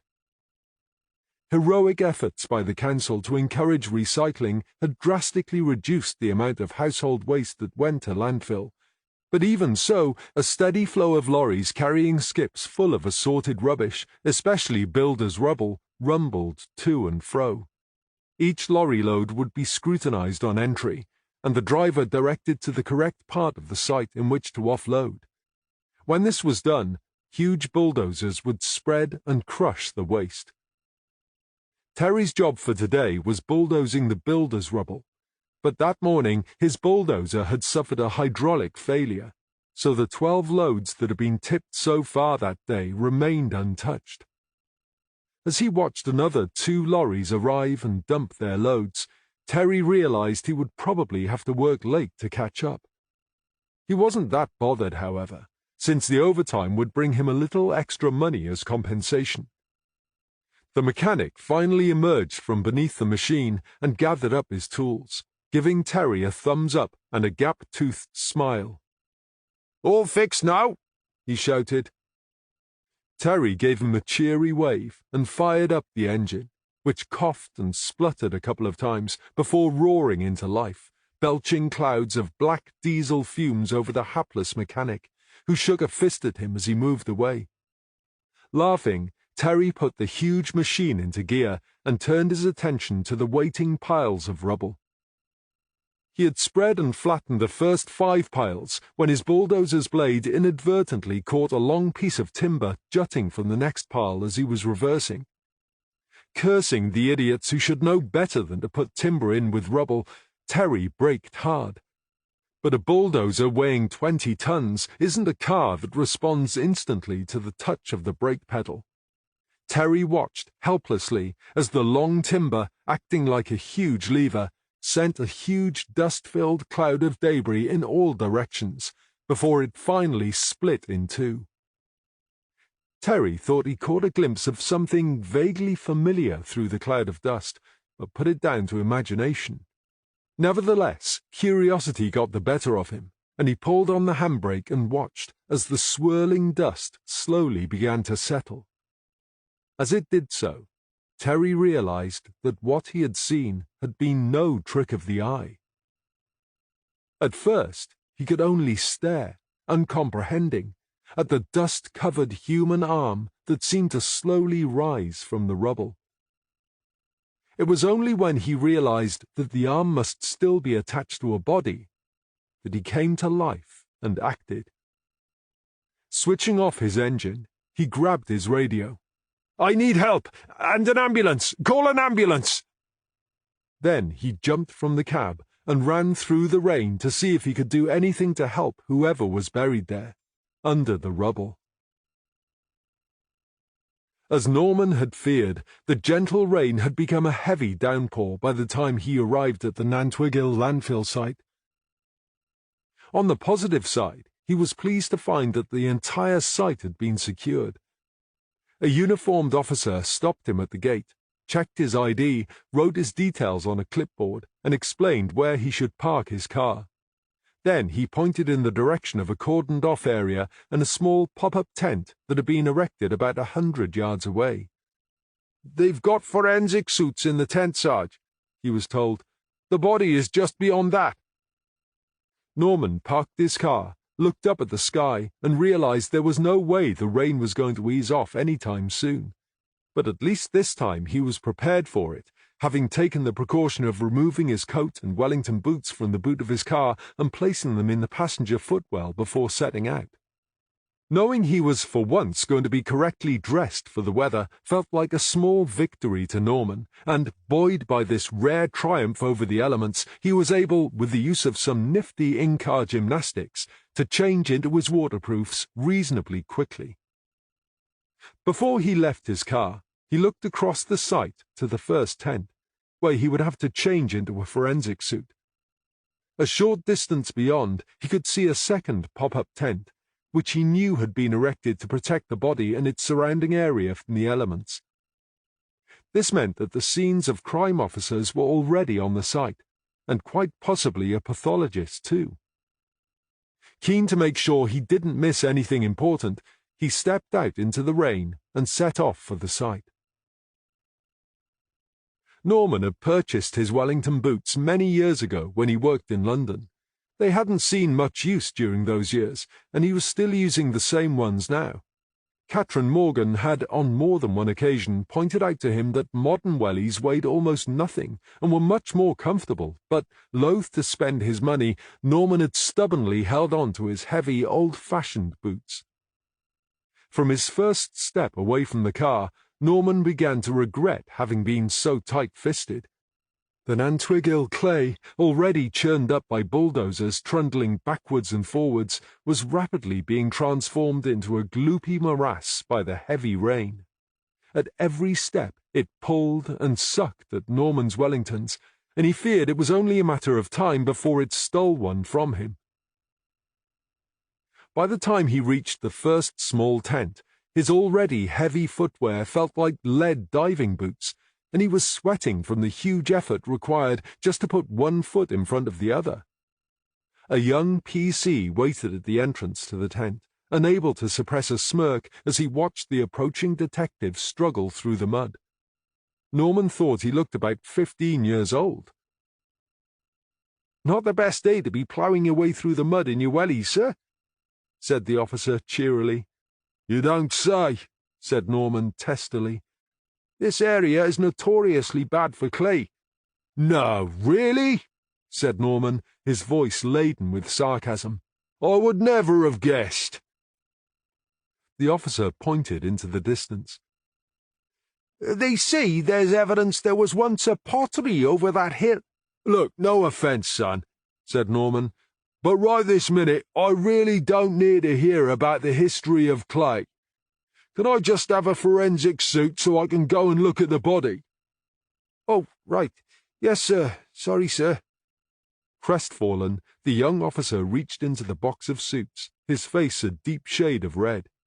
Norman immediately felt ashamed of himself. "Hey, look, I'm sorry," he said. "It's not your fault I'm getting old, or that I'm tired, or that my boots weigh a ton. I had no right to bite your head off, and I apologise for behaving like an arse." "That's okay, sir. Everyone tells me I talk too much when I'm under a bit of stress." "What's your name, son?" asked Norman. "Hopkins, sir." "Is this your first dead body, Hopkins?" "No, sir. I've seen a couple before, but this is the first one I've seen dumped in a rubbish tip. He's in a bit of a state."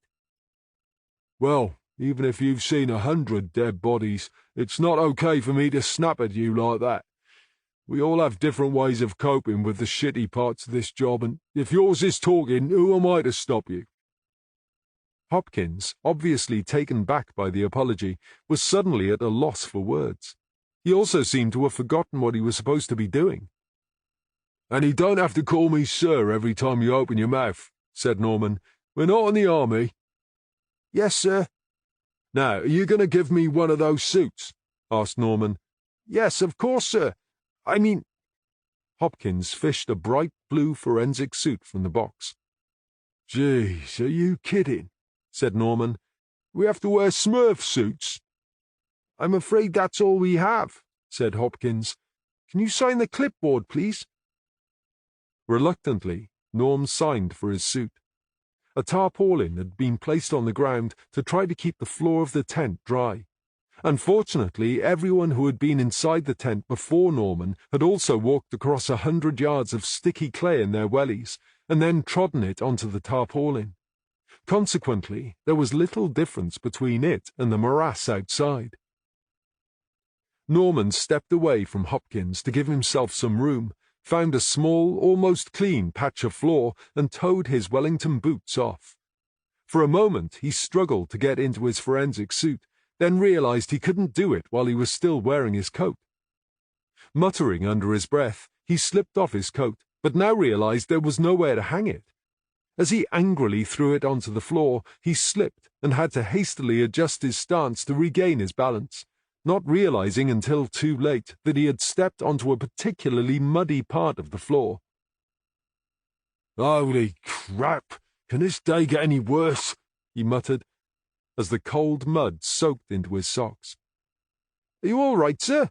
asked Hopkins, turning to see what was wrong. Norman pulled on the forensic suit, zipped it up, and slid his now mucky feet back into his even muckier boots. "Don't you worry, Hopkins. Everything is hunky-dory over here, even if I do look like old Father Smurf." "You should get a pair of wellies like these," said Hopkins, raising a foot so Norman could see. "I have a detective constable who tells me the exact same thing every time it rains," said Norman. "There we are, then," said Hopkins. "We can't both be wrong. I'm beginning to think you're probably right about that, conceded Norman, looking down at his own boots. Anyway, I'd better get on. I don't think my boss will be too impressed if I tell her I spent half an hour talking to you about the merits of modern Wellington boots. He gave Hopkins a faint smile and trudged from the tent. The second tent was barely 20 yards away, so he ducked under the cordon tape and set off, his feet now making wet, fart-like noises inside his wellies, a fitting counterpoint to the squelchy sucking noises they were already making in the mud. Under the cover of the second tent, a forensic technician, also in blue, was taking photographs of the body, directed by another blue-suited figure kneeling over the body. Norman recognized the pathologist, Dr. Bill Bridger. "Is this the right place for the Smurf convention?" called Norman as he approached. Bridger looked up. "Hi, Norm. I was wondering who was to blame for calling me out here on a day like this." "Sorry, but I am genuinely not guilty," said Norman. "If I had my way, someone else would be dealing with this. But when the chief constable requests that no one but us is to come out in the rain, it's kind of hard to say no." Bridger studied Norman's awkward, heavy-booted gait and began to laugh. "Next time they make a film about someone walking on the moon, I'm going to recommend you for the part." "To be honest, I'm getting a little tired of these welly jokes at my expense," said Norman. "Can't we change the record?" "It would probably be better if you changed your wellies," said Bridger. Norman had now reached the tent.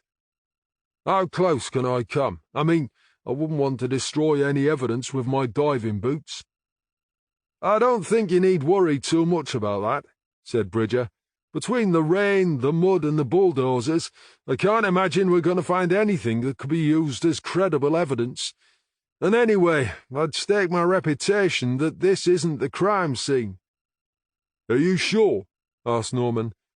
"My guess is that the guy was brought here inside a skip full of rubbish, and he could have been lying in the skip for a day or two before that.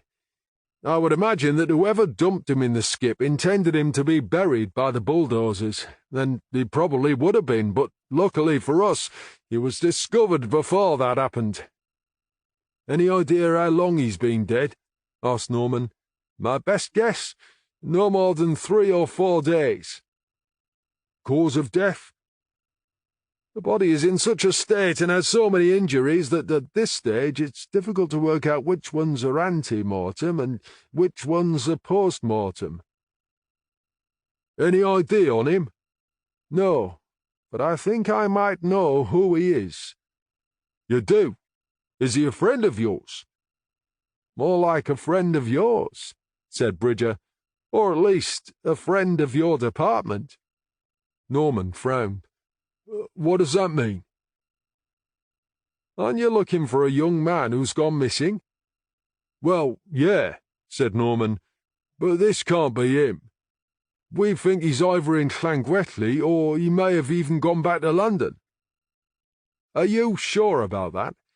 Only one of the PCs who was first on the scene said he thought this dead guy looked like the one in the photo you circulated." "Holy crap! Are you sure?" "I'm just telling you what I've been told." "What's he wearing?" asked Norman. "Jeans and a blue T-shirt," said Bridger. "No coat?" "Not on him.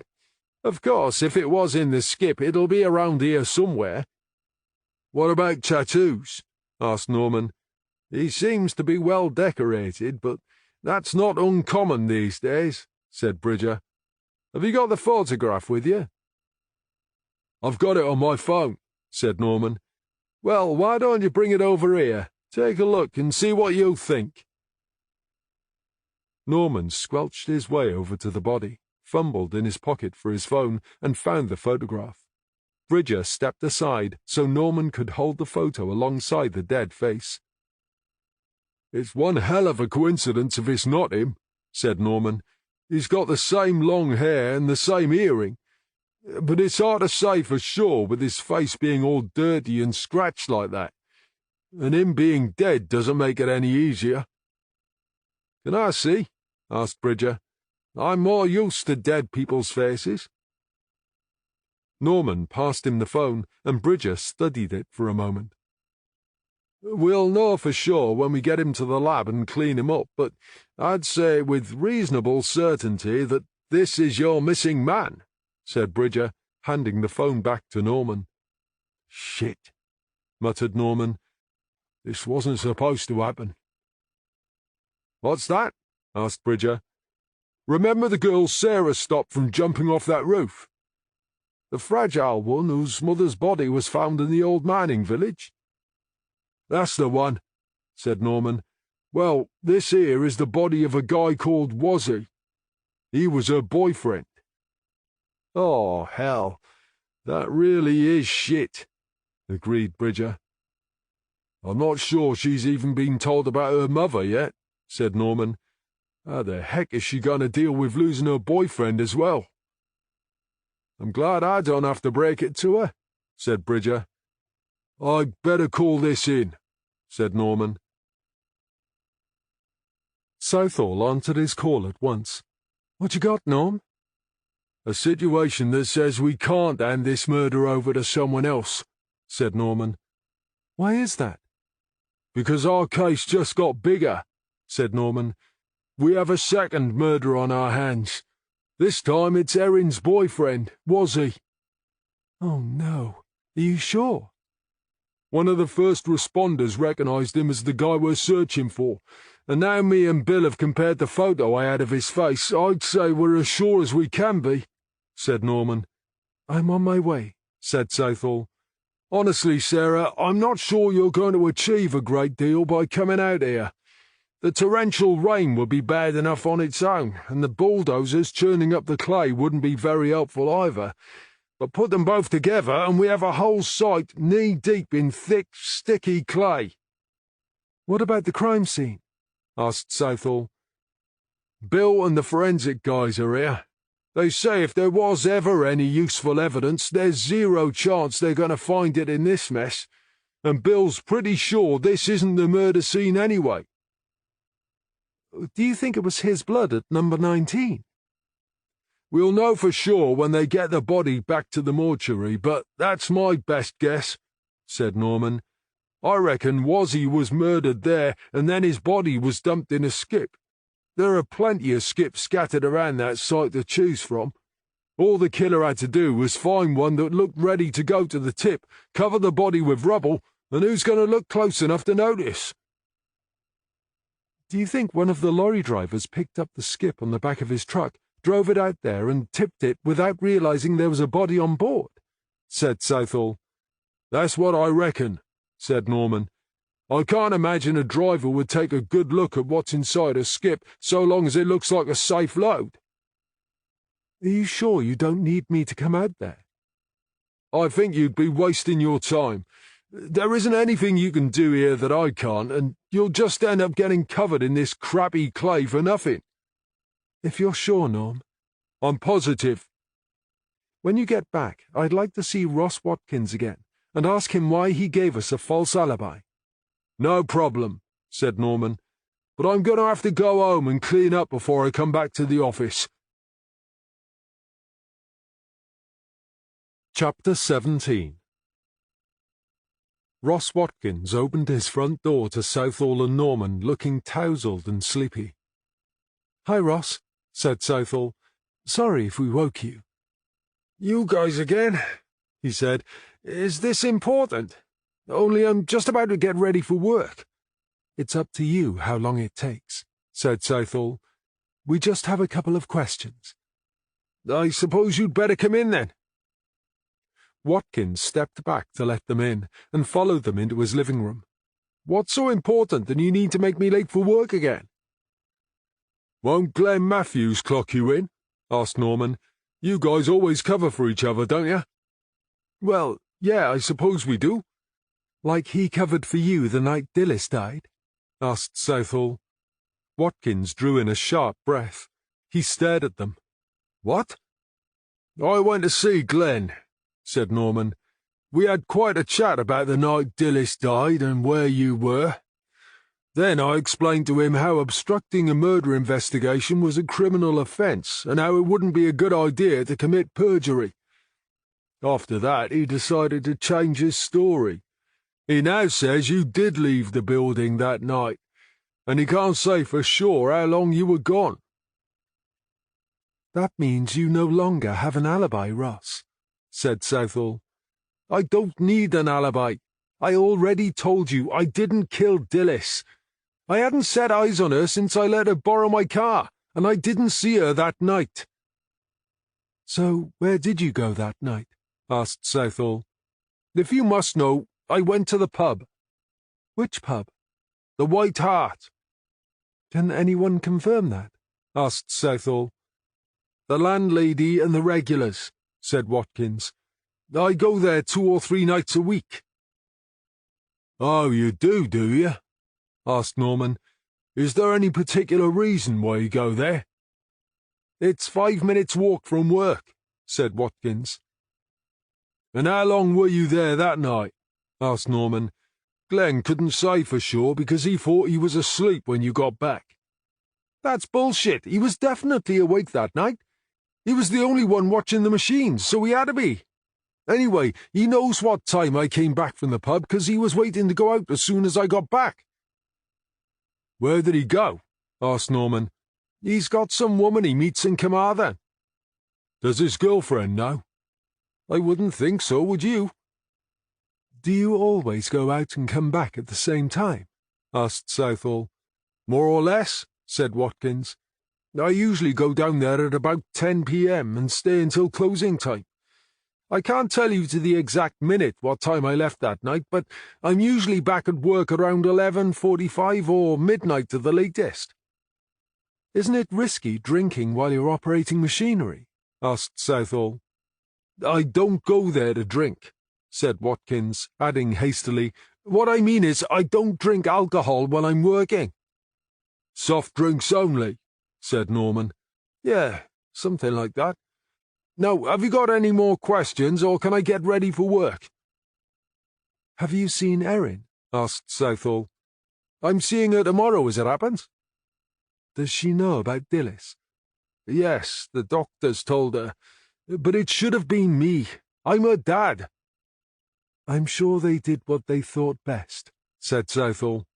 Don't forget, she had told them she didn't want to see you. What were they supposed to do? Yes, I suppose you're right. It wouldn't have been right to keep her in the dark, would it? So how come she changed her mind about seeing you? Southall asked. Her doctor contacted me and asked me if I was willing to see her.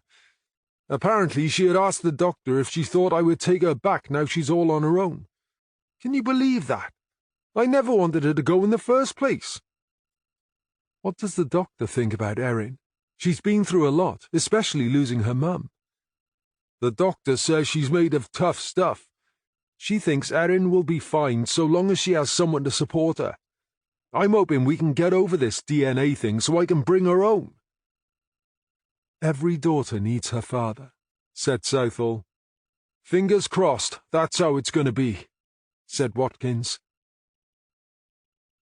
That didn't sound like the voice of a man who's a hardened killer, did it? Said Southall when they got back to their car. He's not in the clear yet, Norman said, and started the engine. Fancy a drink on the way back? Asked Southall. I take it you want to go to the White Hart, said Norman. It's less than 5 minutes from here, said Southall. I know. We passed it on the way, said Norman. You're hoping this new alibi checks out, aren't you? And Ross is in the clear, especially now he wants to play the good father. Southall sighed.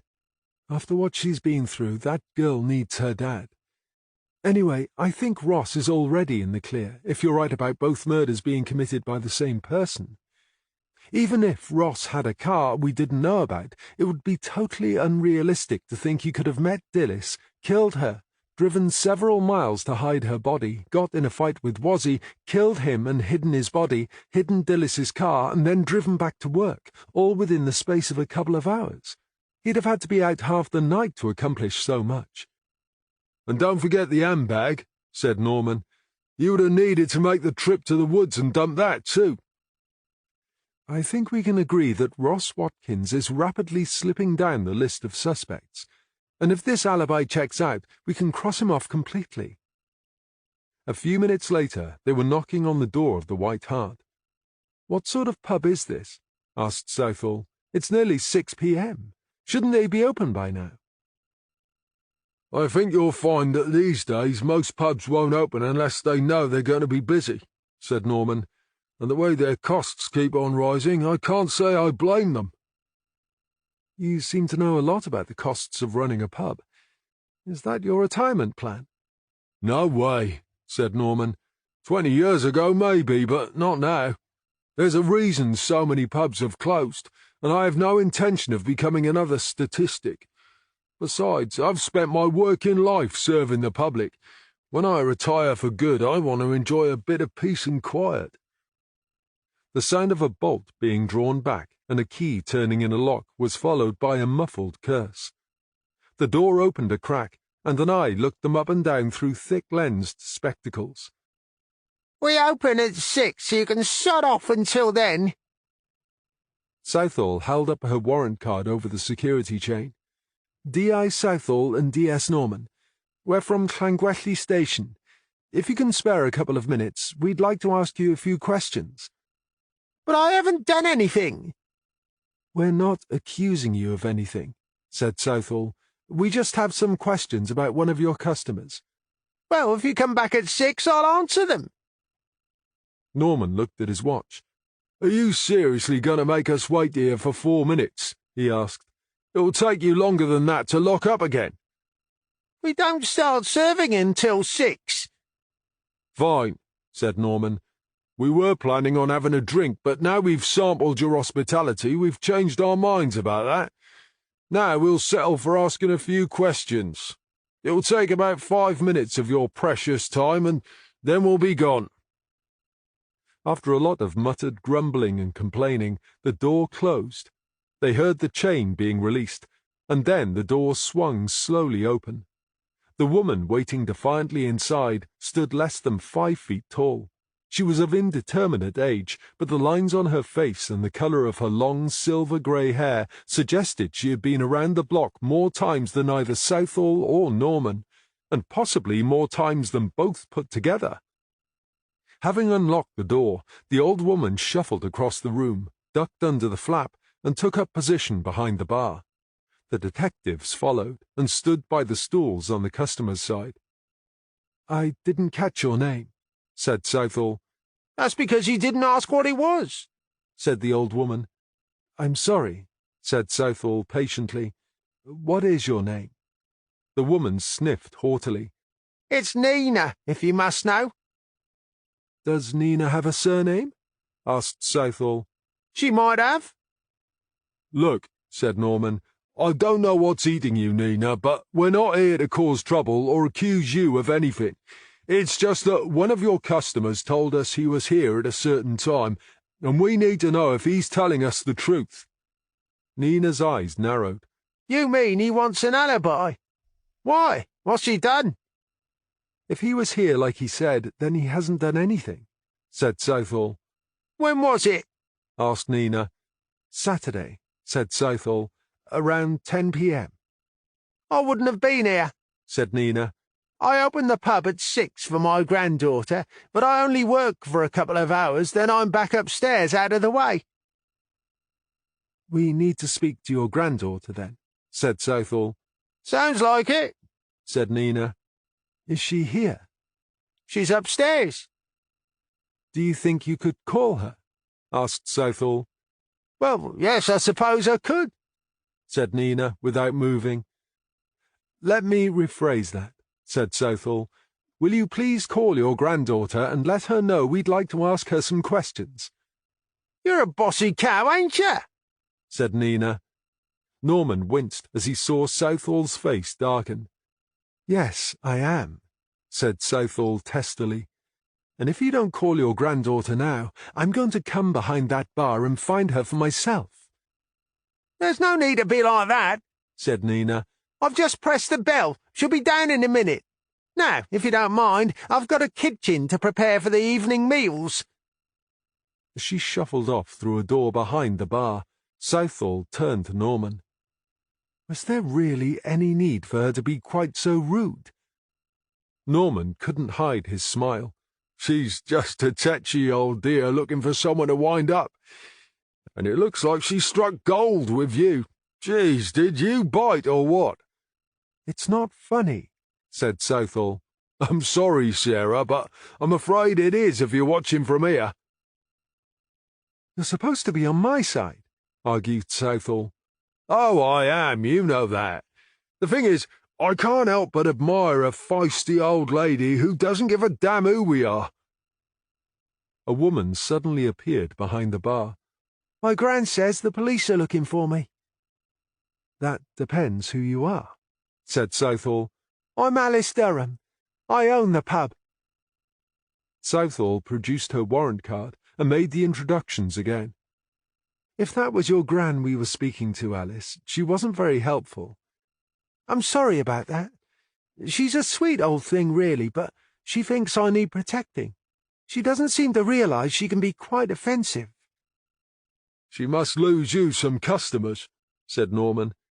She insists on helping out to pay her way, so I let her open up at this time of day when there are usually no customers to upset. Anyway, what can I do for you? Do you have a customer called Ross Watkins? Asked Southall.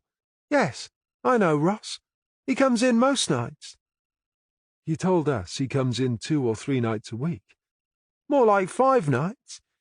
Is this about his wife's murder? Was he here last Saturday night?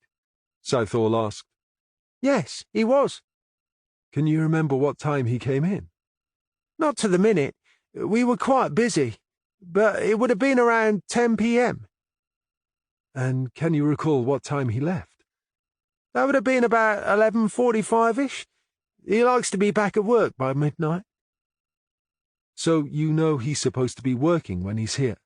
Asked Southall. I'm not his keeper. If he wants to spend his money here when he should be at work, that's not my problem, is it? Said Alice. Don't you close at 11? Asked Norman. What of it? I'm just wondering how come Ross is here so late, said Norman. Isn't it 10 minutes drinking up time? I'd have thought everyone would be gone by 11:15, and yet you're saying Ross is usually here for another half hour after that. Alice planted her hands firmly on her hips. Look, we're consenting adults, right? I'm divorced and he's separated. There's no law against it, is there?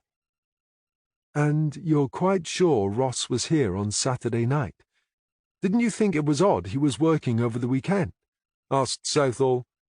Alice stared defiantly at Southall.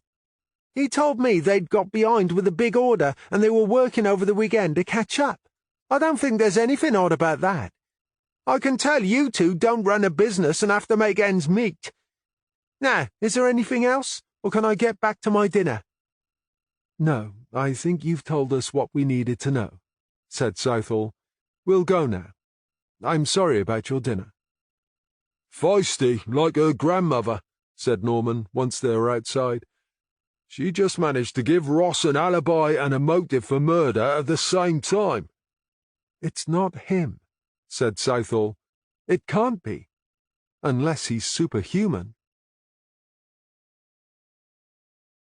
Chapter 18. Friday, the 17th of March. Norman hated post-mortems at the best of times, and first thing in the morning was definitely the worst. Thus, he was relieved to find the pathologist had made an early start. You've done all the gory stuff already. Now, this is the kind of post-mortem I like. I hate to disappoint you, Norm, said Bridger, but the only reason I started so early is that we happen to be busy today. I'm not going to make a habit of it just so you can keep hold of your breakfast.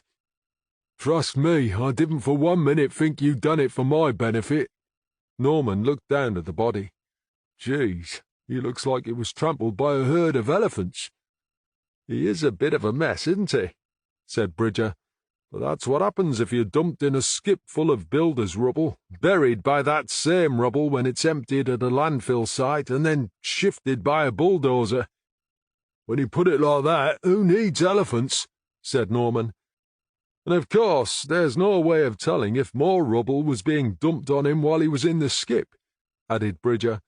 Frankly, I think it was a stroke of good fortune that the bulldozer driver was sharp-eyed enough to spot the protruding arm, or this body may have been crushed by the machine, or even buried and lost forever. I hope you're not going to tell us the poor fellow was alive when he was tipped out of the skip, said Southall. I can't rule it out at this stage, but I think it's highly unlikely, said Bridger. Does that mean you think all these injuries were inflicted post-mortem? Asked Norman. The vast majority are, said Bridger. But, asked Southall, but there are enough telltale signs to indicate he was beaten about the head and torso, and also strangled, said Bridger, pointing to the neck area. Now we've cleaned him up a bit. You can see there's a ligature mark around his neck. So which do you think was the cause of death? Asked Southall. The beating or the strangulation?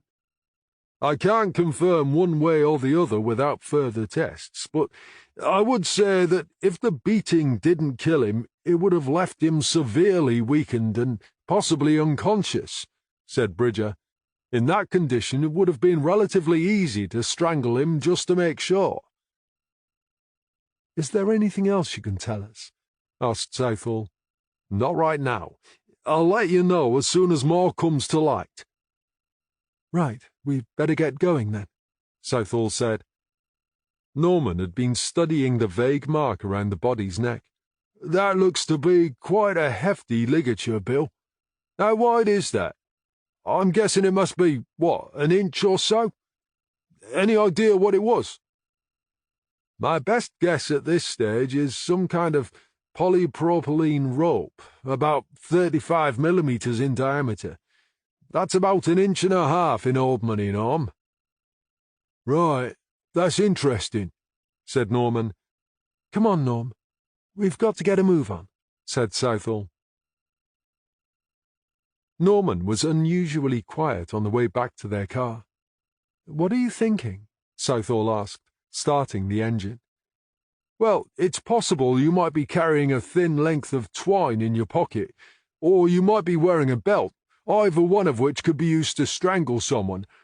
But who the heck carries around a polypropylene rope as thick as that?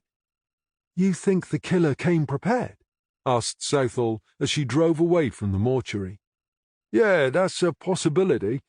But I'm thinking polypropylene rope is something that would be useful on a building site.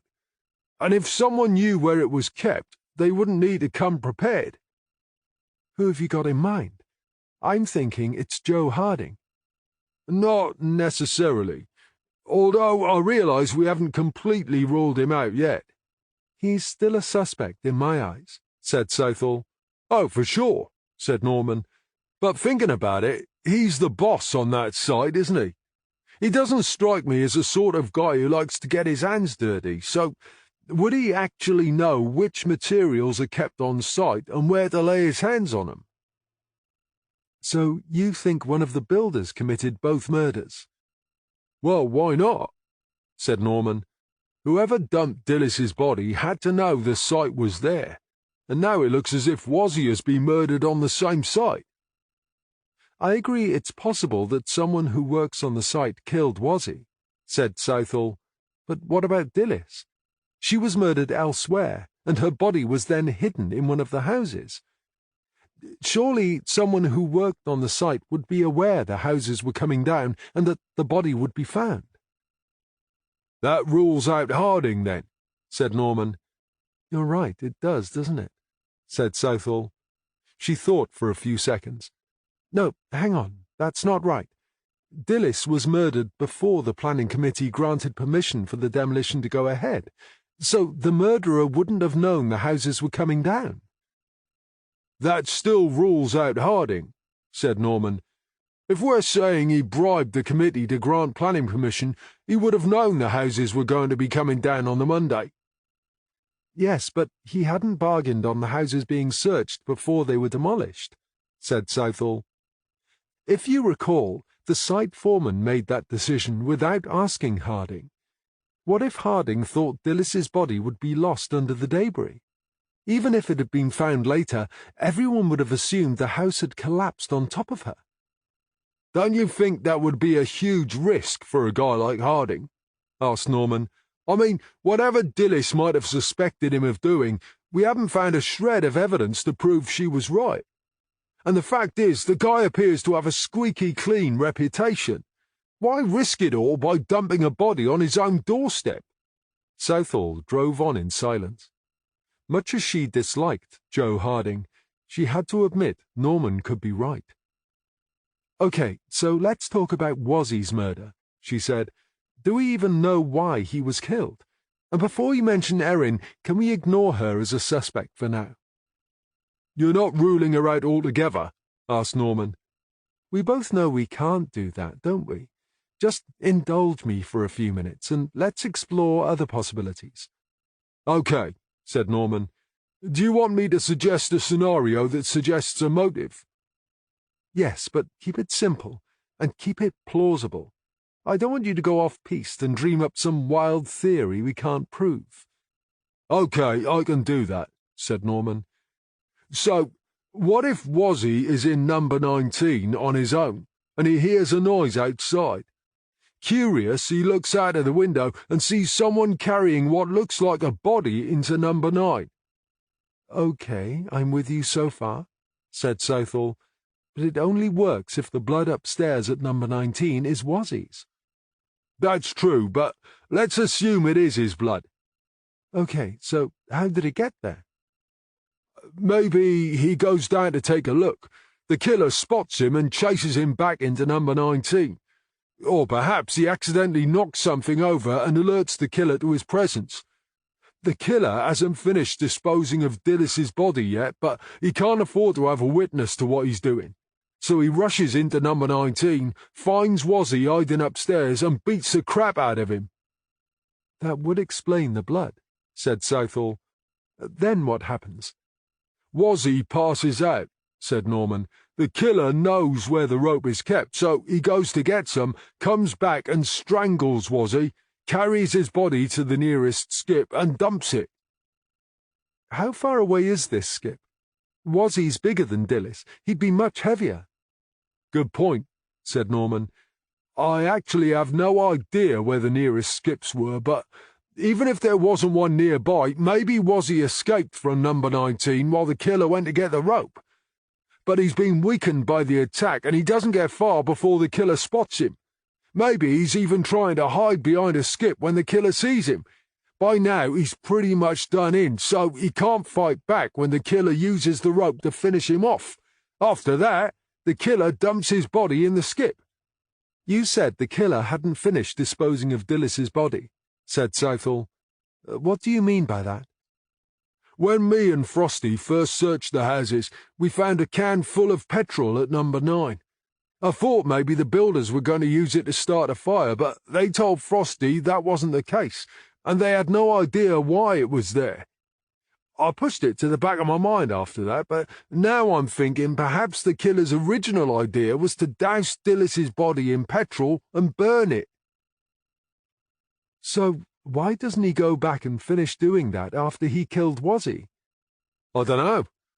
Perhaps he's been spooked by finding Wozzie there, and now he's worried that if he's found one squatter, there could easily be more.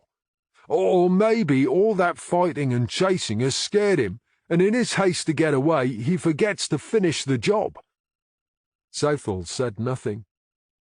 Well, what do you think? Asked Norman. Does it work? It's certainly plausible, said Southall. I thought so too, said Norman. And it doesn't rule out Erin. I still think you're barking up the wrong tree, said Southall. Yeah, quite possibly, said Norman. But we'll see. Have you got anything planned for today? Asked Southall. You mean apart from trying to solve 2 murders? Said Norman. I mean anything specific to do with the case. No, I haven't, said Norman. Your wish is my command.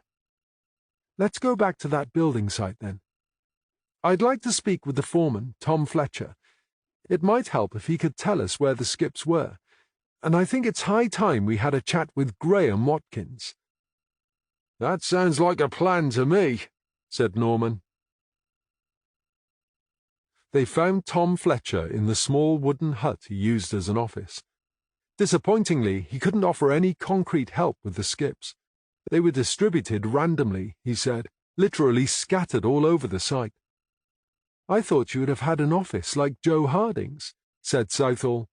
Fletcher laughed. "Oh, no, not me. I know my place. Anyway, I'm happier being one of the workers. You have to earn the respect of the guys who do the actual work, and you don't do that by being flash and behaving as if you're somehow above them." "You mean like Joe Harding?" asked Southall. "Joe's not so bad. He's the boss, so he's allowed to tell us what to do. And he's been around long enough that he doesn't need to go out of his way to impress anyone." "What's he like as a boss?" she asked. "He doesn't suffer fools, and he hates it when things go wrong. But apart from that, I can't fault him. He's hard but fair, and he makes sure the guys get paid what they're worth." "What about the Rolls-Royce? That's a bit flash for a building site, isn't it?" "That's not flash, that's just Joe. When I said flash, I was talking about the other guy, Graham Watkins." "What's wrong with Graham?" asked Southall. "For a start, he's an arrogant sod. I mean, he's from around here, the same as the rest of us, but he thinks that because he's got a fancy job title and he lives in Yorkshire, it somehow makes him superior." "I'm getting the impression you don't like him much," said Norman. "I don't have to like him, do I?" said Fletcher. "Don't get me wrong, Graham's very good at his job. It's just a pity he has to be such an ass." "Is he here?" asked Southall. "Only we'd like to speak to him." Fletcher glanced through the shed window towards Harding's porter-cabin. "His Mercedes is over by the boss's office, so he must be here somewhere. You don't mind Harding's Rolls, but it sounds like you don't approve of the Mercedes," Norman said. "With Graham, it's just a status symbol, like that bloody Range Rover he drives." "He has a Range Rover?" asked Southall. "That's what he was driving when he went away for the weekend. Then he comes back in the Merc. Next time he goes back home, I expect he'll return in the Range Rover again." "Does he go back to Yorkshire very often?" asked Southall. "So far, he's only been here when he's had to, and then he stays in a hotel for 2 or 3 nights. But now the project has started for real, I believe he's booked in at the hotel from Monday to Friday every week." "Was he here last week?" "Yes, he was here for most of it, making sure he had everything ready to go." "And did he go back to Yorkshire last weekend?" "He left here on Friday afternoon and didn't come back until Tuesday evening. He said he was going home, so I assume that's where he went." "But you don't know for sure?" "Look, I don't like the man. I don't socialize with him, and I'm not his keeper. I'm assuming he went home because he changed cars. But if you want to know for sure, you'll have to ask him." Fletcher glanced out of the window and pointed to a man who had just emerged from the porter-cabin. "Talking of the devil, that's Graham there, if you want to speak to him." "Excellent," said Southall, setting off through the door. "Thank you for speaking to us," said Norman. "You've been very helpful." "Have I?" "Perhaps not with the skips," said Norman, "but otherwise more than you know. We may have some more questions. If you need to speak to me again, you can usually find me here in my hut. If not, I'll be on the site somewhere." "Great," said Norman, scuttling off after Southall. He caught up with her just as she was making themselves known to Watkins. "What can I do for you?" asked Watkins. "I'm sure you're aware that a woman's body was found on site earlier this week," said Southall. "We've spoken to everyone else on site. We just have a few questions for you." Watkins gave Southall a patronizing smile. "I don't see how I can help. I wasn't here when the body was found." "I hear you were in Yorkshire. Is that right?" asked Southall. "That's correct. I left on Friday afternoon and got back on Tuesday evening. so I really don't see how I can help you." "But you knew the victim, didn't you?" said Southall. The smile disappeared. Watkins's eyes darted back and forth between the detectives, and he licked his lips nervously. "Wasn't she married to your brother, Mr. Watkins?" asked Southall. "My brother and I haven't seen or spoken to each other for years." "But the victim was married to him, wasn't she?" Southall said. "Yes, she was. You know she was." "Can you tell us why you fell out with your brother?" asked Southall. "Just silly family stuff. You know the sort of thing." "No, I don't know the sort of thing," said Southall. "Perhaps you could explain what you mean by silly family stuff." "Is this really relevant to your investigation?" asked Watkins. "It could well be if the silly family stuff has anything to do with you being Erin's father." Watkins took a step back, and his mouth dropped open. "Whatever makes you think that?" "According to Ross, the reason you fell out was because you kept pestering Dillis, and he didn't like it," said Norman. "Rubbish!" said Watkins. "How did you break your nose?" asked Norman. "I'm sorry?" "I've seen enough broken noses to know when I'm looking at another one," said Norman. "Ross said he had to break your nose to convince you he didn't want you hanging around Dillis. We wondered if maybe the reason you were hanging around her was because Erin was your daughter and you wanted a turn at playing happy families." "This is ridiculous," said Watkins. "I'm not Erin's father. Ross is her father." "I'm afraid that's not true," said Southall. "What?" "You mean you didn't know?" "Know what?" said Watkins. "What are you talking about?" "Then let me explain," said Southall. "You see, Erin thought it would be a bit of fun to send off DNA samples from Ross, Dillis, and herself to be analysed. But she didn't bargain on the results showing that Ross wasn't her father. That's why she ran away." "Erin ran away? I didn't know that. Why didn't someone tell me?" "Why? Did you know where she was?" asked Norman. "Well, no, of course not." "She wasn't up in Yorkshire with you then?" asked Southall. "With me? That's ridiculous. Why would she be with me?" "You'll be telling us next that you didn't know Ross and Dillis had separated," said Norman. "They're separated? No, I didn't know." "Oh, come on," said Norman. "Do you really expect us to believe that?"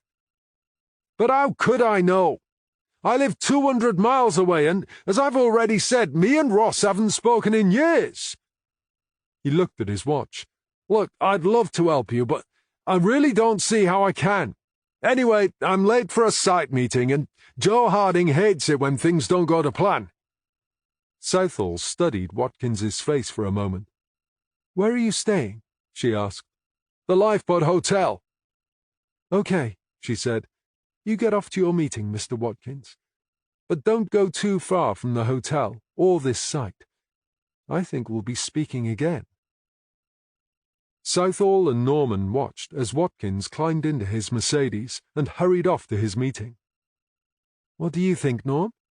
"I got the feeling we didn't tell him anything he didn't already know," said Norman.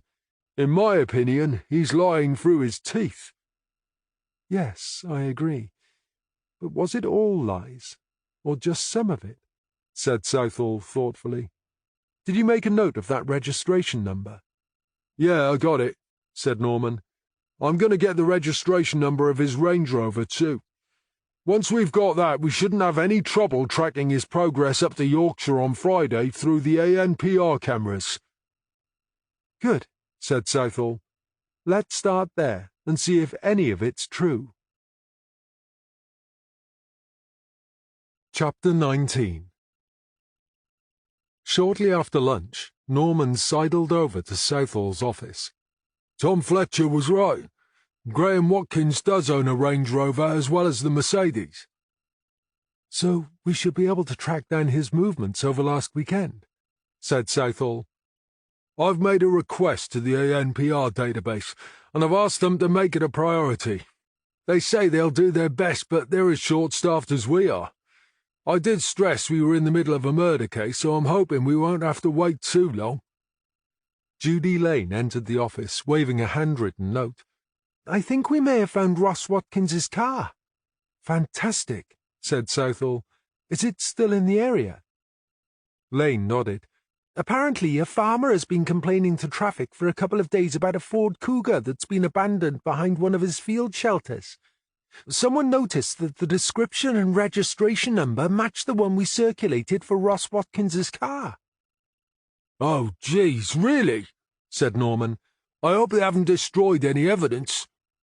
They haven't been near it yet, Norm, said Lane. I get the impression they'd like us to deal with it so they don't have to. As if we don't have enough to do, said Norman. No, it's okay, said Southall. So long as the farmer hasn't interfered with it, there could be some vital evidence just waiting for us to discover. In that case, I take it you'd like me to get out there and take a look, said Norman. Southall nodded. Take Catherine with you. I'll get on to forensics and have them meet you out there. Norman hurried off, calling out to Morgan. Come on, Catherine, we think we found the car, and I need someone with a bit of local knowledge to help me find it. Morgan grabbed her jacket and rushed after him. Are you sure this is the right place? Asked Norman 20 minutes later. I can't see anything but hedges and trees. I thought you told me you were adapting to life in the country, said Morgan. I am, said Norman. Then why are you complaining about seeing trees and hedges? Because I can't see any barn, and I'm beginning to think we must be in the wrong place. We're not looking for a barn, we're looking for a field shelter. There's a difference. And you know this because you're a farmer's daughter, right? Correct, said Morgan gleefully. Didn't you bring me along for my local knowledge? Well, yeah, that was one reason. In that case, I think you should trust that knowledge, don't you? Said Morgan. All the land around here belongs to Osterley Farm, which is owned by old Farmer Aaron, and— Old Farmer Aaron? Echoed Norman. Is that really his name? That's the name everyone knows him by. Is Aaron his Christian name or his surname? Morgan thought for a moment. Now you've asked me, I realise I don't actually know. How long have you known this guy? I don't really know him, but I know of him. Everyone around here does. Even though no one knows what his real name is, said Norman. But they don't need to. Norman considered for a moment. I suppose, in some weird way, there is a sort of rural logic behind that. Obviously, said Morgan. Anyway, I promise you the field shelter we're looking for is in a field along this lane. Just because you can't see a massive arrow with a sign saying, "This way to the field shelter," doesn't mean it's not here. I promise you it'll be along here somewhere. It's probably hidden behind the trees. Keep driving nice and slow and look for a 5-bar gate. You mean like this one? Asked Norman, pointing to a gate 20 yards ahead of them. Well, there we are then, said Morgan. Isn't this just what your friendly local expert said you would find? Okay, local expert, this is all well and good, but where the heck am I supposed to park? You want a car park too, said Morgan. Wow, you really are a city boy, aren't you? No, I don't want a car park, but you have to admit this road isn't exactly a motorway, is it? I mean, it's not as if you can pull onto the verge because there isn't one.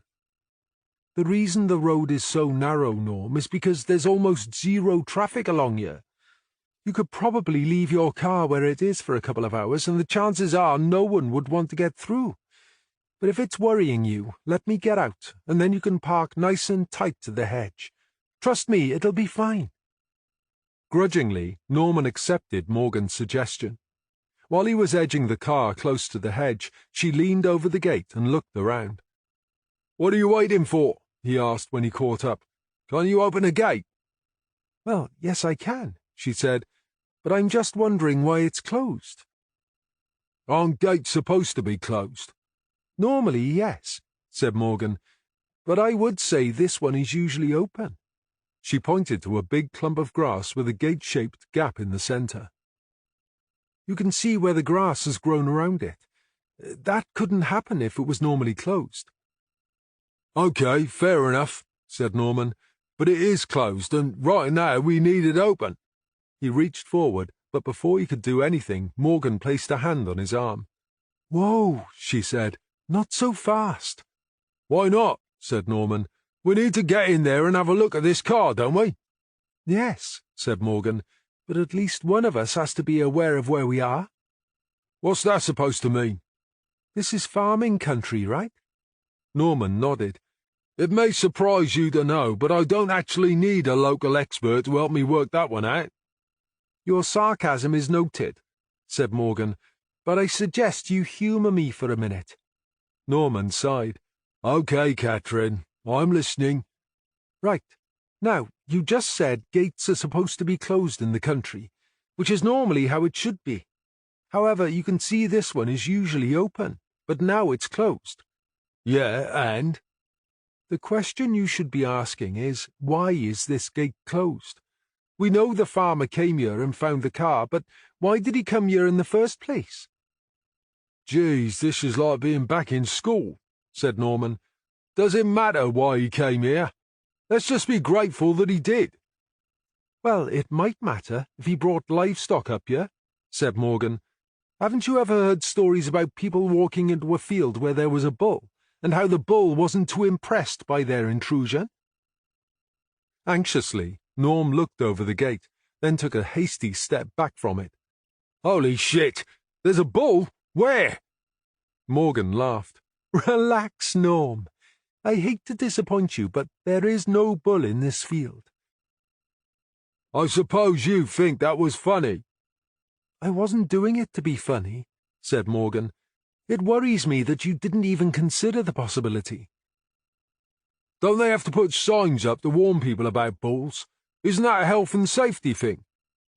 There are lots of things that should be done, Norm. But do we all do them? Right, I get it, said Norman. So what animals are in the field? None that I can see, said Morgan, but you should always check before you go opening gates and charging into fields. Even cows and sheep can be aggressive if they have young to protect. Really? They don't look as if they could do you much harm. Don't be fooled by the way cows amble around, said Morgan. They have a surprising turn of speed when it comes to protecting a calf, and 3/4 of a ton of angry cow can do you a lot of damage. Even a sheep butting your backside can be a painful experience. Norman smiled at the idea. Seriously, Norm, don't forget their ancestors had big horns. Even modern breeds have very bony heads, and they know how to butt. Okay, Catherine, I get your point. I need to be more careful when I'm out and about. I'm only telling you this because I like you, and I want you to stay safe, she said. It's very sweet of you to look out for me, and I do appreciate it, said Norman. But don't you think that's enough countryside code for one day? I want to have a look at this car before forensics get here. Morgan opened the gate and followed Norman through. And always close the gate behind you, right? Said Norman. That's right, said Morgan, closing the gate. But do you know why? I'm guessing that would be to make it harder to escape from the bull you didn't spot before you opened the gate. Morgan laughed. Come on, she said, pointing to a dilapidated field shelter about 50 yards away to their right. It's over there by those trees. The field shelter had a roof, but was open on 2 sides, and years of tractor access had worn a rough, muddy track across the grass from the gate. Norman pointed at the track. It looks as if these aren't all tractor tyre marks. We'd better keep to the grass until forensics have taken some casts. I'll make sure they do, said Morgan. How many more of these disused barns are there around these parts? Said Norman as they walked towards the shelter. Field shelters, corrected Morgan. Whatever the correct name is, from what you were saying earlier, they seem to be everywhere. Morgan smiled. Says the man who didn't believe there was one here. But that's my point, said Norman. It was right next to the road, but you couldn't see it for the trees. They're here to provide the animals with shelter from the rain or to store hay. They build them behind the trees to provide a bit of protection from the weather and to hide them from vandals. I can understand that if you were building one now, said Norman, but no one even knew what vandalism was when some of these old things were built. Maybe they were future-proofing, said Morgan. You have an answer for everything, don't you? Said Norman. Morgan winked. Isn't that why you love me so much? Norman rolled his eyes. Yeah, right. Of course it is. As they neared the shelter, they could see there was nothing inside except a few bales of hay. But 2 lines of flattened grass showed where a vehicle had been driven off the track and around the back. They found the car tucked in between the shelter and the trees. Well, this didn't get here by accident, said Norman. He slipped on a pair of latex gloves and tried the car door. It's unlocked, he said, opening the door and peering inside. No keys, and nothing immediately obvious to suggest anything bad happened in here. Morgan was squinting over his shoulder. Dilys wasn't very tall, and that driver's seat is pushed all the way back. Good observation, said Norman. So either she moved it back for some reason, or it could well have been driven here by someone else. I can't see any reason why she'd need to move it back, can you? It could have been driven here by a man, then, said Morgan. That would be my guess, said Norman. He stepped back from the car. Let's leave it to the forensic guys.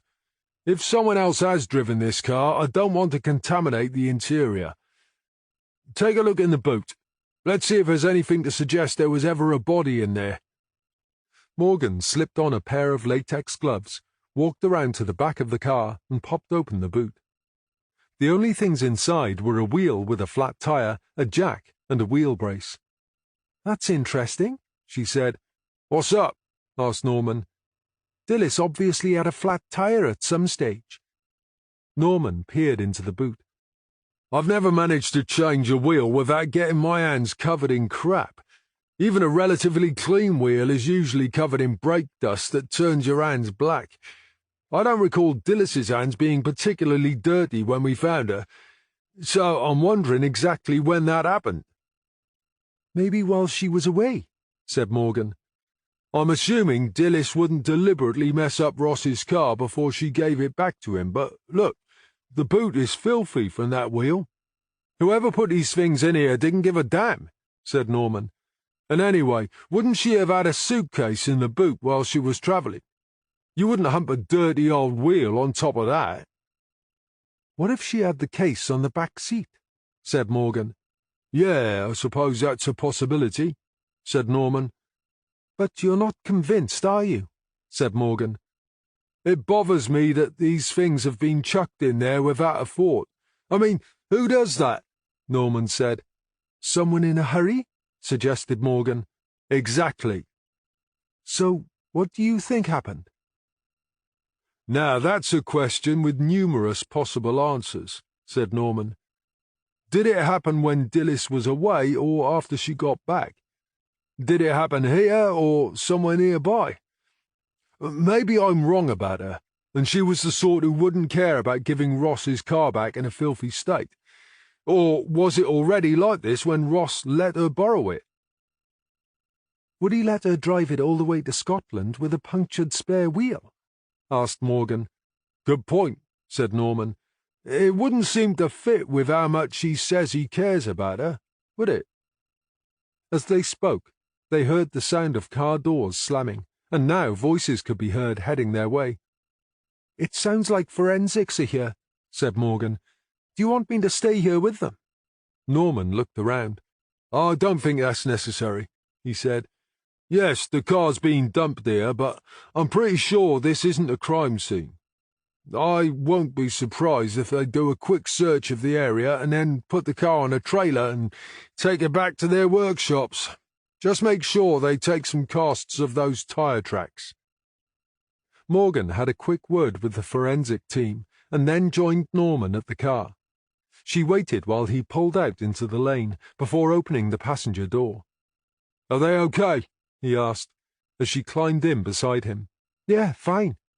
As you said, they're going to take the car away once they've finished checking out the scene. In that case, we may as well head back to the ranch, said Norman. Norman hadn't been back at his desk for more than a few minutes when he announced that he'd received an email from UK Traffic. What does it say? Asked Southall. It confirms that Graham Watkins came back down from Yorkshire on Tuesday afternoon in the Mercedes, just as he told us. Yes, but what about the previous Friday? Does it confirm his alibi? Yes and no, said Norman, reading through the email. What does that mean? It means yes, he did drive to Yorkshire, but not when he said. He's not caught on any cameras until 3:38 a.m. on Saturday morning, when he's photographed heading north on the A483 just past Llandrydnod Wells. But that's not far from here, is it? Asked Southall. You could drive there in little more than an hour at that time of the morning, said Morgan. Well, said Southall, that blows rather a big hole in his alibi.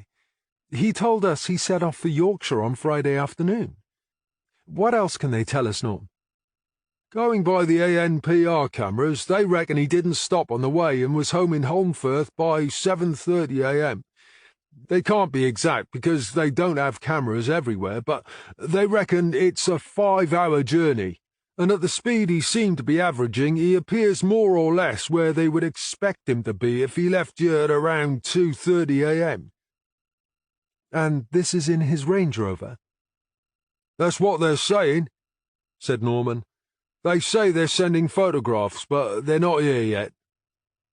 It would be nice to have one or two to show him, but even without them, we've got plenty of reasons to bring him in. Can I go and get him? Asked Morgan. He was such an arrogant sod, I'd love to be the one to spoil his day. Yes, okay, said Southall. Take Frosty with you. It would be better if he came in with you voluntarily, but if he tries to fob you off with some excuse, you have my permission to arrest him. As Morgan and Winter set off for the car park, Norman reached for his phone. I'd better call Faye and tell her not to expect me home for dinner any time soon. It was almost 7 p.m. by the time Norman and Southall finally settled into their seats opposite Graham Watkins. Thank you for volunteering to come in and speak with us, said Southall. Volunteering, said Watkins. Is that what you call it when one of your young detectives threatens someone with arrest? It seemed to me I had no choice. That young woman was itching for an excuse to attack me. I presume that by attack you mean arrest, said Southall. Or are you making a complaint against D.C. Morgan? Complaint, said Watkins. Are you suggesting that D.C. Morgan assaulted you? She was dying for an excuse. But she didn't attack you, did she? Or even touch you? Said Southall. Well, no, she didn't. So, are you making a complaint or not? No, I'm not, said Watkins grudgingly. But why exactly am I here? You mean you didn't expect us to check your alibi? What's wrong with my alibi, and why do I even need one? You need one because you knew the victim, and you were in the area at the time of her death, explained Southall. As to what's wrong with the alibi you gave us, well, surely you don't need me to tell you that. But I said I went home to Yorkshire, and if you have checked, you should know that's what I did, said Watkins. Yes, Mr. Watkins. You did tell us you went to Yorkshire, but I'm afraid the devil is in the detail. You see, you told us you left on Friday afternoon, yet you don't appear on our traffic cameras until 3:38 on Saturday morning, by which time you had only just passed through Llandrydnod Wells. I went back to my hotel before I left. I had intended to nap for an hour, but I must have fallen into a deep sleep. By the time I woke up, it was well after 1 a.m., so I had a shower and a few cups of coffee before I left. And what time did you leave? Asked Southall. It must have been about 2:30. So Why didn't you tell us this when we spoke before? Asked Southall. Because you didn't ask me for a minute-by-minute account. You asked me where I went, and I told you. If you didn't leave here until 2:30 in the morning, you would have had plenty of time to meet Dilys Watkins, said Norman. I already told you I didn't meet Dilys. Why would I? To rekindle an old relationship?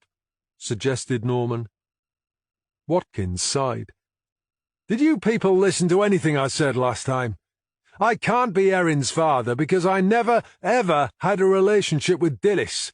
I didn't meet Dilys. I haven't seen her or spoken to her in years. How well do you know Joe Harding's redevelopment site? Asked Norman. I know my way around, if that's what you mean. So you would know where different types of equipment are stored, right? I know it's all stored in containers, said Watkins, but as far as what's in which container, I've no idea. I don't need to know that. I'm a consultant, not a navvy. There was a knock on the door. Excuse me a moment, said Norman. I'd better see what that is. He went over to the door and stepped out into the corridor. Judy Lane was waiting for him, clutching a sheaf of printed papers. What's up, Judy? These just came through from traffic, she said. They're the ones you've been waiting for. I was in two minds about disturbing you, but when I saw them, I knew it couldn't wait, so I printed them out. She handed them to Norman, who stared open-mouthed at the topmost page. Jeez, he said, looking up at Lane. Is this for real? It looks real enough to me, she said, and they say the camera never lies.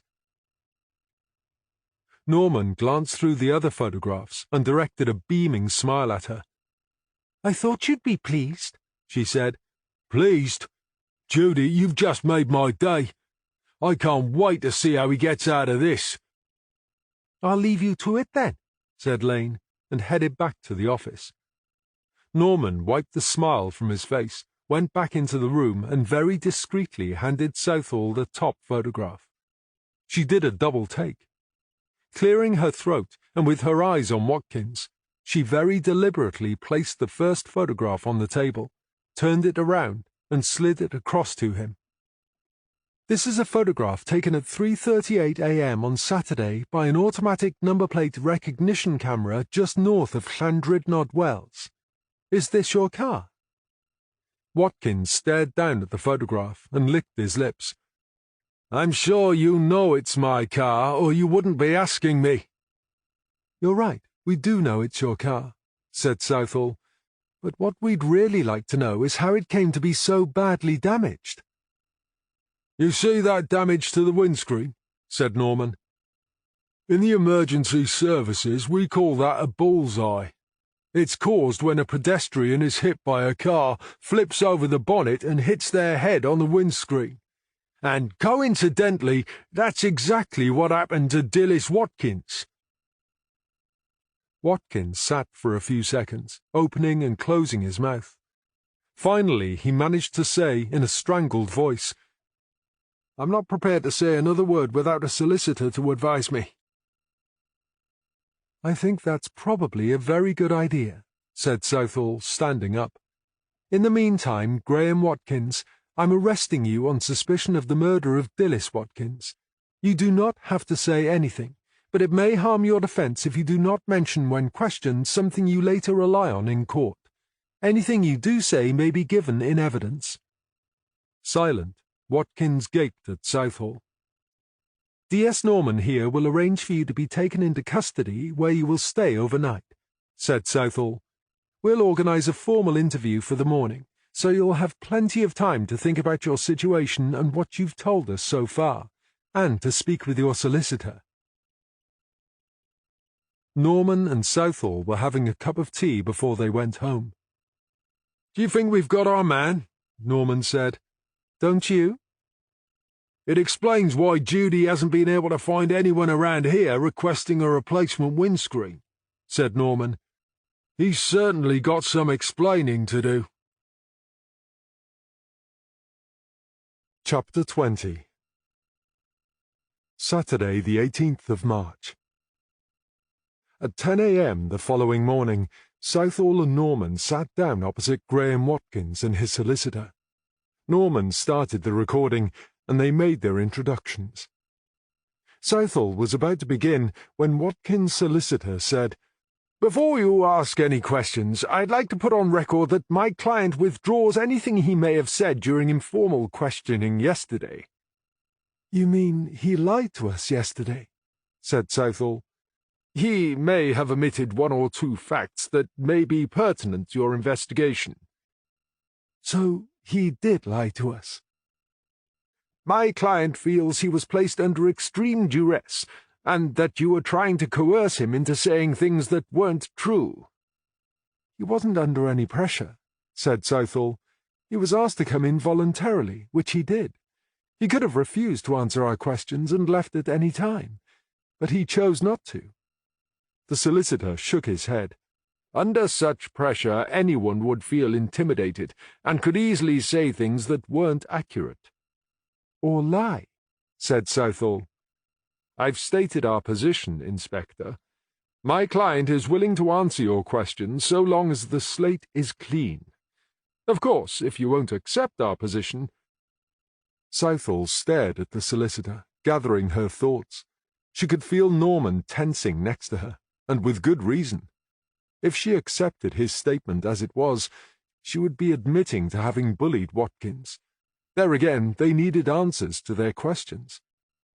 "I'm afraid I can't accept Mr. Watkins' suggestion that he was under duress," said Southall. "In fact, I was even considering charging him with wasting our time. However, if your client is prepared to answer our questions truthfully, I am prepared to forget about him wasting our time in the previous interview." The solicitor whispered something to Watkins, and he nodded. "Very well," said the solicitor. "We're willing to proceed on that understanding, but before you start, I would like to read a statement prepared by my client." "A statement?" said Southall. "Is there a problem with that?" asked the solicitor. "He's done it to help you." Norman sighed impatiently. "He could have helped by—" Southall coughed. "I'm sorry, Sergeant. Did you want to say something?" asked the solicitor. No, I'm sorry. Definitely not," said Norman. "Please read your client's statement," said Southall. "Very well." The solicitor set down the page and sat back. "You're saying your car was damaged because you hit a deer?" said Southall. "That's correct," said Watkins. "Why didn't you tell us that yesterday?" "Because you didn't give me a chance," said Watkins, turning his gaze on Norman. "If you recall, your partner, Detective Sergeant Norman, seemed to be convinced I'd run down Dilys Watkins." "How did you manage to hit this deer?" asked Southall. "I couldn't avoid it. It ran out in front of me without warning. The damage to my windscreen came about because when I hit it, it went up in the air and over the bonnet." "Did you kill it?" "There was blood everywhere, and it didn't seem to be breathing, so I'm pretty sure I did. It was lying by the side of the road when I left the scene." "What speed were you doing when you hit it?" asked Norman. "I don't remember. About 50 miles an hour, I guess." "What time did this happen?" Norman said. "Around 11 p.m. "Can anyone verify this?" "It was dark. I didn't see anyone else around." "Where did it happen?" asked Norman. "In one of the lanes. I don't recall exactly." "If you seriously want us to believe you, you're going to have to do better than that," said Norman. "If you could show us where the accident happened, we might be able to find some evidence that will corroborate your story." "Where is your car now, Mr. Watkins?" asked Southall. "What? My car? It's in a body shop near Holmfirth, waiting to be repaired." "I'd like the address of that body shop," said Southall. "Yes, of course. I'll write it down for you." Southall slid a piece of paper and a pen across the table, and Watkins wrote down the name and address. I'm afraid I can't remember the phone number, he said, passing the paper back to Southall. I'm sure we can manage to find it, said Southall. Does this answer all your questions? Asked the solicitor. What do you think? Asked Southall. It answers the one about the damage to the car, that's all. And then only if we can find some proof. You don't accept my client's word? This is a murder investigation, said Southall. You know very well I'm allowed to have doubts if there's no proof. But surely there will be DNA evidence on the car, argued the solicitor. Which is why I want to know where the car is, said Southall. But as Sergeant Norman said, if Mr. Watkins can show us where the accident happened, we may be able to find proof at the scene. Watkins glanced at the solicitor, who nodded. Okay, said Watkins, but I can't guarantee I'll be able to take you straight there. That's okay, said Norman. I'm sure if we drive you around for long enough, we can find it. You know, Graham, I already thought this story of yours was a pack of lies, said Norman, and the longer you have us driving around in circles like this, the more I become convinced that I'm right. I swear I'm telling the truth, said Watkins from the back seat of the car. In the passenger seat, Morgan's phone began to ring. She held a mumbled conversation while Norman continued speaking to Watkins. And yet here we are, said Norman. You have a golden opportunity to prove your version of events, and you can't. I mean, even you must agree the damage to your car is compelling evidence. It's circumstantial at best, unless you're trying to frame me for Dillis's murder. Why would I need to frame you, Graham? The evidence is right there in the photographs of your car. You're making the evidence fit the crime. But the evidence does fit the crime, said Norman. I'm telling you, I hit a deer. So, show me where it happened, and maybe I'll believe you, said Norman. I don't understand why you can't remember where it happened. I mean, a thing like that, it must have been one heck of a bang. Yes, but all the lanes look the same in the dark, don't they? Said Watkins angrily. Anyway, I'm not worried. The DNA evidence from my car will prove I'm right. Morgan had just finished her call. I'm afraid that's not going to happen, Mr. Watkins. Your car has already been steam cleaned, ready for repair. If there was any DNA evidence, it's gone now. Norman was watching Watkins' reaction in the rearview mirror.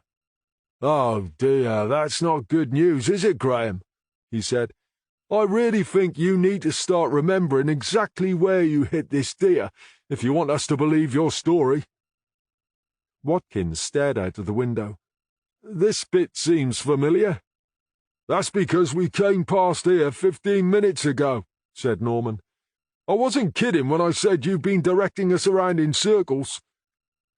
Perhaps if you could stop yapping all the time, I might be able to concentrate. Norman bit back the retort that was on the tip of his tongue. Watkins had a valid point, he supposed, and as the senior officer, he wasn't exactly setting a good example in front of Morgan. It's just up here, said Watkins, now distinctly perky. By that old oak tree up ahead. You said that last time, said Morgan. That's because the deer ran out from behind an oak tree. I just got the wrong oak tree.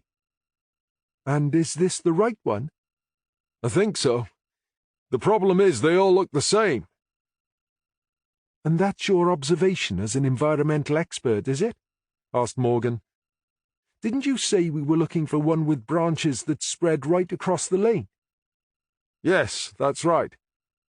So they're not all the same then, said Morgan. Norman brought the car to a halt about 20 yards in front of an ancient oak tree with branches hanging over the lane. Southall was following in her own car, along with Winter. She pulled up behind them and jumped out. Is this it? She asked Norman as he climbed from his car. He says the deer ran out from behind an oak tree with branches that spread across the lane. Let's take a look around, said Southall.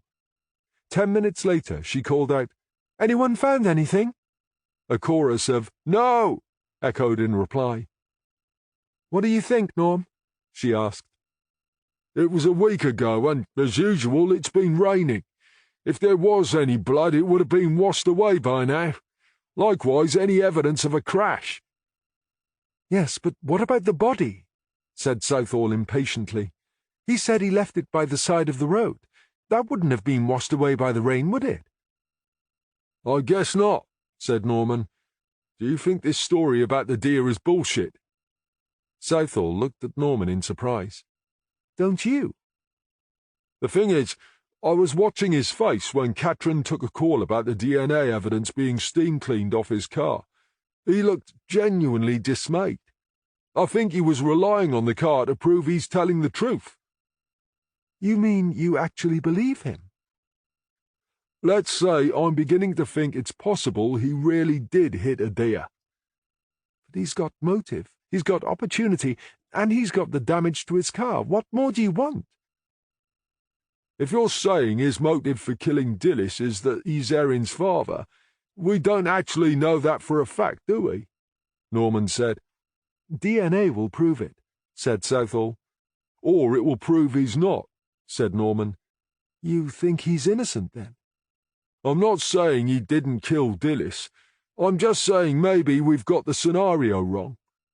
When we spoke to him yesterday evening, he told us that he had been asleep in his hotel room all evening.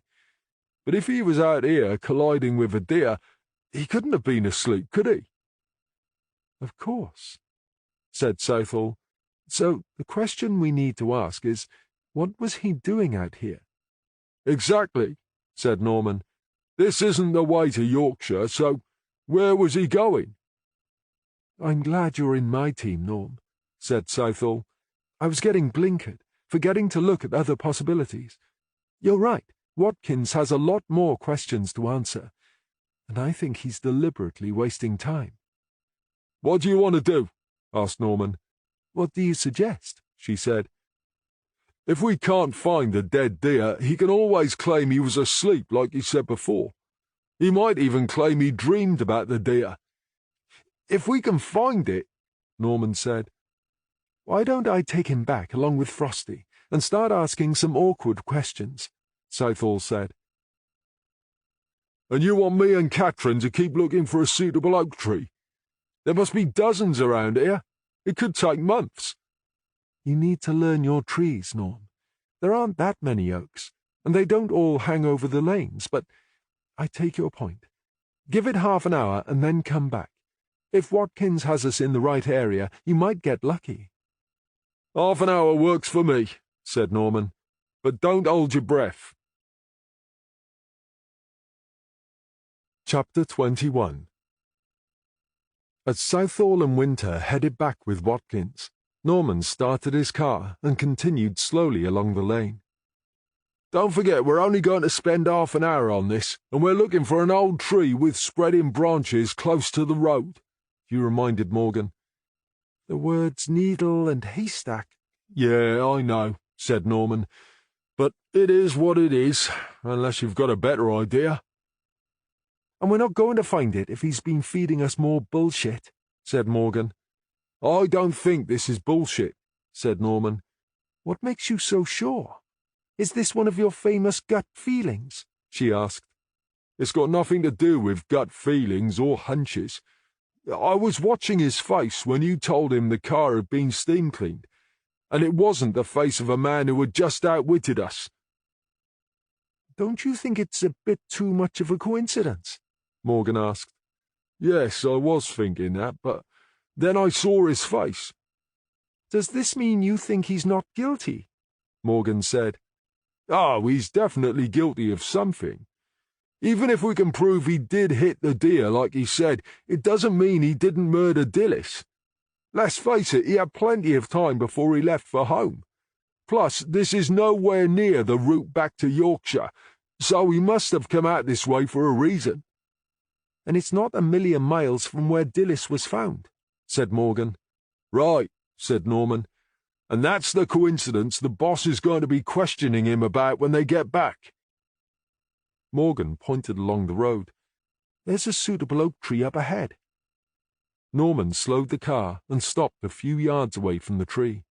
"Okay, let's try this one," he said, and opened the car door. They walked to the tree, scanning the road, the narrow grass verge, and the hedge alongside the road. As they reached the oak, Norman began studying the ground in front of the tree, while Morgan walked around to the other side. Eyes on the ground, they hardly heard the vehicle approaching. It slowed, drew to a halt next to Norman, and the window slid down. "Lost something?" asked the driver. Norman produced his warrant card. "Police. We heard there was a deer knocked down near an old oak tree somewhere out here." The man grinned. "Hoping for a free supply of venison steaks, were you?" Norman smiled. "Yeah, something like that." "Well, I'm afraid you're looking in the wrong place," said the driver. "And anyway, you're too late. The local roadkill hunters have already taken it." "So, someone really did collide with a deer?" asked Norman. "I'll see. Poor bloody thing looked as if it had been hit by a train." "But you say it wasn't here, right?" said Norman. "Do you know where it was?" "Why are you so interested in a dead deer? Accidents happen, you know, and it's not always the fault of the driver." "I suppose that's because the animals don't know their Green Cross code," said Norman. The man frowned. "I'm sorry?" "Don't worry, it's not important," said Norman. "Just my little joke. I don't suppose you know where the accident did happen, do you?" The driver pointed back the way he had come. "About 200 yards further down the road. You can't miss it, there's a big old oak tree on the left." "I don't suppose you saw what happened?" "No, sorry. It must have happened during the night. I saw the body next morning as I was passing. The deer was just lying there at the base of the tree. I stopped, but when I got to it, I could see it had lost a lot of blood. I think I already knew it was dead, but even so, I couldn't just drive by and ignore it. Mind you, I don't know what I could have done if it had been alive." "And you say these roadkill hunters took the body away?" "Aye, that's right. It was gone by that evening. None of the roadkill around here gets left for long." "Oh, right," said Norman thoughtfully. "Do you come this way a lot?" "Most days, back and forth to work." "You haven't seen any suspicious vehicles in the last few days, have you?" "What sort of vehicles? Suspicious how?" "We believe the deer was hit by a dark green Range Rover. Have you seen one like that?" "I can't say that I have. Mind you, I wouldn't if it was during the night. I don't often drive along here at night time. In fact, I can't remember the last time I did." "Okay, no worries," said Norman. "Thanks for your help. Do you have a contact number, just in case we need to ask you anything else?" "I can give you my mobile phone number if you want." Norman found his notebook and made a note of the man's name and number. "Thanks again," he said. "A couple of 100 yards along the road by the old oak tree on the left. Is that right?" "You've got it," said the driver. He winked at Norman. "Now I must be off," he said. "Places to go, people to see, you know the sort of thing." And with that, he slipped his car into gear and drove off. Morgan had been standing back, listening to the conversation. "We've got the wrong oak tree," Norman told her. "So I heard. But don't feel too bad, Norm. It's an easy mistake to make when there are so many along these lanes." "Actually, I've spent so many hours of my career searching for things through the process of elimination that I rarely feel anything but indifference when I get it wrong." "What about when you get it right?" she asked. "Ah, now that's when I get the buzz," said Norman. "And now we know how close we are, I can feel it coming on already. Come on, jump in the car and let's go check it out." "Are you still buzzing?" asked Morgan a few minutes later. "Not so much," said Norman. "I don't know what I was expecting, but I'd be a lot happier if we had something concrete to show for it." "But this tree fits the description, and we've got these," said Morgan, holding up a small evidence bag filled with glass fragments. "Yeah, but they could have come from a million different cars," said Norman. "We also have a witness who saw the dead deer the next morning," said Morgan. "And we've got the damage to Watkins' car. I reckon that's more than enough to create reasonable doubt if we were trying to convince a jury that Watkins hit Dillis and not the deer." "Yeah, you're probably right," said Norman. "What about these roadkill people? If they took the carcass, they could—" "If you're suggesting they could be witnesses, I wouldn't bother unless it's a matter of life or death," said Morgan. "And trust me, even then they probably wouldn't help us just on principle." "Why? What did we ever do to them?" "Come on, Norm. We're the police. That's enough for them." "Yeah, of course. Why would anyone want to help the police solve a crime?" Norman sighed. "Come on, let's get out of here before I lose my spark altogether." The already narrow lane appeared to get even narrower up ahead, where it disappeared around a bend, and as Norman started the car, another vehicle approached, heading towards them. "Crap," he muttered, putting the car in gear. "Now I'm gonna have to drive into the hedge to let them pass." He expected the other car to slow and allow him to pull over and make room for it to pass. But the car just kept on coming, finally pulling up right in front of his vehicle, so they were bumper to bumper with barely 2 feet between them. "Oh, jeez, what's this idiot doing?" said Norman, as a man emerged and walked towards Morgan's side of the car. Morgan wound down her window. "Hello there." "What's going on here, then?" asked the man. Morgan produced her warrant card. "Detective Constable Morgan, and this is Detective Sergeant Norman." "If you're looking for something, perhaps I can help. I'm up and down this road all the time." "Oh, really?" said Morgan. "Did you see any vehicles that you don't recognize around here last weekend?" "Is this to do with that lady who died? I heard you found the car you were looking for," said the man. "What makes you think that?" asked Morgan. "I saw all the police vehicles parked by the gate. They weren't there for a picnic, now were they?" "I can see there are no flies on you," said Morgan. "I hear it's a grey Ford," said the man. Up until this point, Norman hadn't been paying much attention. Now he leaned across to get a better look at the man. "How did you know that?" "Old Farmer Aaron told me," said the man. "Ah, right, I see," said Norman. "I don't know if it's important, but I think I might have seen the same car the night that woman got run down." "You did?" Norman felt his heart begin to pound. "Could you possibly spare a few minutes to tell us about it?" "Do you think it's important?" "I won't know that until you describe what you saw," said Norman. "Why don't you jump in the back and tell us about it?" The man got in and settled himself on the back seat behind Morgan, who had armed herself with a notebook and pencil. "What's your name?" asked Norman. "Ivor Heath." "Okay, Ivor. Tell us what you saw." "I'd been in Carmarthen having dinner with some friends, and I was on the way home." "And this was on the Friday night?" asked Norman. "That's right. Although it was after midnight, so I suppose technically it was early Saturday morning." "Do you remember exactly what time it was?" "Not exactly, but it wouldn't have been much before 2 a.m. "Okay," said Norman. "So, what did you see?" "I was driving along, and there was this car pulled over with the boot wide open. It was on the wrong side of the road, and it seemed to be sitting at a funny angle. I thought the driver might be in trouble, so I stopped next to the car, thinking I'd ask if they were all right. Only I couldn't, because there was no one inside." "The car was empty?" asked Norman. "That's right.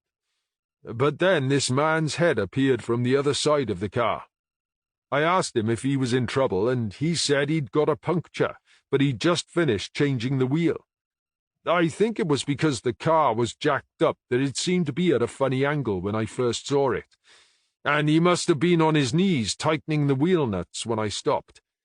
Anyway, he thanked me for stopping, but said he didn't need any help, so I drove on." "And that was it?" asked Norman. He said he was okay, so I left him to it. Are you sure it was the same car? Well, I didn't get the full registration number, and it was dark, so I couldn't swear to it, but it was grey. It was a Ford, and it was less than half a mile from where Farmer Aaron found it. And it was definitely a man you saw? Asked Norman. I think I can tell the difference. And there was no sign of a woman? No passenger? If she was there, she must have been hiding, said Ivor. Then a look of horror spread across his face. Oh, God. You're asking me if I saw the woman who was murdered, aren't you? Does that mean the man I saw was the killer? Could I have saved her? Hey, calm down, Ivor, said Norman. You couldn't have stopped what happened.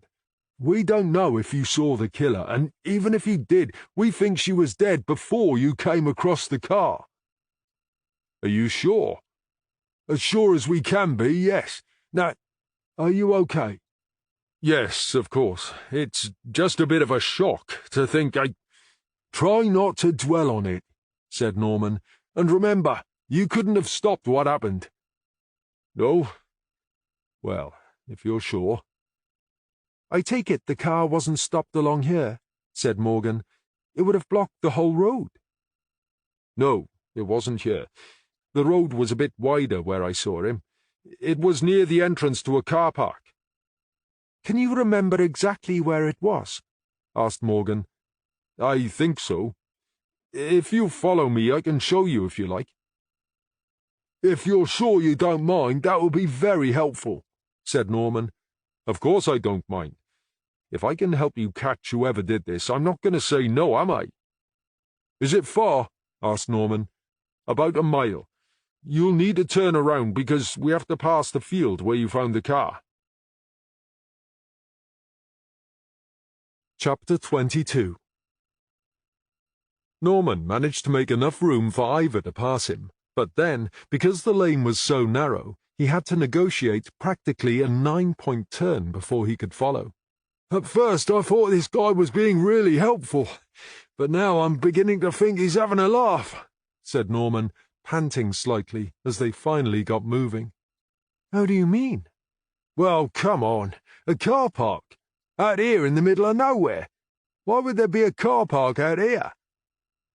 If it's where I think it is, there's a viewing point, said Morgan. A what? A viewing point. You know the sort of thing, where you can stop and admire the view. If it's the one I'm thinking of, you can see for miles, even though it doesn't seem that high up. Norman gave her a sideways look. Local knowledge, Morgan said with a grin. Isn't that what you brought me along for? Yeah, right. You've got me there for sure, said Norman. It was a piece of luck he came along, though, said Morgan. Yeah, it's amazing how often luck plays a part in helping to solve a case, said Norman. But I wonder, would he have come forward if we hadn't been searching the roadside just as he happened to be driving past? Is this your cynical side speaking? Asked Morgan. No, seriously, I'm not being cynical. I just wonder, would the guy have put two and two together if we hadn't been there? I mean, we're trying to make connections because it's our job, but it's not his job, so why would he? I know you've been doing this a lot longer than me, said Morgan, but I think perhaps you underestimate the public's willingness to help. They may be a bit more willing to help around these parts, conceded Norman, but believe me, I've worked in a lot of places where the public never helps. Up ahead, the road had widened somewhat, and they could see a sign indicating a viewing point up ahead. See that sign? Asked Morgan. Okay, so I accept you were right about that, said Norman grudgingly. Ivor had slowed to a crawl, stopping every few yards so he could look around. 50 yards ahead, a huge arrow pointed to something on their side of the road. Here we go, said Norman. My cynical self can't decide if he's genuinely having trouble remembering exactly where he saw the car, or he's made it all up and he's doing this for effect. Give him a chance, Norm, said Morgan. That big arrow up ahead is pointing to the car park, so his story checks out so far. don't forget it was dark when he saw it, and he's probably feeling a bit of pressure with us two on his tail.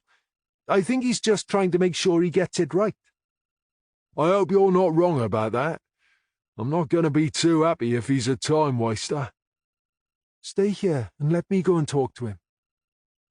Morgan stepped from their car and hurried after Ivor, waving her arms to catch his attention. Soon he stopped and lowered his window. It was along this stretch that you saw the car, right? Asked Morgan. I know it was along this stretch before the car park, said Ivor, but I was driving in the other direction, so we might have already passed the spot. Now I'm here, I'm not sure. Was he heading towards the car park or away from it? He was heading this way, said Ivor. He must have been, because I was heading home and I came up behind him. Don't worry if you can't recall exactly where you saw it, said Morgan. If you're sure it was along this stretch, we can walk it.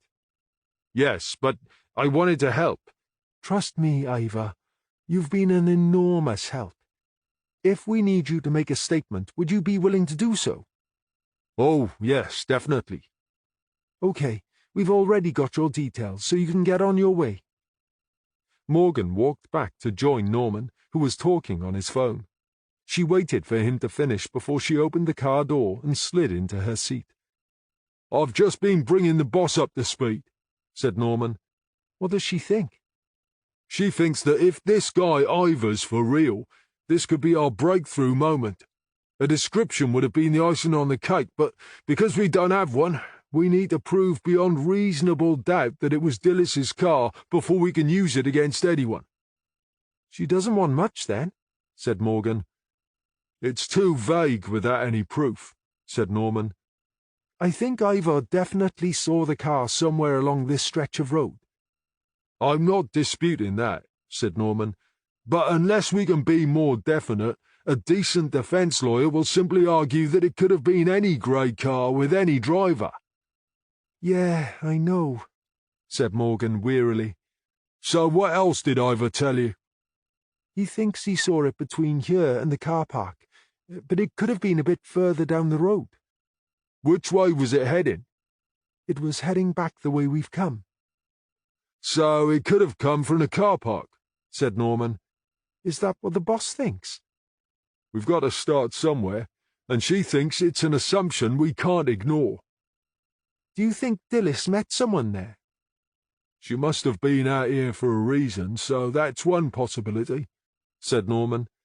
There again, if she wasn't driving the car when Ivor saw it, it could suggest that whoever was driving had already disposed of her body and was taking the car to hide it, and just happened to be here when he got the puncture. So this might not get us anywhere, said Morgan. Let's take a look at the car park before we decide, said Norman. But what if we can't find anything? Then we work our way back down the road to see if we can find out where this car was when Ivor saw it. If we can identify the spot, we might just find some useful evidence. Anyway, what's with the negative vibes? That's not like you. I dunno. I'm not sleeping well, worrying that I might fail my sergeant's exam. You'll be fine, said Norman. Just remember, we don't do negative, and we don't give up. He drove up the road and stopped just past the car park entrance. From the car, they could see a few wooden picnic tables at the back of the car park, overlooking a spectacular view that stretched away into the distance. Well, there's a view, said Norman. And you were right about being able to see for miles. Jeez, look at it. That's why it's a popular spot, said Morgan. Imagine sitting at one of those tables having a picnic with a view like that in front of you. I might just try that one day, said Norman. Come on, let's take a walk around the car park. If this spot gets lots of visitors, I don't suppose we'll find anything we could use as evidence, but you never know your luck. Together, he and Morgan took a look around the car park, paying particular attention to any tyre marks they could see. There must be 100 different tyre tracks in here, said Norman. We'll need to get a forensic team down here to take some casts, but I'll be surprised if we get any conclusive evidence. What's your theory then, Norm? Asked Morgan as they ambled along. You think Dilys came here to meet someone, right? I can't see any other reason for her to be out here that late at night, said Norman. It will be a great place to meet someone in secret. You think she had a lover? From what we've heard, I'm not so sure about that, said Norman. If she had a lover and a place of her own, would she really need to meet him out in the middle of nowhere? That might depend on who he was. Isn't Ross the jealous type? Yeah, so we've been told, but we've yet to see any solid evidence that proves he ever followed Dilys to spy on her. And don't forget, Ross has an alibi that puts him in the White Hart up until nearly midnight, and then he was at work for the rest of that night. Also, the post-mortem said there were no signs Dilys had engaged in sexual activity that night, so I'm inclined to believe there was a very good reason it had to be in secret, but she wasn't meeting a lover. You have someone in mind, right? You mean you don't? Asked Norman. There's a long list of potential suspects. Yeah, but there's only one who claims to have been out of the picture for years and would really be worried that Ross might find out he had seen Dilys. You mean Graham Watkins?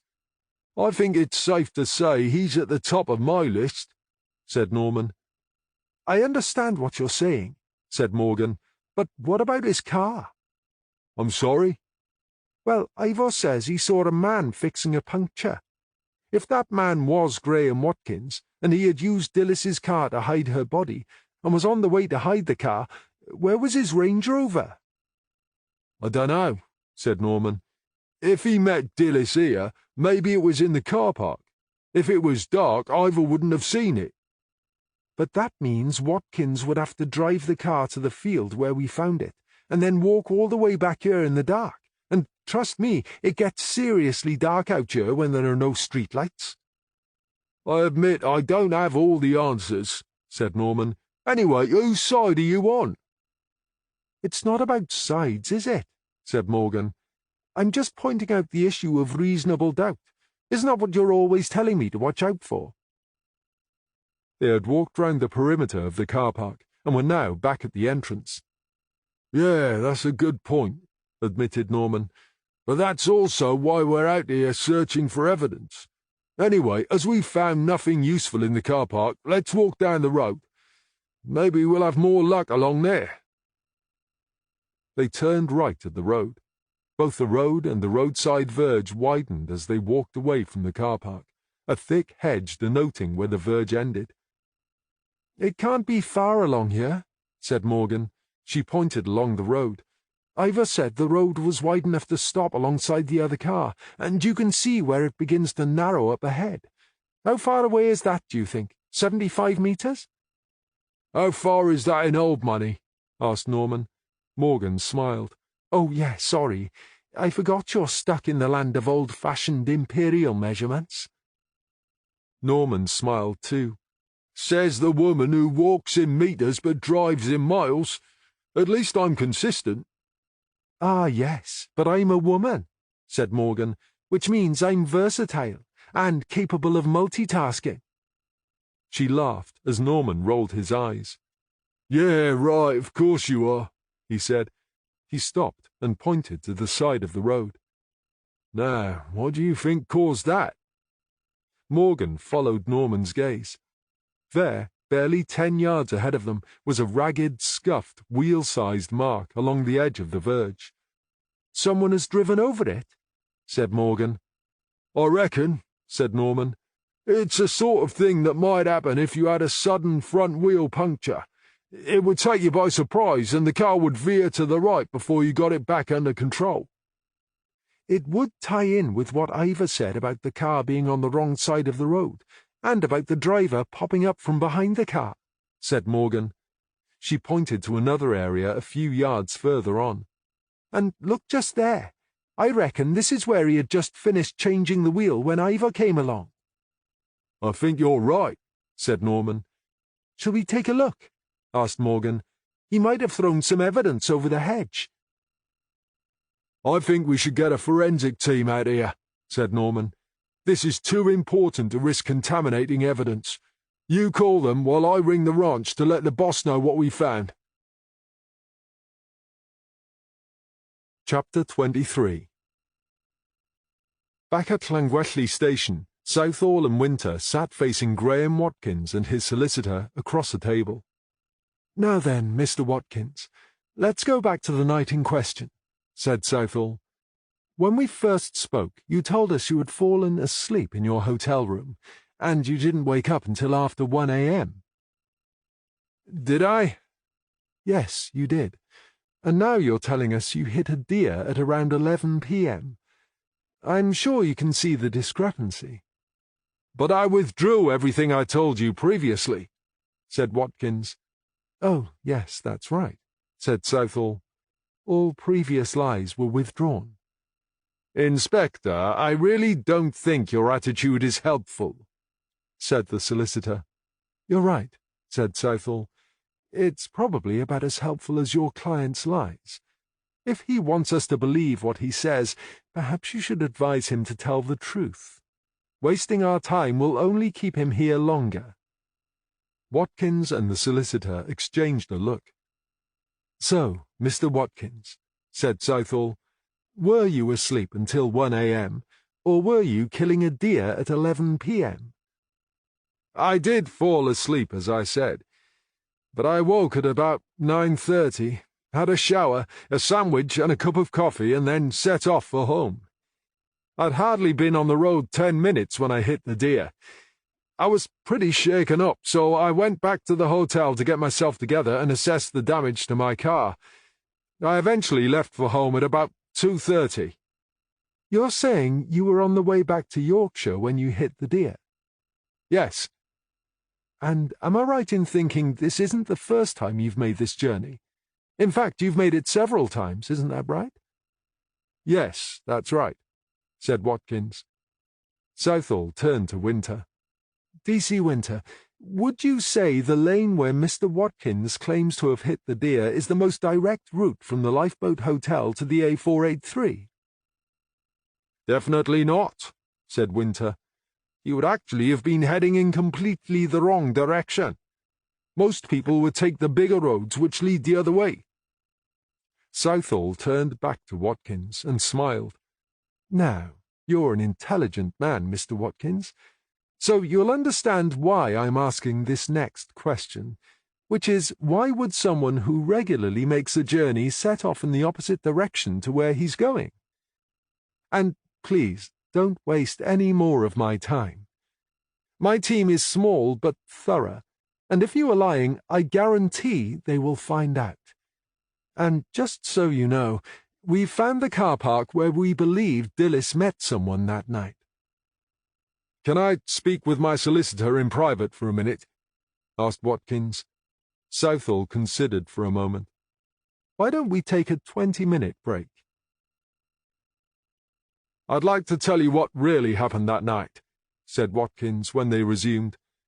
"Hold on, I'm losing track," said Southall. "Will this be version number 3, or is it number 4? "Look, I know you think I killed Dillis, but I honestly didn't." When you keep coming up with different versions of your story every time we speak, it's difficult to think anything else," said Southall. "Which is why I've decided to tell you the truth." "Oh, such a magnanimous gesture," said Southall. "How gracious of you." "Really, Inspector," warned the solicitor. Southall sighed theatrically. "Okay, Mr. Watkins, go ahead. Let's hear this latest version." "On that Friday afternoon, I left work and went to the petrol station near my hotel to fill up ready for the journey home.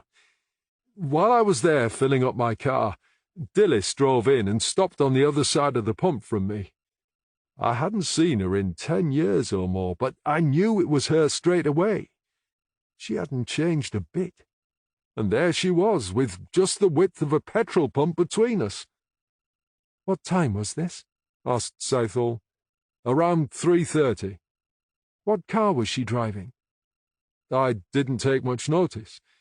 It was a grey Ford, but I couldn't tell you the model." "Did she recognize you?" asked Southall. Not at first, said Watkins. Not until I spoke to her. And then we got talking. But she was in a hurry, so we agreed to meet up later that night in the car park at this viewing point we used to go to when we were kids. What time did you meet her? 10 p.m.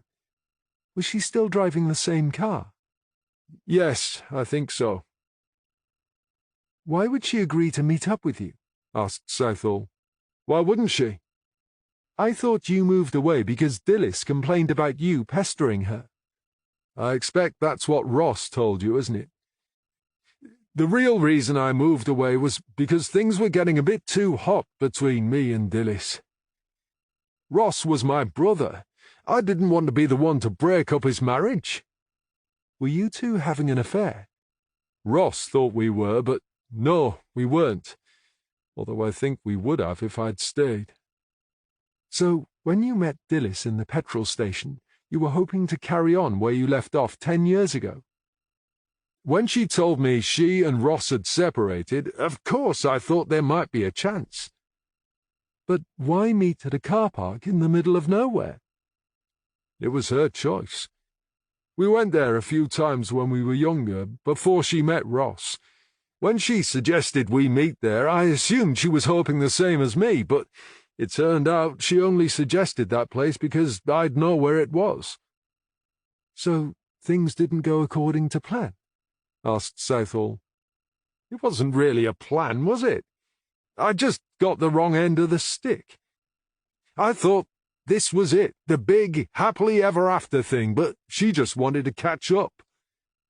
When she realized I still had ideas about us being a couple, she told me she still loved Ross, and there could never be anything between me and her.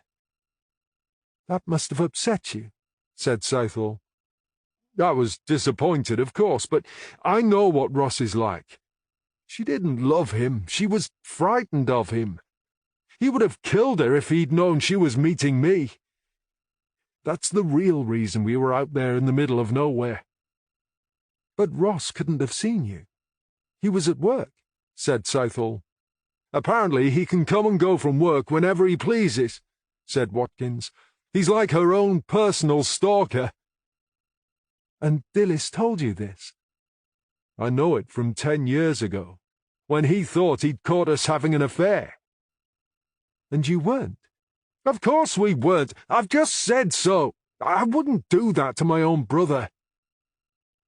And you weren't trying to rekindle an older affair? Like from before Ross and Dilys married? You mean you still think I'm Erin's father? I've already told you I'm not, but if you really don't believe me, why don't you take a DNA sample? That'll soon prove it. That can be arranged, said Southall. Then I suggest you arrange it, Inspector, said the solicitor testily. My client has told you more than once he's not the girl's father. I can't think why you haven't done it before now. Getting back to that night, said Southall, what happened after Dilys told you she wasn't interested? We'd been sitting in my car while we were talking. After she told me that, Dilys went back to her own car. Is that when you ran her down? Asked Southall. Wouldn't you have found some evidence? Asked Watkins. What happened? Asked Southall. She went back to her car, and I drove back to my hotel to collect my things. It was while I was on the way back that I hit the deer. And what about Dilys? Did you see her drive off? No, I left first. We found her car, said Southall. You probably thought you had it well hidden. But we did. I don't know what you're talking about, said Watkins. So we're not going to find your fingerprints inside her car, or on the wheel brace? Asked Southall. Watkins turned to his solicitor, looking genuinely confused. Wheel brace? He echoed. From when you had the puncture and had to change the wheel? I didn't change a wheel on her car, said Watkins. If she had had a puncture, I would have happily changed her wheel for her, but the last time I saw Dilys, she was sitting in her car as I drove away. Believe me, if I'd known what was going to happen to her, I would have escorted her home. 5 minutes later, Southall had decided the interview was going nowhere and called a halt. "What do we do now, boss?" asked Winter as he and Southall walked back to their office. "We need forensics to tell us they found his fingerprints in the car," said Southall, "and I'd like you to see if there's any CCTV footage at the petrol station that confirms he saw and spoke to Dillis." "Do you still think he did it?" "You've seen the evidence, and now you've heard the man. What do you think, Frosty?" "What do I think? I'm just a lowly DC at the bottom of the food chain," said Winter. "It doesn't matter what I think." "Of course it matters," said Southall. "One day it could be you making these decisions, so you might as well get some practice in. Come on, I'm not asking you to run the case, but I am interested in what you think." "Really?" "Yes, really." "And you don't mind if I disagree with you?" "We won't know if we disagree if you don't offer an opinion." "Right, of course," said Winter nervously. "Well, we know he has a motive. He's admitted he had the opportunity, and his car is the means. The damage to his car suggests he could have run Dillis down, and the fact he keeps changing his story doesn't help." "Right so far," said Southall. "Go on." "However, in his favour, we know a deer was hit and killed by a vehicle that night.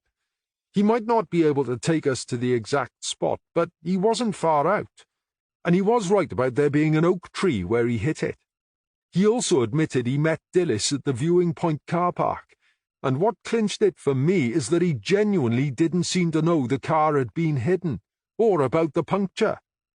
"So, what's your verdict?" asked Southall. "Well, it's not really for me to say, but in my opinion, I think we might have got the wrong man. I'm sorry if that's not what you wanted to hear." "We really need to work on your confidence, Frosty," said Southall. "When I ask for your opinion, I don't want you to tell me what you think I want to hear. I want you to tell me what you think, and you don't have to apologize if you disagree with me." "Oh, right. Well, that is what I think." "As it happens, and much as I hate to admit it, with what little evidence we've got at the moment, I think you're right," said Southall. Winter couldn't hide his surprise. "You do?" "We've got no real proof, have we?" said Southall. "Yes, there is plenty of circumstantial evidence, but without something concrete, we'd never get a conviction. Unless they've got at least one fingerprint from Dillis's car that matched Watkins' prints, I think we'll have to let him go." As soon as they entered the office, Lane announced that the blood results from number 19 had come through. "And about time, too," said Southall. "What does it say?" "It's definitely Wozzie's blood." "Which means he was attacked in that bedroom," said Southall. "I've also got the forensic report from Dillis's car," Lane said. "I can tell from your face that they didn't find Graham Watkins' fingerprints," said Southall. "They've only got prints from Dillis and Ross Watkins inside the car," said Lane, reading from the report. "It's Ross's car, and Dillis had been using it all week, so that's to be expected," said Southall. "Whoever drove the car to its hiding place must have been wearing gloves," Lane said. Then she looked up. "But there is a print on the wheel brace that was in the boot." "Don't tell me. They're Ross's," said Southall. "No, they don't match Ross or Graham Watkins. The problem is, they don't match anyone on the database either." Chapter 24. "That's 2 hours of my life I'll never get back," said Norman as he started his car. "Now who's being negative?" said Morgan. "They have enough evidence to prove a puncture was repaired there." "Yeah, but we already knew that. I was hoping for something more." "Well, you never know. They might still find something else." "Yeah, suppose they might, but it's not likely to be anything major, is it?" "Ah, I see. This is about you being pissed off because you didn't find anything," said Morgan. "Catherine, you know very well I don't care who finds the evidence. I never have. It's a team game, and there's no I in team. Relax, Norm. I'm just teasing. Norman reversed the car and headed back past the forensic team, who was still searching the verge. He waved to them as he passed, and then put his foot down, until 100 yards further on he braked hard. Morgan, who had been gazing out of her window, would have been thrown from her seat if she hadn't been wearing a seatbelt. Jesus, Norm, what's up? She asked, as the car skidded to a halt. It's probably nothing, he said, opening his car door and jumping out. With Morgan following, Norman trotted back along the road a short distance, then slowed. He walked on, staring at the verge, scanning the grass. What are we looking for? Asked Morgan as she caught up. As I said, it's probably nothing, said Norman, looking closely at the verge. But something shiny caught my eye in the grass around about here. Knowing our luck today, it's probably just an old drinks can someone's tossed from their car window. Morgan walked a few yards further along the verge and began in turn to search, heading back towards Norman. Less than a minute later, she called out, "Okay, Eagle Eye, I think I found it." "What is it?" called Norman, hurrying to join her. Morgan pointed at an object lying in the grass. "It looks like a smashed wristwatch to me. You must have eyes like a hawk. No normal person would have spotted that from a speeding car." "I'm sure I wouldn't have noticed something like that normally, but I guess subconsciously I was still looking for clues in the verge." Norman slipped on a pair of latex gloves, carefully lifted the watch from the ground, and studied it. "The strap's broken and the face is smashed," he said. "The hands read 12:15. He turned it over and squinted at the back. "Can you read these initials, Catherine? It's a fancy script and I can't quite make it out." He held the watch out to Morgan. "It looks like a D and a W," said Morgan. Norman slipped the watch into an evidence pouch. "Of course, at this stage we have no way of knowing for sure who it belongs to," he said. "Yeah, but it's a bit of a coincidence that it's just down the road from the car park and even closer to where Dillis's car had a puncture," said Morgan. "Yeah, it makes you wonder," agreed Norman. "But if it is her watch, how did it get here?"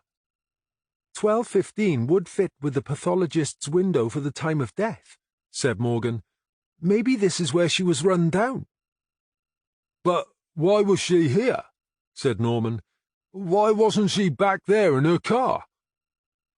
"Do you think there might be anything else of hers around here?" "It wouldn't hurt to ask the forensic team to have a quick look while they're out here, would it?" said Norman. 5 minutes later, the forensic team joined them and began a systematic search of the verge. After half an hour, a shout was heard. "So, what have we got now?" asked Southall. "We've got the wristwatch which Ross Watkins says he bought Dillis for her birthday 5 years ago, a story which Erin confirms," said Norman. "We've also got a mobile phone forensics found in the hedge nearby. It's smashed, but they're hoping their tech guys can get something from it." "What's the story, then?" asked Southall. "Me and Catherine have been trying to work it out on the way back here. We think the only explanation that makes sense is that Dillis was walking along the road, got run down and thrown onto the verge." "A hit and run," said Southall. "That's not quite the crime of passion we envisaged, is it?" Norman shrugged. "I'm not saying we've got it right, but you asked what we think happened, and that's it. The time the watch stopped fits with the time of death, and the fact the strap is broken as well suggests a traumatic impact." "As it gets so dark out there," Morgan added, "we're guessing she may have been using the torch on her phone to light her way." "If it is her phone," said Southall. "Well, yeah, okay," said Morgan, "but it's one hell of a coincidence if it's not hers. Anyway, the tech guys will know soon enough." "But if she was carrying a light, why didn't the driver see her?" asked Southall.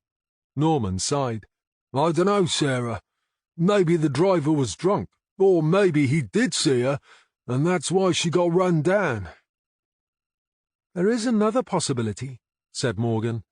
Didn't Ross tell you that Dilys was always forgetting to keep her phone charged? What if she was using the phone to light her way, but then the battery died on her? She'd be up shit creek for sure if that happened, said Norman. And it gets seriously dark out there, said Morgan. If there's no moon, you can't see a hand in front of your face. All right, said Southall. So you're pretty sure it's a hit and run, possibly by a drunk driver? Possibly, said Norman. But if it was a drunk, he or she would have needed to sober up damn quick to then hide the body and the car. There was a short, gloomy silence before Norman spoke again. Did forensics find anything in Ross's car? There's a fingerprint on the wheel brace, but it doesn't match Ross or Graham Watkins, nor anyone else on our suspect list. In fact, it doesn't match anyone on the entire national database. What have you done with Graham Watkins? Asked Norman. Without any solid evidence, I had to let him go, said Southall. So now we're the ones up shit creek, said Norman. I think we're very close, but we're missing something, said Southall. So I suggest we all go home, take tomorrow off, and sleep on it. Maybe one of us will realize what we're missing once we stop focusing so hard. Chapter 25 Monday, the 20th of March. Are you sure you won't have destroyed all the evidence by now, Norm? Asked Morgan. You know I can't guarantee that, Catherine, said Norman. It's a risk with any search. Anyway, since when did you get cold feet about anything? You all agreed with me when I explained why I think it's him. And would the boss have rushed through this search warrant if she didn't think I was right? I don't have cold feet about it, and I'm not disagreeing with you. I'm sure you're right. I just hope we can get enough evidence to prove it. Norman stopped his car behind Southall's, and as they gathered by the cars, a marked police car pulled up behind them, and a uniformed constable stepped out. Norman recognized him immediately. Well, if it isn't P.C. Hopkins, he said. Last time I saw you, we were on a rubbish tip playing at being Smurfs. Hopkins smiled. And you were wearing diving boots, if I recall. Yeah, well, let's forget about that particular detail, said Norman. I take it you're here to assist us. That's why I'm here. Norman quickly introduced the team to Hopkins, leaving Sarah for last. And of course, D.I. Southall is the boss. Right, said Southall. Once we're inside, I want Norm and Catherine to head for the workshop. Frosty, you're with me in the house. Hopkins, I'd like you to keep an eye on the suspect. Yes, ma'am, said Hopkins. Everyone ready? Asked Southall. Right, let's go. She marched up to the front door, rang the doorbell, and stepped aside. Norman hammered on the door with his fist, then knelt down and pushed the letterbox open. Police, open up! He shouted. They stepped back and waited. After a few seconds, they could hear the sound of movement inside. Oh dear, he must have been asleep, said Norman. What a shame we had to wake him. Finally, the door creaked open to reveal a bleary-eyed Glenn Matthews, who did a double-take at seeing so many people gathered on his doorstep. "Good morning, Mr. Matthews," said Southall. "I believe you remember who we are. I'd like to present you with a copy of our search warrant." Still half asleep, Matthews took the folded warrant Southall held out to him. "Search warrant?" he mumbled. "That's right," said Southall. "It gives us the right to come in and search your premises." "Search my what?" "Your house and your workshop," said Southall. "But you can't." "Actually, I think you'll find that warrant says we can. And we're going to," said Southall, marching into the house. "Now, if you'd just like to step into the kitchen with Constable Hopkins, I'm sure we can find our own way around." "Come along, sir," said Hopkins. "Show me where the kitchen is, and I'll make us a cup of tea." Norman led Morgan out through the back door and across a small yard to a door that led into the garage. He pushed it open, and Morgan followed him inside. "It's a stripped-down old landy," said Morgan, delighted. "How cool is that?"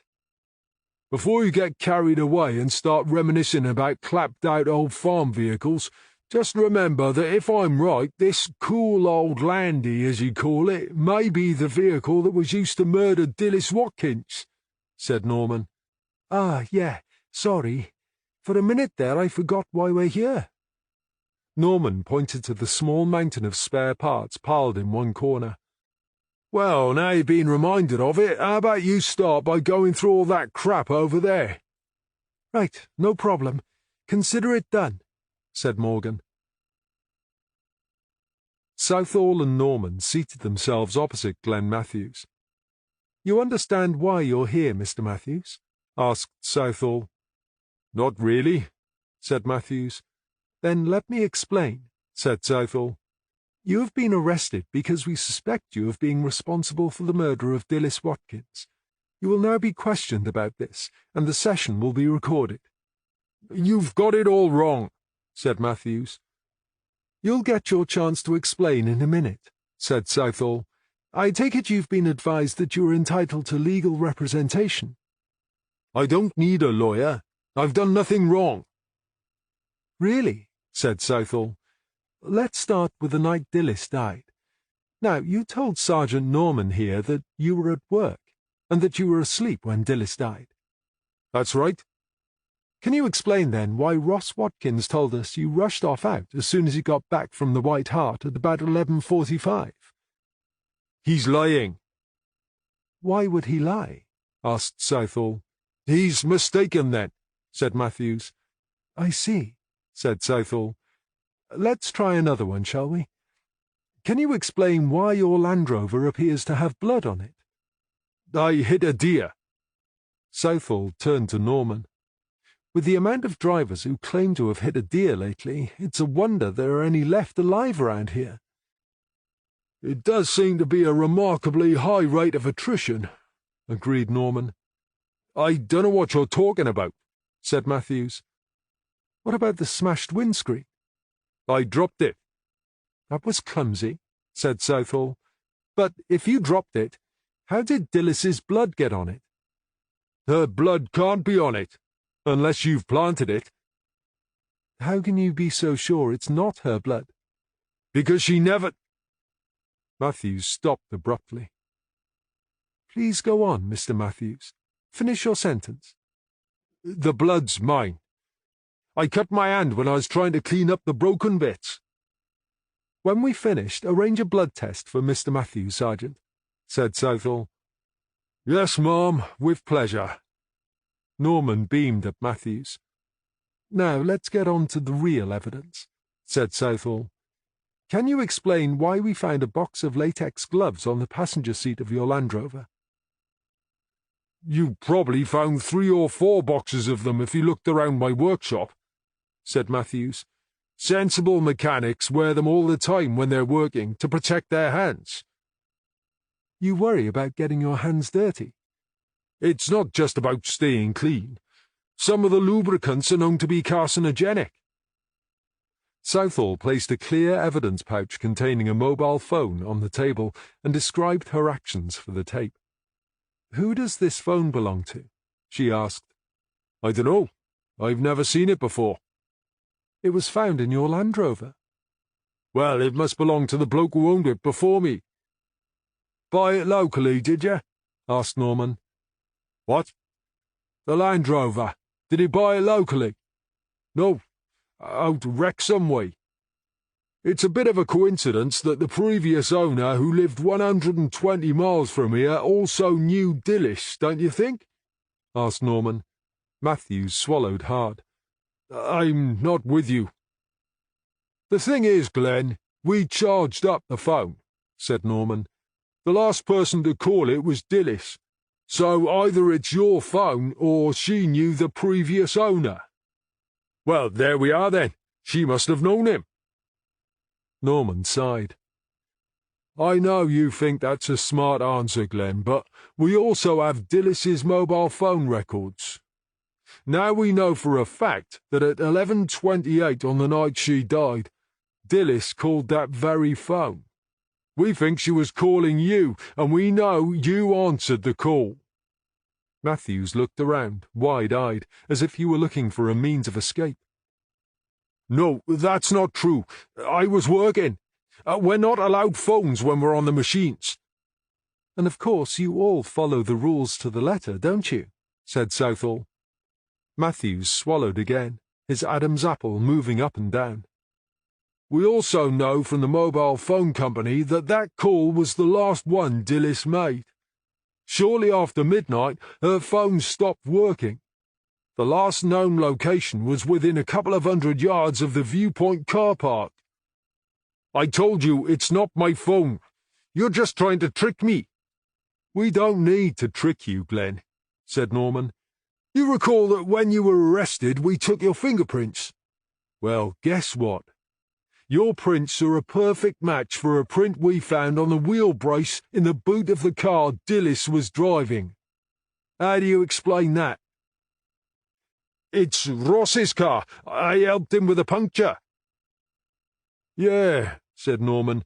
We thought you might say that, so we called Ross earlier. He says he's never had a puncture in that car. He also told us you were driving around in that Land Rover of yours during the week Dilys died. And he says you were driving it the night she died. That's a lie.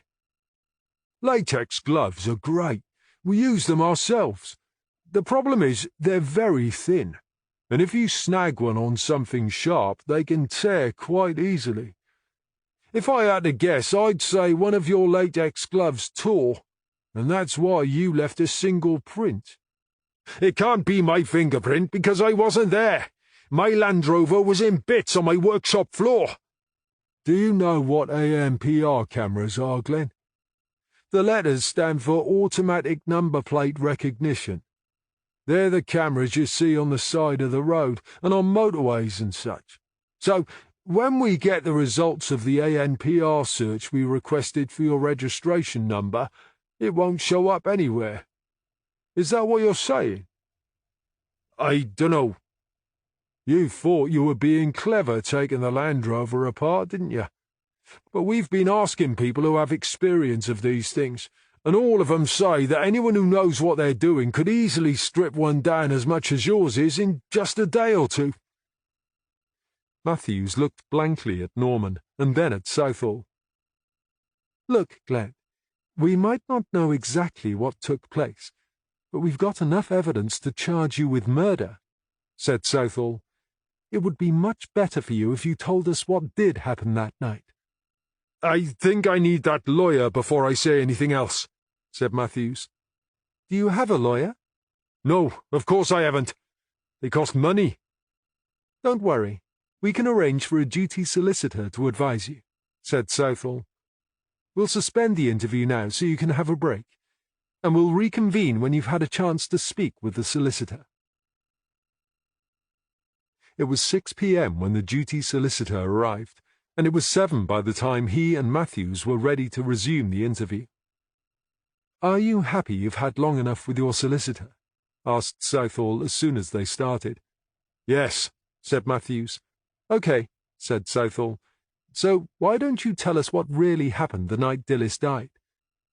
She rang me. She said she'd had a puncture. She didn't know what to do, and could I go and help her? Where was she? Close to the Viewing Point car park. What was she doing out there at that time of night? I don't know, said Matthews. I didn't ask. She was on her way home from somewhere, I suppose. I'm assuming she called you on the mobile phone you said wasn't yours. Yeah, well, okay, it is my phone. And she called you and not Ross? Asked Southall. Is that the sort of thing she would normally do? I told you before she wanted to keep her distance from Ross, so I told her she should always call me if she ever needed anything. Does Ross know you are having an affair with his wife? Asked Southall. I'm not. Oh, come on, Glenn. Ross might not have worked it out yet, but do we look stupid? Matthews said nothing. How long has it been going on? Asked Southall.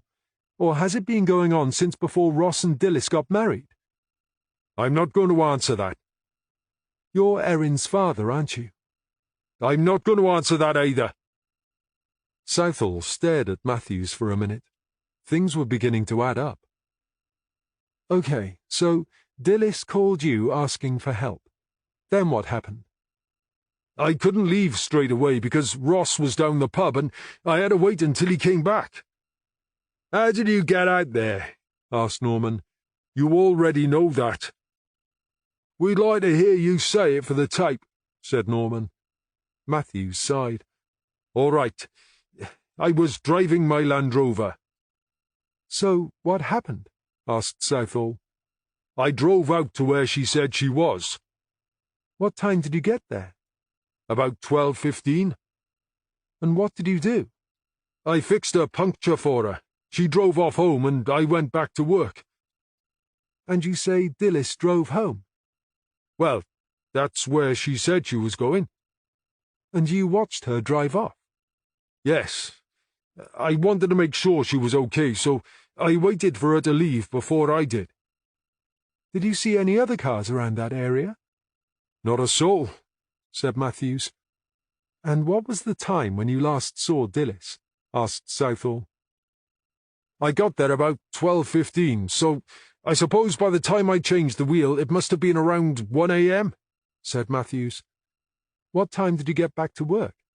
I'm not sure. It must have been around 1:15, 1:20, something like that. Tell him, Norm, said Southall. I'm afraid we have a few discrepancies here, Glenn, said Norman. Matthews licked his lips. His eyes darted from one detective to the other. I don't know what you mean. Norman heaved a theatrical sigh. Really? Then let me help you out a little. You say you fixed the puncture and watched Dillis drive away by 1 a.m. We know Dillis didn't drive off home because we now know she was run down less than 100 yards from where she had the puncture. No, stammered Matthews. That's wrong.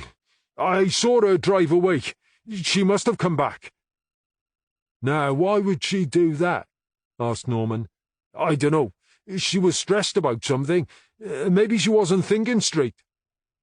Come on, Glenn. We both know that's bullshit. The reason we know Dillis was run down is because we found her wristwatch and her mobile phone at the spot where it happened. The watch was smashed and the hands had stopped at 12:15. That's around the time you say you got there. How do you explain that? I can't explain it. I told you what happened. We also have a witness who saw a man changing that same front tyre on the same car in the same place at 2 a.m. We think that was you, Glenn. Are we right? It can't be me. I told you I was back at work long before then. Oh, yeah. Thanks for reminding me, said Norman. I almost forgot. You see, that's another discrepancy. Ross remembers that you didn't get back until almost 3 a.m. Matthew's eyes widened. That's a lie! Ross says he remembers because the machines finished running just before 2, and he had to do all the cleaning up himself. Apparently, you're supposed to share that particular part of the job, so he wasn't happy about having to do it all himself. Matthews turned to his solicitor. What do I do? The solicitor merely shrugged his shoulders. In the face of so many contradictions, there was little he could offer in the way of support. What you should do, Glenn, said Southall, is stop stalling and tell us the truth. Matthews stared at his hands for a few seconds, and then seemed to come to a decision. As I said before, Dillis called me to say she'd had a puncture, so as soon as Ross came back to work, I drove out there to help her. I found the car, but I couldn't find Dillis anywhere. I assumed she must have started walking and I had missed her somehow. She just walked off on her own on a dark night in the middle of nowhere? Asked Norman. Really? Look, I was as surprised as you are, said Matthews. I told her to wait and not move. Did you see any other vehicles in the area? Not one. So what did you do? Asked Southall. I drove around trying to find her. You didn't call her? asked Norman incredulously. Of course I did, but there was no answer. Knowing Dilys, her phone would have been dead. She was always forgetting to charge it. So, then what happened? I drove around for ages, then at about 1:45 I went back to fix the puncture in case she came back, and then I went looking again before I went back to work. So you're saying you didn't know where to find the woman you'd been having a long-term affair with and that you supposedly cared about, so you just took off? Where would I look? She could have been anywhere. She could have got a lift home for all I knew. Well, that's one place I would definitely have checked, more than once, said Norman. And yet you didn't think to try looking there. Look, you asked me what happened, and I've told you. If you don't want to believe me, that's your problem. I'm afraid you're the one with the problem, said Southall. You see, in both versions of your story, you told us you rushed out to Dilys's car when Ross got back to work. Now, we know Dilys was run down barely 100 yards from her car at 12:15. And yet, in both versions of your story, you say you didn't see any other vehicles in the area. Matthews looked vacant. You're not stupid, Glenn. You can see what that suggests. And there's another problem, said Norman. You have previously given us the impression you cared deeply about Dilys, and you say you were having a long-term affair. And yet, throughout this entire interview, you have never expressed any concern as to what happened to Dilys that night. It's as if you don't care, and I don't get that. For the first time, Matthews lost his self-control. As they watched, his face slowly crumpled, and he began to sob uncontrollably. Southall looked at Norman, who simply shrugged. "Do you need to take a break, Glenn?" asked Southall. He looked up at her, his expression pitiful, and the words began to tumble out in between the sobs. I didn't mean to do it. I just didn't see her. Why did she have to let her phone die? If she'd had a light on, I would have seen her.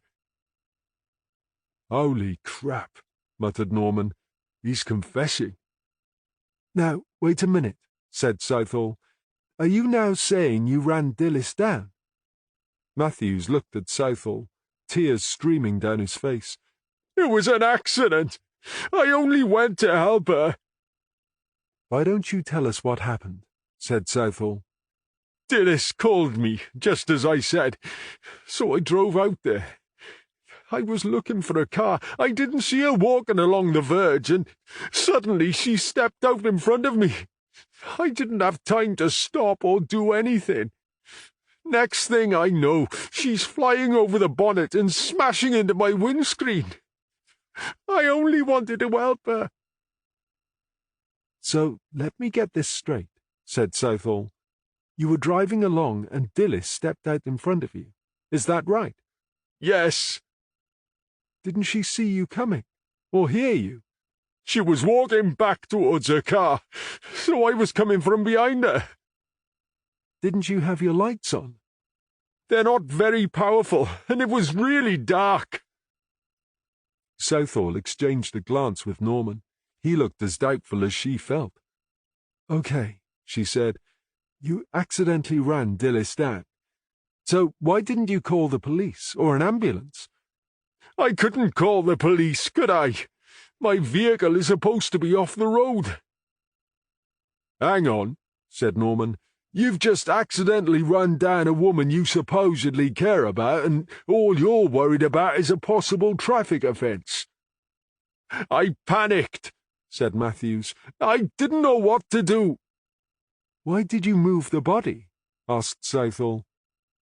I didn't move her body. I didn't go near her. You're telling us you cared deeply about Dilys, and yet when you ran her down you just left her there, said Norman. Well, no, it wasn't like that. I did go to her, but she was dead, I could see that. But I didn't move her. I jumped in my Land Rover and drove around, trying to get my head together before I had to face Ross. Ah, right, I see, said Norman. So facing Ross was more important than trying to do what was best for Dilys. I couldn't do anything for her once she was dead, could I? Snapped Matthews. Jeez, you really are a piece of work, said Norman, his voice thick with disgust. He turned to Southall. Can we take a break for a few minutes, please? Okay, Glenn. While we were taking our break, we received some preliminary results back from our forensic team, said Southall. And just so you know, we have found traces of blood in the back of your Land Rover. Initial tests suggest it's a match for the blood on the windscreen and front panels. So, my first question is, how did that blood get there? It's mine, said Matthews. I told you I cut myself on the broken windscreen, and I've lost count of the number of times I've nicked a finger while I've been working on that thing. You'll probably find traces of my blood all over it. We'll know for sure soon enough, but my money says it's Dilys's blood, said Southall.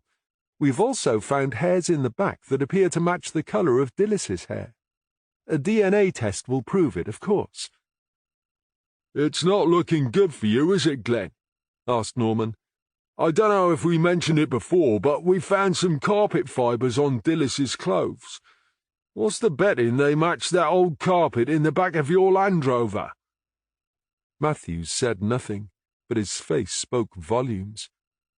I understand they've found some interesting deposits in your tyre treads too, continued Norman. They suggest you've recently been driving around the old mining village that's been redeveloped. Why would I have been there? Asked Matthews. Because that's where you dumped Dilys's body, said Norman. It also seems you keep petrol in jerry cans in that garage of yours. By coincidence, we found one just like yours at house number 19, where you dumped Dilys's body. I didn't dump Dilys at number 19, snapped Matthews angrily. I left her at that. But it was too late. He'd said too much already. That hole you're digging is getting bigger and bigger, said Norman. I had an old boss who used to say, when you're in a hole, stop digging. I'd offer you the same advice, but the thing is, I think you've just dug a little too deep, and now the sides are starting to fall in on you. The best thing for you now would be to stop lying. It might even help you get a lighter sentence. Matthews looked from Norman to Southall. He's right, Glenn, she said. You know as well as we do that the forensic evidence is stacking up against you. So you might as well come clean and save us all some time. Matthews let out a deep sigh and rubbed his face with his hands. Okay, he said finally. I admit I ran Dilys down, hid her body and then hid her car. But I swear it was an accident. Why did you take her body to the village? Asked Southall. I don't know why I took her there. I wasn't thinking straight. I'm not even sure I was thinking at all. I was on autopilot, in panic mode or something. I don't know. But you admit you did take her there, insisted Southall. Yes. I didn't want to admit I'd killed her. I mean, how would I ever be able to face Ross? I suppose I thought I could hide her there and she'd stay undiscovered until the houses got demolished. I thought it would be years before she was found. I had no idea it would only be a couple of days. You did realize it was a building site with plans for redevelopment? Well, yeah, everyone knows that, but it's been dragging on for years. How was I supposed to know it had finally got the go-ahead? So you were just going to leave her body in the house? Asked Southall. Yes. Then why did you take the petrol? Were you planning to burn her body? I often have a can in the Land Rover. You never know when you might run short or come across someone who has run out. I usually have a tow rope on board too. You never know when someone might need a tow. You weren't planning on burning her body then? Asked Norman. Oh, come on, said Matthews. What sort of guy do you think I am? Norman raised his eyebrows. Why did you take it into the house? Southall asked. I'm not sure you can prove it's mine, said Matthews. There must be hundreds of cans like that in this area. I bet every farmer has half a dozen for a start. If I had to guess, said Norman, I'd say you intended to set fire to Dillis's body so it would be harder to identify. I already said I thought it would stay hidden for years. But someone disturbed you before you could do it, added Norman. Someone disturbed me, said Matthews incredulously. Out there? Who the hell is going to be out there? Erin and her boyfriend were sleeping in number 19, said Norman. I reckon it was him that disturbed you. Maybe he saw you or heard you, and he came to see what was going on. You couldn't risk having someone identify you, so you beat the crap out of him, strangled him with your tow rope to make sure he was dead, and then dumped his body in a skip. I don't know what you're talking about, said Matthews. I admit I ran Dillis down and that I panicked and hid her body, but I did not see anyone else on that building site.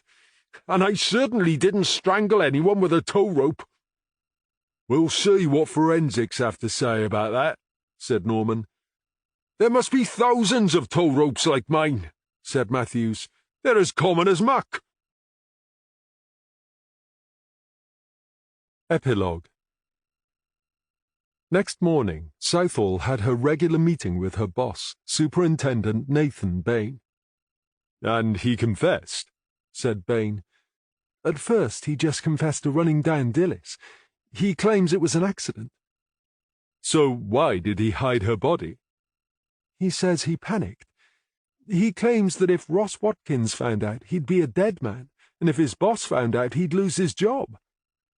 Well, that wouldn't really matter if Ross Watkins was going to kill him, said Bain.